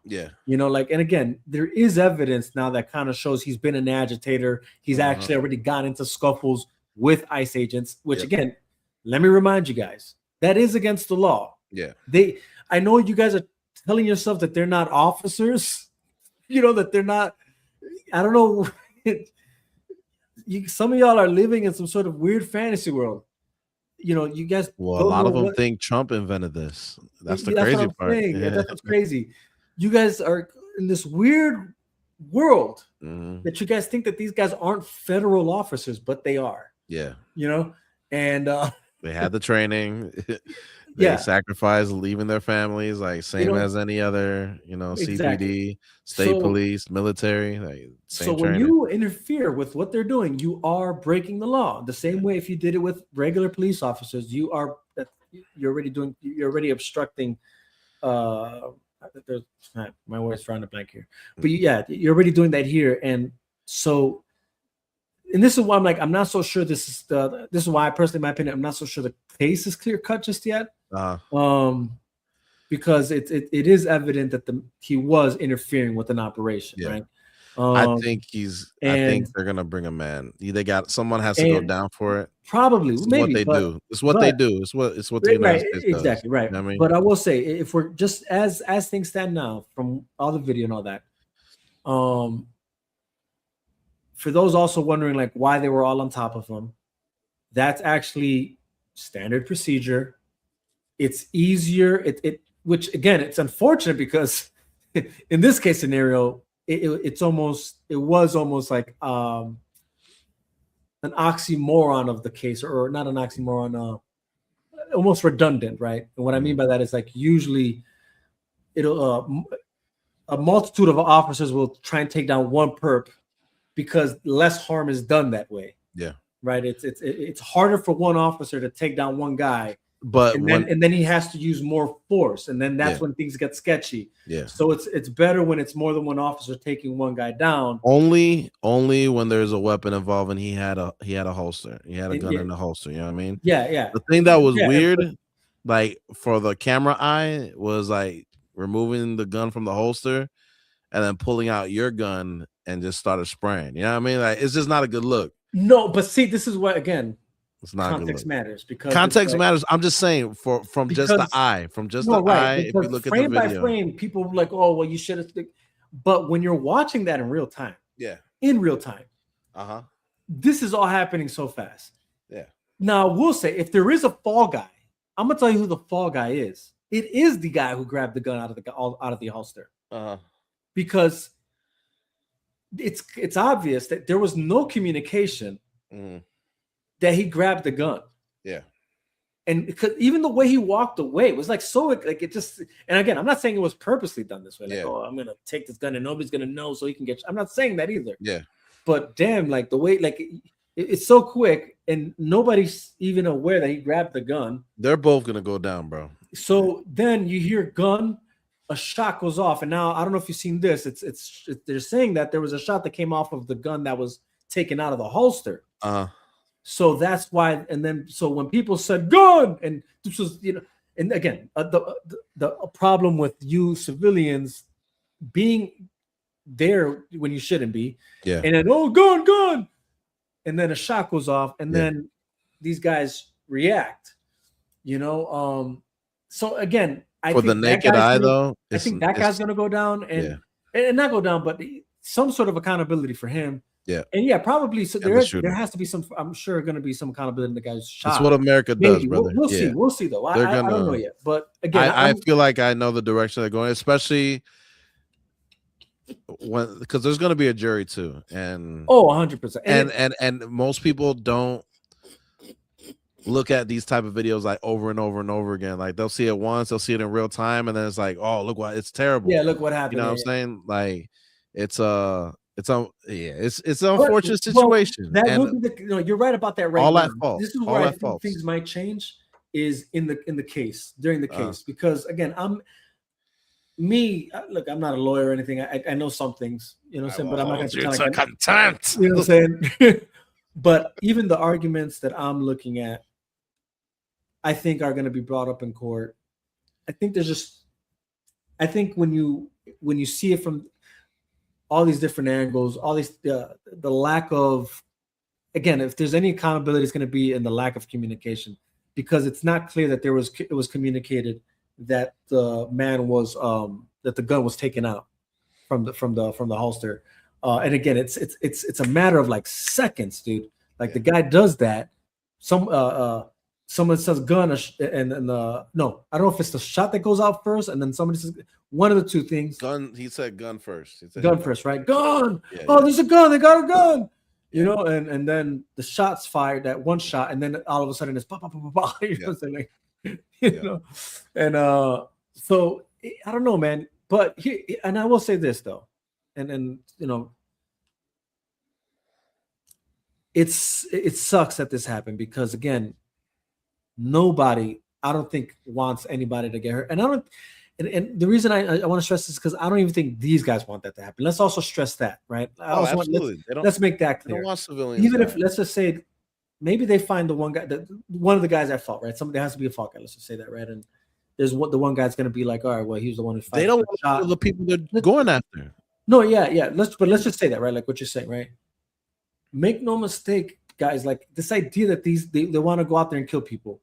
Like stop kidding yourselves. Like this isn't what's happening. This ain't Dexter, my boy. This isn't. Yeah. It really ain't. This isn't Dexter. This isn't the Gestapo. Yeah. This rhetoric is crazy. But does it suck that it happened 100%? And I'll guarantee you this: none of this would have happened if none of you guys would be interfering. If you guys would just let these things happen the way it's supposed to happen. If you want to fight this, fight it the proper way, and that's protesting on your own time, on your own turf, in your own place. You know, there's people who are doing that. You know what I mean? And there are people who are doing that exactly. And that's how it's supposed to. Don't interfere with these operations. That you guys shouldn't be doing that. You guys are causing more danger to not just yourself but those around. And I'm sorry, like even if I'm in that position, I am concerned for my own life because guess what? I'm also too trying to make it to my family. Yep. You know what I mean? Like the protesters are bringing weapons. You know what I mean? Like exactly. And if you guys are bringing weapons, so that's making it worse. Bringing it worse. It's making it worse. It's a war you're not going to win either. You know what I mean? Like, right. Yeah. Not going to win this war. But yeah, so it is sad to see, and I will say it's a shame to even see some people that don't care about the death of these guys, because there's too gun ho on I guess the side of ICE, whatever. It's like, whoa, hold on, I have remorse. Human life was taken. Yeah, for life taken because life taken, and it's and even for the how do you say the people that have to witness it, right? Like, the one for sure trauma, that I, my heart's, as much as I think they're idiots and stupid for doing what they did, the one with the car, the ladies in the car. Yeah. As much as I'm like, you guys are freaking morons. Yeah. And retarded for what you guys did. But make no mistake, I still feel for the partner who had to witness their partner die. Yeah. Like she gotta live with that forever. She gotta live with that forever. And she already blames herself. She already put it out there. Yeah, and truthfully said, probably is that. You know what I'm saying? But it shouldn't have had to come to this. And it's not. And no, it's not like, well, if ICE doesn't. First off, ICE has existed for a long time now. Okay, abolish ICE as if like it just came to existence now. Again, those. I'm telling you, people think Trump made ICE. I know, bro. no, I know that, and it's crazy. Educate yourself, guys. ICE has been existing for multiple years now. Yeah. Under multiple presidencies. Okay. In fact, the very Tom Homan guy, the very Tom Homan guy has been working with ICE under many administrations. Okay. Yeah. It's been decades. It's not even been years. It's been decades. No, exactly. It's been out for a minute. Right. So no, that's not the problem. The problem is you guys, like trying to interfere with these operations. Yeah. Let it be. Like, let it happen. Go about this the proper way. Again, I'm not saying not fight the fight. Fight the fight if that's what you feel. Yeah. But that's not the way. You guys, again, the death of these people are really on you. And then it's on themselves. Honestly, I'm not even there has to be that even for the Alex Pretty guy, like there's an accountability on yourself, my guy. You showed up to agitate officers and you came armed. Mm-hmm. Like, no, like, and then like for people trying to make the argument of like right to bear arms, yeah, you have the right to bear arms when you're living your own life publicly on your own terms. Yeah, you know what I'm saying? You can't this idea that I'm just gonna show up and fight against law enforcement while I'm armed and accept and that should be okay. Like, no, that's actually not okay. That's dangerous. You're asking for it. You're asking for it. That is dangerous. And I'm almost certain, I might be wrong, but I'm almost certain there's actually a law against that. So for those who think that there was no law broken on Alex Pretty's part, not just by interfering with the operation, but also showing armed to that, he broke many laws in doing so. Like, here's what I say about the whole court thing that's going to happen. I said someone's going to go down for it. It's an American government tradition. That's when tragedy happens. It's a tradition. And also, you ever been to jury duty? You know what I'm saying? You ever see your peers? Yeah. You know what I mean? Like, yeah, he's going down, bro. Like, he's going to go down. He's going to. They can bring all the stuff that give him the go that he's okay. You know what I mean? They can give all of the information, but there's going to be 3-4 liberals in that jury, and they're going to be like guilty. I don't care what you got to say. We're going to be guilty until everyone agrees he's guilty, and he's going to be guilty, and we're not going to change. Yeah, but see, I see this case. If let's just say if it goes the way you're saying, in just a regular, what's that called? Trying to think of the different court systems. I'm sure it'll be appealed, is what I'm trying to get at. Because this again, you're talking about it's gonna get appealed, and guess what? It's gonna get denied. I don't think so. I don't know. We'll see how this goes, bro. Because again, it's we'll come back to this in 6 months. Yeah, we'll come back. It's a tricky one. Just saying because it's tricky. Someone has to go down, right? Someone does have to go. You're right. And at least well, not that somebody has to, but that's usually how that plays out. It's they have to. Like it's there's a reason why even after the evidence came out about the fact that what's this guy's name? The George Floyd. Yeah. Case, right. After it came out that actually was the overdosing thing that played a factor, and now there's other angles that he actually wasn't on this guy's neck. Despite all of that, he still had to take the fall because he still got to take the fall. Yeah. You're gonna have to take the fall. You're gonna have to bite the bullet, bro. Straight up. Bite it. Bite it with your teeth. Swallow it down. Chip it. Oh man. Hey, all right. Are you up to date with the Epstein files or no? Pretty up to date. You saw that they just released a few more things there. Read some documents. Yeah. Got into some nitty gritties. Here's what's crazy though, is that so I was looking into it and I'm like, I still feel like there's nothing really new here. There's not. It's a lot of what we know already, just I guess more concrete. There's a little more evidence, a little more pictures, 2,000 more videos, more names. But the names, like, it's weird, bro, because some of the names, like, I know Russell Wilson was a name in the Epstein I meant the name of the victims. Oh, the victims. There's more victims now that are actually which I'm kind of even wondering how that got okayed, because I could have sworn that was one of the things that were Tua was upholding the release because they were trying to hide or protect. So they took some back now because of that. Oh, they did. Okay, they removed some of the files because of that. Okay, so that was today. That was early this morning. People need to know that too. Like, these files that are being removed, it's not this. They're trying to hide. No, it's law. They have to protect the victims if they're not okay with these things. Like they have to get permission from the victim. If I'm think of it as copyright. But human life. Human life, right? Yeah. So, but but then as far as the names on the list, or like people, I was like, this is outrageous. Like, I saw one headline, bro. It was like Russell Wilson's on the Epstein file. I was like, what the smell? He was trying to buy Epstein's plane. I was like, when I read the file, he didn't even meet Epstein. He's never met Epstein. It was just his old plane, but he didn't even know who was the owner of the plane. He just wanted to buy a plane. Right. And I'm like, bro, now they're putting stuff on these things that it don't even matter. You know what I mean? Think about why though. Like, think about that. Why Russell Wilson? Because he's black. Shout out to Mr. West, baby. No, like, it's more. They had John Jones in there because someone was trying to watch a fight on the island. And they didn't have the John Jones fight, and his name popped up on it. But he was like, just because his fight, they were trying to get his fight. You know what I'm saying? Like, no, a lot of these things are heavily. No, I guess what I'm trying to get at is when you look at the people that they're trying to smear that make no sense. Yeah, I have to wonder, like, what's your agenda here? Yeah, like, why someone like Russell Wilson? Why someone like Jones? Like, when obviously if you read through it, like it's obvious the connection really isn't. Like you just said with the Russell Wilson thing, he was just trying to buy a plane. You're trying to make it seem like there's. You're lying, trying to say that there's a deeper connect. Like he somehow knew. He's best friends with him, Yeah. Plane buddies. Right. Together. Right. So it's like, but I have to wonder, like, well, why would you do that? And then then I have to think about, like, well, who is Russell Wilson? What does he represent? Yeah. He's in my to my recollection, he's very much vocal about being a man of God. Yep. You know,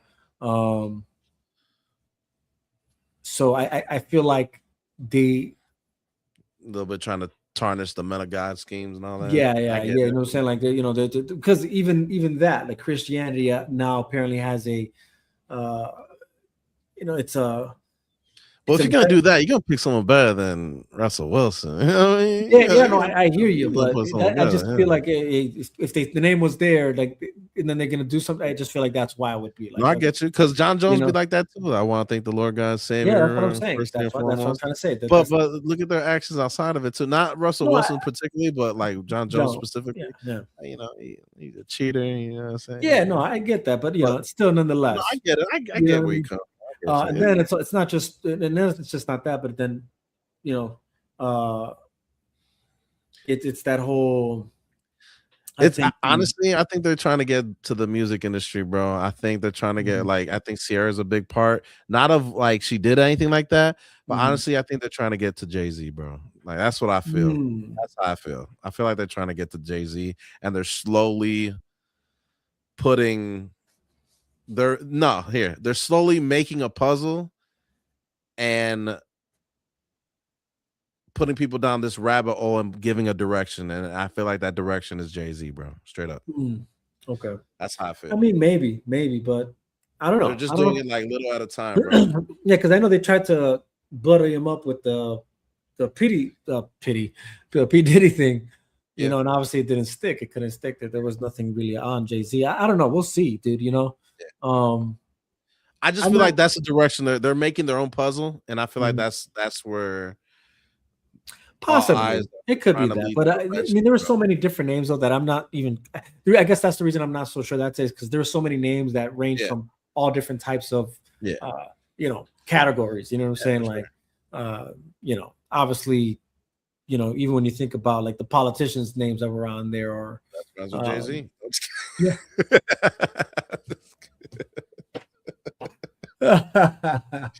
But then it's also, again, like what it goes back to too is that the names that are coming out, context matters. Like, be honest 100%. About why their name is in these files. Like, if you're gonna put their name and like write a story on it, like, don't just like, they're just doing it for clickbait, bro. They're trying to get views. Like, that's straight up a lot of it what they're doing. Or they could be doing it because like they had a bad moment with a person and now they're trying to, Well, that's what I'm trying to think to myself. Like, I'm not even trying to think to myself with guys like I don't know, man. It's hard to say, dude, because again, it's like, what we should do? We should get the files because they're out to the public, right? And we should have it on stream and read some of the stuff, bro. You're right. We can't go through all of it, but no. We can read it. That's not a bad. I think we should do that. It's not a bad move. Monday. Yeah. Any day, really. No, for sure. That's not a bad move. Because there's much to like look into it, or there's a lot to read out of it, and But again, like I said, it's just crazy to see just how crazy people go with these, like, just to push something. It's crazy, bro. Clickbait. Like, again, context matters, man. It's people just. And obviously the favorited name in there, Trump, see Trump, you know what I'm saying? It's like, I mean, honestly, reading it, bro, it kind of brings to light that what he said is actually what went down. Yeah, no, that's what I mean. When you're reading it, it's like, I don't think that's what I mean by context. Yeah. That's what I mean by context. Like, in what context is he inside the files?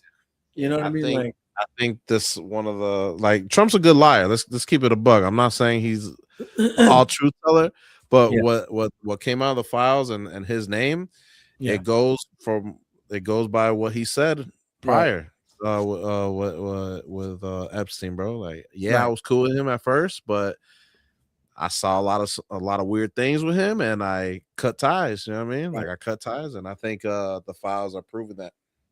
Right. No, that's the way it looks like. From what I've read so far. I haven't read everything. No, right. No, same. No, I'm on the same boat. As far as I got, that's what I gathered. Yeah. For real. It's clear, and it's also clear that he was never on the island. Let's just put that out there too. 100%. Yeah. Now, there are other guys that were on the island. Bill Gates, Bill Clinton, everyone named Bill in the world, baby. No, the science guy.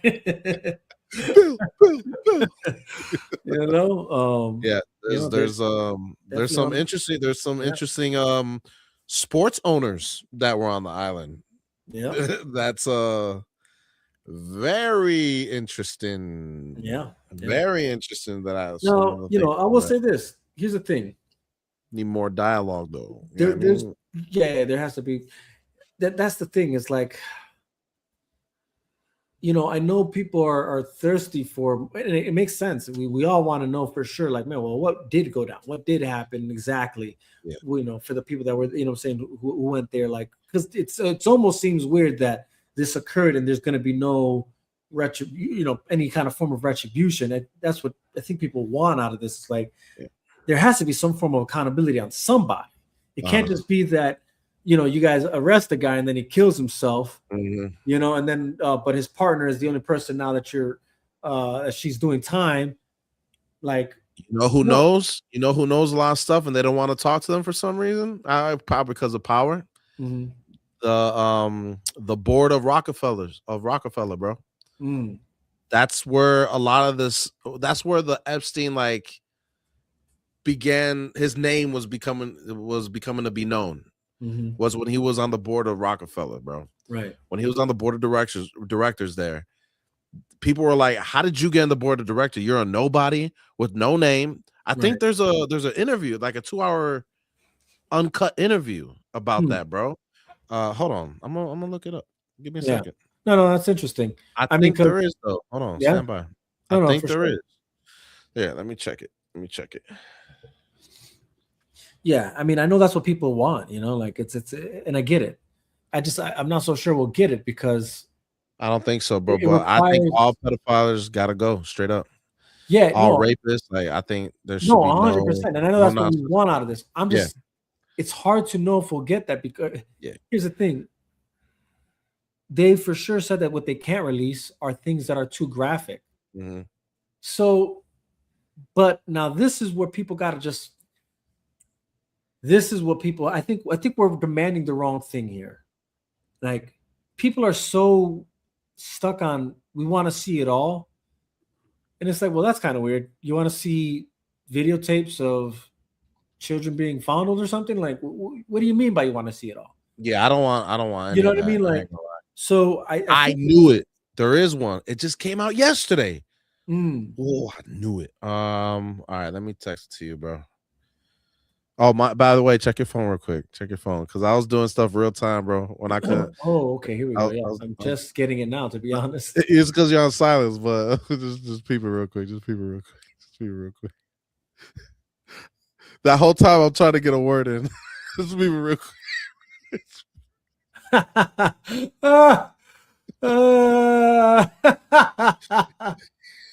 Oh, dude. Oh, Dad, just text me something that's hilarious, which I didn't even realize in real time, and you didn't stop me either. He said, you said Jerry Maguire when mentioning the baseball player. Yeah, I said Jerry Maguire. No, I did. Oh, I was and he's like, Dad, not mentioning Tom Cruise's movie character. And I'm just realizing, damn it, did I? I didn't even realize I said Jerry Maguire. I think I did hear Jerry Maguire, bro. I think I did hear that too. I'm now just seeing all the gifs you sent me. That whole time, every time I wanted to talk, bro, right, and I couldn't, I sent you one, bro. That's hilarious. But I sent you the interview. You could peep that interview, bro. Damn, dude, you kept hitting me with them. Bro, I was waiting, bro. I'm like, again, another one. Oh, that's so funny. Oh, man. Oh, okay, here we go. Jeffrey Epstein with Steve Bannon. Is this real? 100%, brother. Oh, that's a long one, though. No, it's uncut. It's the whole thing. Huh?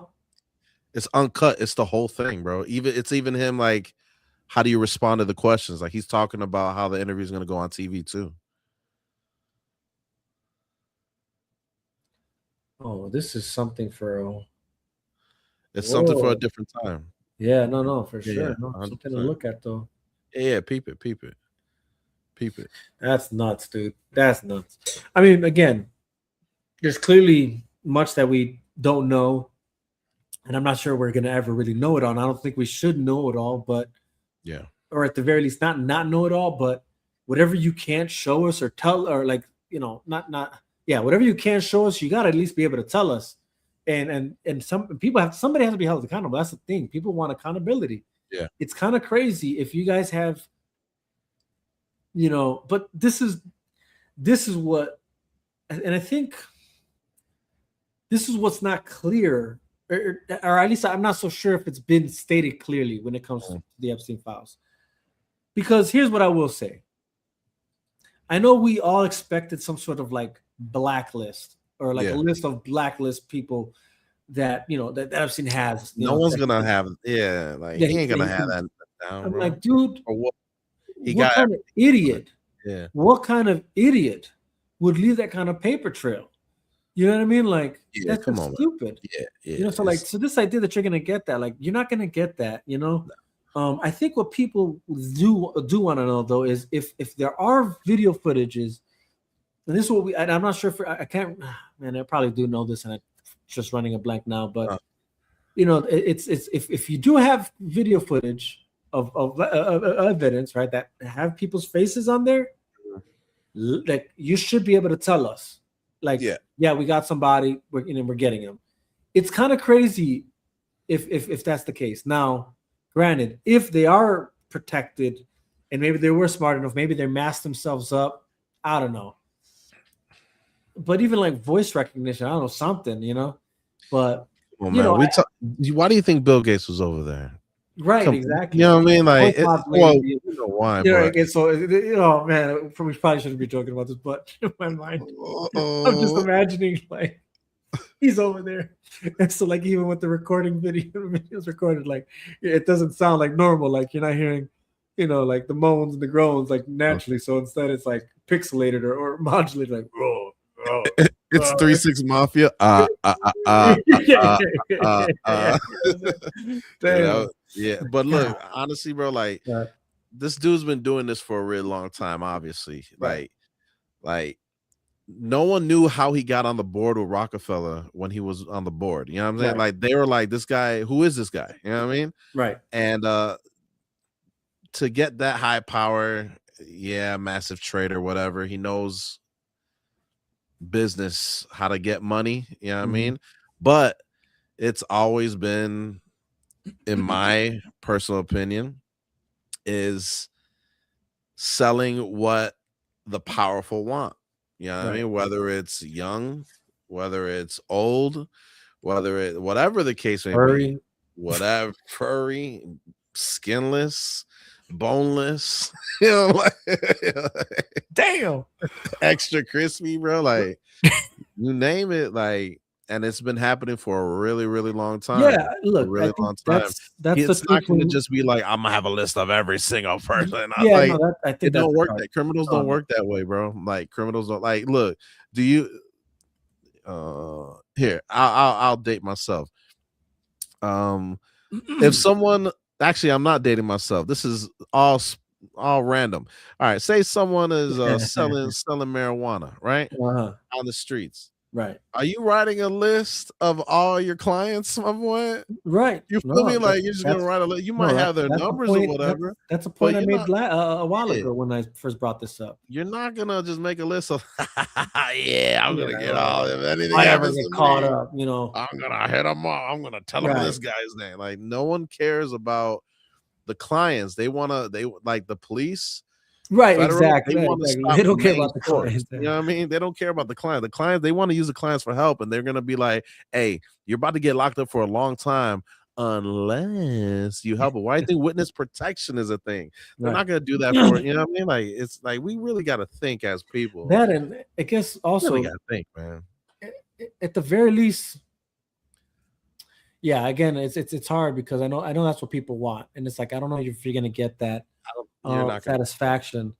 Happen, but and again, maybe even if they just said like, yeah, no, that's what we're doing, even if we can't disclose, brother, they can't even trace messages, phone calls, like they all have burners, bro. Like They can't. No, they can't. Exactly. We're talking about guys that had the money to really. We talking about billions. Tight. You know, like that up. I'm gonna buy my own island to do this type money. You know what I mean? Like Epstein had like 13 of the best penthouses in every big time state and country. You know what I mean? Like we're talking about money that we can't even fathom right now. You know what I mean? You think us peasants are gonna, you know what I'm saying, we're gonna get what we want from, like, he was hiding all and protecting himself to the fullest. Right. And here's the sadder truth. And he was just throwing little crumbs. And that's what we're getting is the little crumbs. No, for sure. And here's the sadder truth. You think it stopped? If you think this stops at Epstein, like, you know, if you know, it's we, you know, I don't know if this is the right wording, but we got lucky in a sense that we were able to get Epstein, you know, and I guess stop his operation. His operation. The main guy? You think he's the only operation? He's the main one? Right. No. Come on, man. I mean, like, look, like, you know, this is a I don't know if you ever saw the movie. Yeah, I don't know if you ever saw the movie. What's it called? Oh wow, Angels? Something Angels? No, Angels and Demons. No. Is it that? No. Angels in the Outfield. No. No. Oh my gosh, I can't believe I can't remember the name. Constantine. You said Angels. So no, I got it wrong. I don't even think it's Angels. I think it's something else. And the Days. I just know, you know what? I know it was made by Angel Studios. Okay. But it was a movie that came out like not too long ago. Like maybe 2-3 years ago, maybe at best. 90 Minutes in Heaven.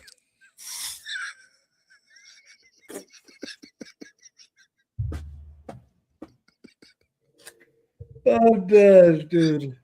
No, dude. It's based on a true story. War Room. Let me stop. Go ahead.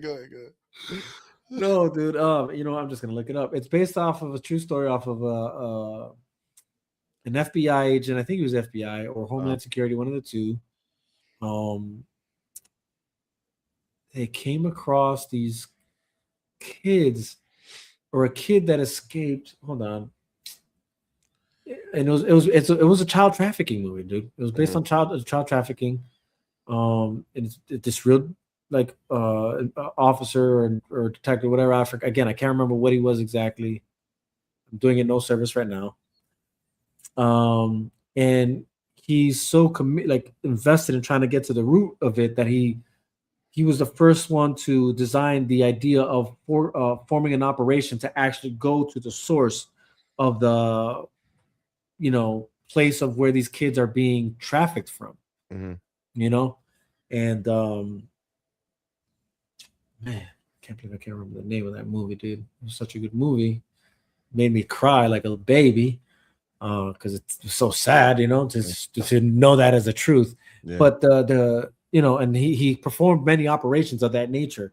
I think he was actually acknowledged by the Trump administration when Trump first got back into office, I think. But man, dude, and the matter of fact, the character, the actor who plays his character, the detective, is the dude who plays Jesus in Passion of the Christ. I forget his name right now. I don't remember his name, but yeah, I know who you're talking about. I'm gonna tell you right now. He was the Count of Monte Cristo. Yes, that actor. Yeah, he plays the detective. But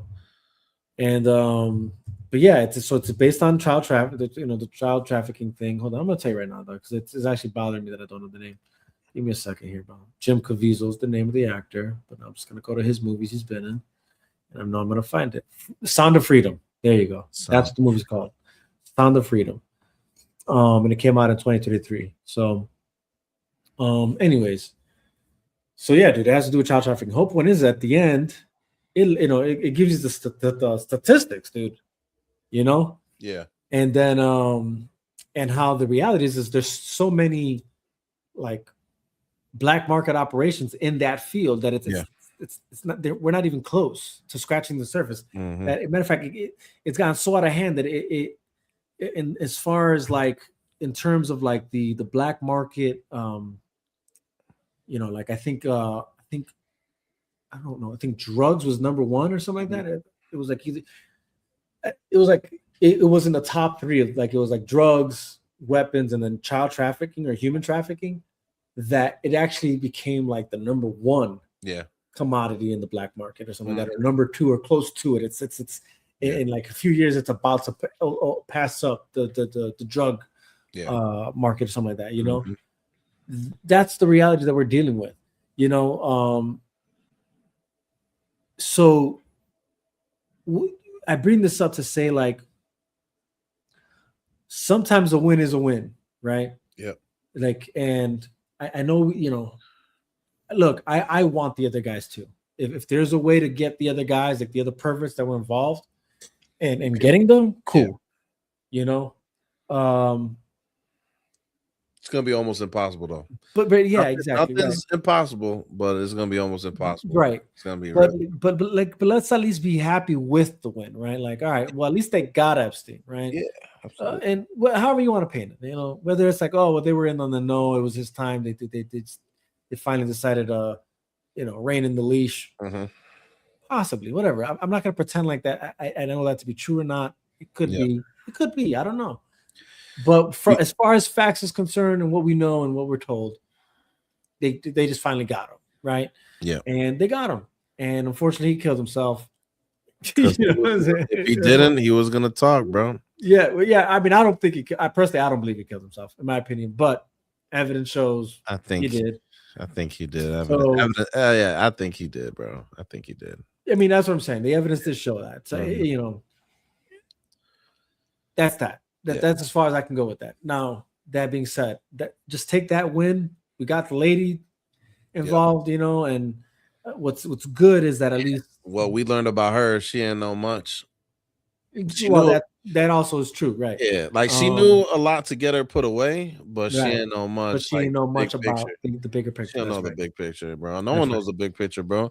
I think you would have to dive into the Bohemian Grove if you want to get a sniff of the big picture, but we're still not gonna know anything. You know what I mean? Like that's like it's just not gonna. It's just these are all just small seeds to the empire. You know what I mean? Yeah, just small seeds. I mean, it's a global network. That's what you guys got to understand. I mean, you can sadly said. Yeah, you can. Sadly said, I don't say this. You can obtain information, videos, people through the dark web, bro. You know what I mean? Like, there's a whole thing. There's a whole thing, and it's like, I think it's so big it can't be stopped. But I feel like it's been doing things like this have been happening since the beginning of time, bro. Like since Sodom and Gomorrah, my boy. Like, exactly. No, exactly. This isn't. Like, matter of fact, no, that's actually the truest. Yeah, that's the truest thing. If you think about it, right? Like it's, you know, again, going back to that, the market, the black market as we know it, and then the and I'm not saying I don't view it this way, but this is just what it is. But the commodities that exist in it, right? That apparently even humans now, right? Or not now, but the human trafficking aspect, that has existed for a long time. You know, and obviously we're maybe it wasn't considered trafficking then, right? Because it's not like they had planes or boat, whatever. Like maybe some boat, you know, whatever. Or law. You know, even when you consider again, just you know, that number has grown from time to time, right? You know what I'm saying? Like, you know, the children, the women, you know, that are trafficked, you know, back then probably, you know, via horseback, via carriage, via, you know what I mean? Camels, you know, say via walking, via boats, Vikings and stuff. Yeah, bro. You know what I'm saying? Like that's the oldest like sin of all time, you know, if you know, if anything. But think about it. Look, I brought up Sodom and Gomorrah for this reason. When people who they didn't recognize went into their city, what do they want? They want to smash. You know what I mean? Like they want to smash some angels, and they don't care what it is. Like male, female, don't matter. I need you're here in my city. You need to get this dick. Like that's like it's just Sodom and time, Gomorrah didn't get destroyed for smoking the pipe. Yeah, that's for sure. They didn't get burned down for lighting incense. But how many Sodom and Gomorrahs are there in the entire world 100%. throughout the entire history? You know what I mean? Like we're talking about, this is a generational business, straight up a generational business that keeps the wealthy and the dark hidden. You know what I mean? But it's like, and it's a manipulation that again you're able all to over use, the world. It's everywhere. I don't think United States ain't even the biggest. You know what I mean? Like, here's the crazy part. The crazy number there is that the United States is awkwardly, but that kind of makes sense considering, I guess, the free market aspect of things and our internet being so free in a sense. Yeah, the United States is the bunch of pervs here. At least on paper, the most like child pedophilia. Yeah, it is absorbing material. It is, and even commodity of buying videos and stuff videos and the source is not here. Point, we're not the source. Market. You know what I mean? We're the market for it. Like there's a market here for it, but there's a market everywhere. But it only makes sense. Here's the biggest because and this isn't I'm not even saying this to boast or anything. It's just like if most of the money is here, most of the spending for anything is going to be here. Yep. So like that's why like any export and anything from the legal stuff to the illegal stuff is here. So that's that. But we are not the source of that. That's for sure. And again, America likes to give their money to it for some reason, bro. Bunch of freaks, bro. No, I mean, all around. Freak. You know, I got that, bro. No, where is that, bro? I can't remember the movie, bro. Oh, I can't remember I was hoping you do, bro. Oh man, I got the movie, but it sounds familiar. They were talking. He was just like, "You freak." He said like 3 times, bro. He got a rebuttal, and he's like, "Freak." I forgot what movie it was, bro. I'm dead. I'll figure it out next time, bro. I'll figure it out. That's crazy, man. Hey, but I gotta dip on out of here. No, I was about to say we do gotta wrap this up though. But let me know next time if you can. Give me some time. You know what I mean? Yeah. Give me some time, especially I got a pregnant wife who has a illness, you know what I mean? 100%. And 2 young bucks. So if I could get some time so I could, no, for sure, let her know too. Because I asked her, like, when you text me, she was like, yeah, but we got this, that, and the other, and I ain't doing nothing because I'm tired. Right. And I was like, for sure. Boy, I'll hit him up when I hit him when I'm done with everything. I'll get in there when I can, bro. I can't. But it was spontaneous in the sense of like even asking you, like, because I knew we were talking. We had the ones that we postponed from last week. So I just figured, let me see if he's available, Yeah. But no, obviously I'd rather let you know ahead of time and let's figure it out ahead of time for sure. For sure. Today's Tuesday, so I'm available Thursday. Okay. I'm available Saturday, Sunday. Okay. Bet. Well, I'll get back to you on that one then for sure, because I definitely did. Obviously, there's a lot to talk about, and things keep coming up into the news cycle, sports wise, entertainment wise, and all that. So, there's always something to talk about. Real quick about the sports thing, bro. You saw the odds for Giannis being traded? No. All right, so 54% says he's not going to get traded. That's the odds. Like I'm talking about, like at DraftKings and FanDuel and all that stuff. 54% he's not getting traded. Then the team that has the most percentage after that are the Chicago Bulls at 24%. They used to be 4,000 to 1 odds, and now they're 250 to 100 odds. Bro, so I don't know what's going on there. Honestly, I don't believe it. Personally, it's weird that the odds are like that, because I'm like, bro, Bulls, we never make trades, and I don't know if that trade will make sense. Like, we'll have to give up everybody. So, like, if we get Giannis, who we, you know what I'm saying? Like, who we get? Like how to, who we get in? We're not gonna have any draft picks to draft young people. We're not gonna have money. Do we need that though? Yeah, you always need a draft. You can't. That's how teams are built now. No, true. I just feel like that's kind of what we've been doing, and it's obviously not working. No, because we're never the number 1 pick. We're always number 10, number 12. You know what I mean? We're always in the we're in a basketball hell, bro. Like we're never the worst team. We're like a playing team. We play to get in the plan and lose. Like that's the worst spot you could be, because there's no superstars. There's no great players come out at 12. You know what I mean? Like at 10. That like it's rare. We got blessed with Buzelis. Like Buzelis should have been the 3rd overall pick. Right. But because he didn't do college and he went straight to the G League, they didn't know how that would, you know, and we got blessed with Buzelis. But people you'll find at 12 or whatever, you know, Jalen Terry, Ayo DeSumo, like Josh Giddey, like good players, but not like superstars. You know what I mean? Those are top 3. Those are top 3 picks. Like you look at Cade Cunningham, you look at all these players that have come to the league right now. Look at Shai Alexander, you look at Williams, who's with the Thunder, you look at Chet. All these guys are top picks. Right. And that's how you build your team around it. The Bulls don't know how to lose good. They don't know how to rebuild. They refuse to rebuild, actually. Yeah. And they think they have enough to win. Right. But they don't. It's been over 5 years now. You know what I mean? Yeah. So, like, if you trade for Giannis, that means 4 draft picks, your next 4 picks are gone. Right.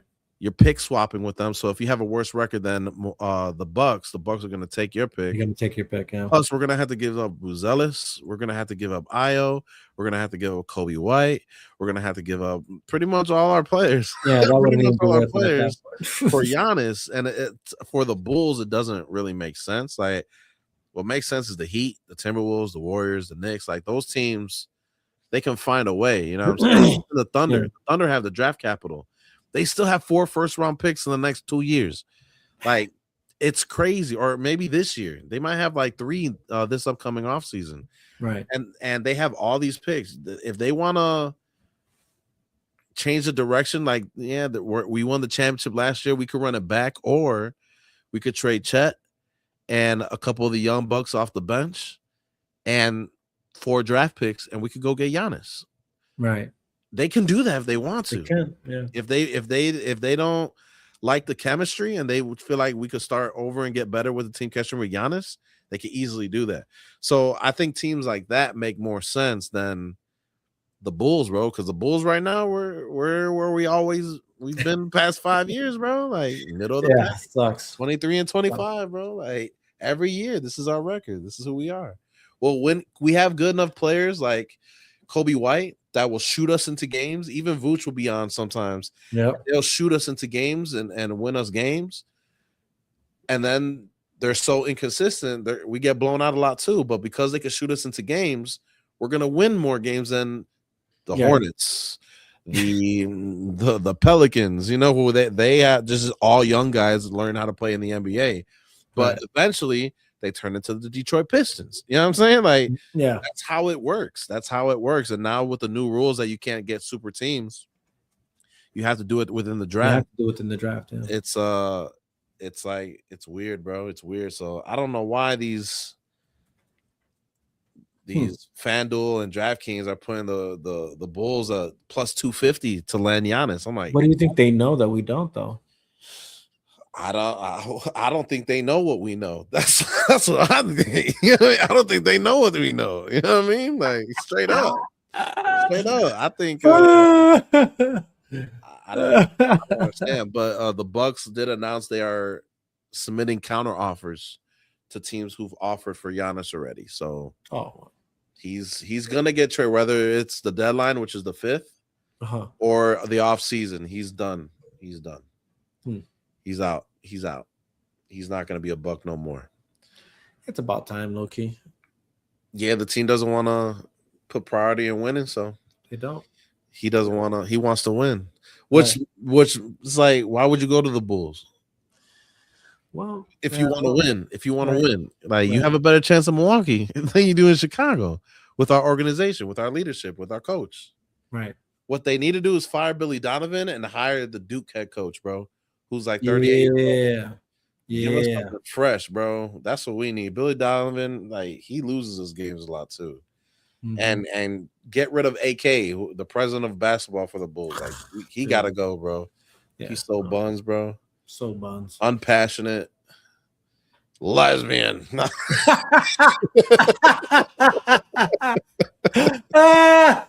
can't stand him, bro.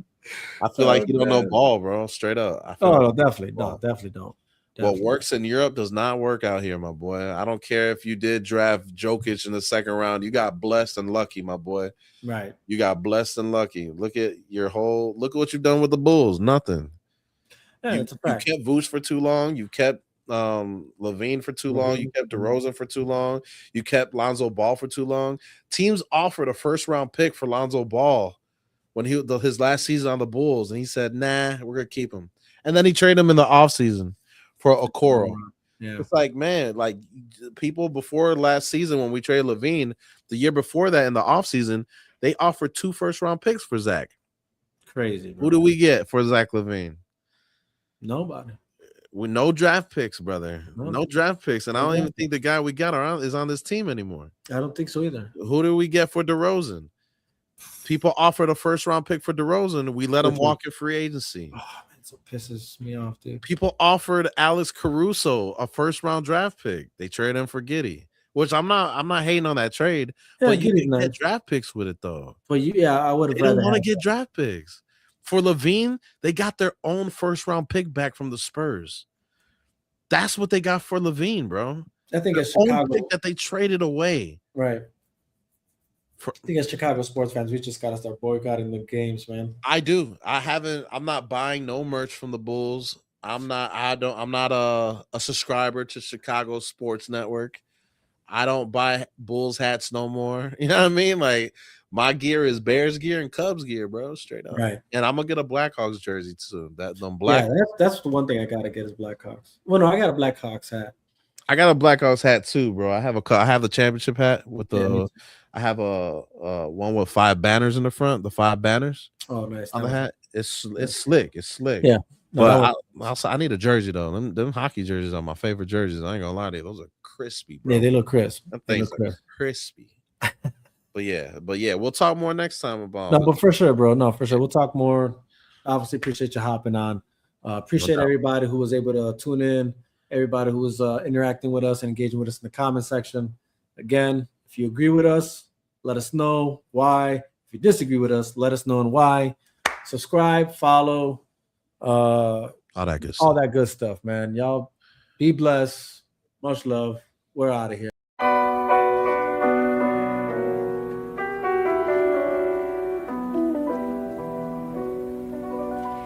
I want you to stand up tall and proud. I want you to speak up clear and loud.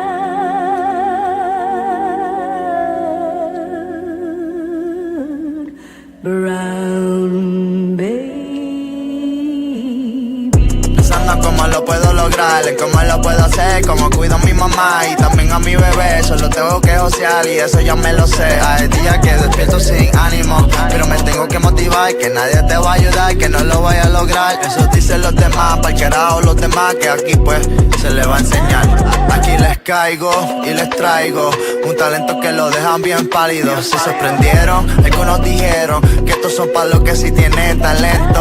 De verdad, se jodió todo porque yo nunca voy a parar de josear. Pero un día, ojalá yo con ganar doble A. Dile a Mike Tower que me tire para hacer un collab. Sin pijama, Nati, que me invite a la casa. Ojalá.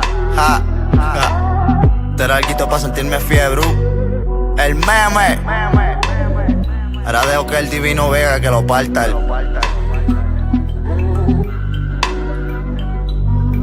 Vega. From the past to the present to the future. Been fucking the game up, different angles, Kama Sutra. From hangers to machine guns, flamethrowers to bazookas. Goes down in these streets to inside your computer. Your streets made of tears, Reese's fans like Medusa. Y'all crying in the comment section, shout out Brett Cooper. We're champions, you're cheaters, we're winners, you're losers. When I take off, I'm gone. If you don't keep up, I'll lose you. I've been contemplating and changing my name to Il Divino. What is that? Italiano, Latino. Boston born, Chicago raised. My roots are in Puerto Rico. Y la Boricua, I'm the last cacique de lo taíno. I transcended from Rex to Regal. Say it's my ego. See how fast you get introduced to my desert eagle. See, nice as Galito, but I know my rights. I'm keeping it legal. Once you level up, gotta watch how they treat you.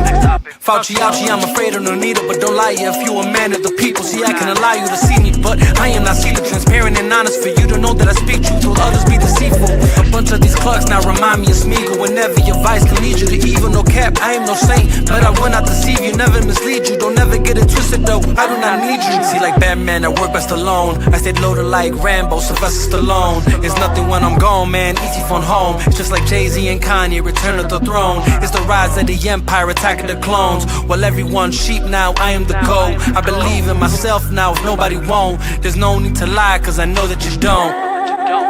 I just hope you got my rise of the empire, attack of the clones line.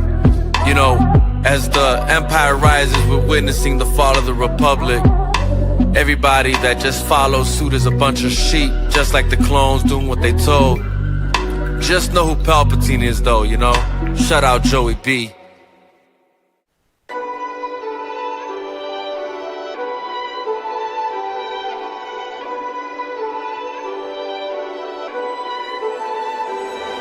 From Chicago to Boston, Midwest to the East Coast, and this island in the Caribbean known as Puerto Rico is why the bars are lethal. Got me going beast mode in this game called life. You better know some cheat codes. Il Divino's back, someone let the streets know. 6 shots for the folks and 5 shots for my peoples. I think it's high time we all have a sit down. Can we all agree the game is gone to shit now? Like the fall of Rome, the death of Romulus, history repeating itself if you know it's obvious. If you had your head inside of a book instead of binoculars, you'd be able to see without a pair of binoculars. Our tax dollars being spent towards the damn omnibus, but the rich stay rich, commoners remain commoners. The tentacles and everything like a damn octopus. Mass media, mass hysteria, how they control the populace. Cash rules everything around me, and on every dollar bill it's printed. In God we trust. Yeah, everyone lives in fear around me. The truth will set you free. Quick shout out to Elon Musk.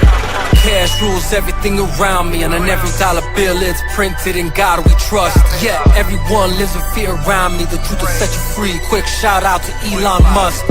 Living in this shy, can't let them catch me snoozing. To be shooting just for the amusement. I refuse to be a victim, never be a loosen. When your city is a war zone, who gives a fuck about Putin? And there ain't nothing safe about the Safety Act. There's more safety in being strapped. They should choose you, shoot back. Those odds are better than getting caught laying on your back. Don't believe me, check the stats. I'm just bringing you the facts. With my hand on the Bible, I swear to rap the truth. My mighty God, the whole truth and nothing but the truth. My people perish for lack of knowledge. My knowledge I share with you. There's nothing we can't accomplish. One head ain't better than two. That's the purpose of a democratic republic. Discussion on every subject, in truth, logic, and reason, till we reach an agreement. A nation under God is how the states united. Got out of the picture, look how gradually we divided. Cash rules everything around me, and on every dollar bill it's printed. In God we trust. Yeah, everyone lives in fear around me. The truth will set you free. Quick shout out to Elon Musk. Cash rules everything around me, and on every dollar bill it's printed. In God we trust. Yeah, everyone lives in fear around me. The truth will set you free. Quick shout out to Elon Musk. Arrogance is the primary ingredient that will make you assume you can take action without God. Arrogance. That's actually what it is. You think you got this, and you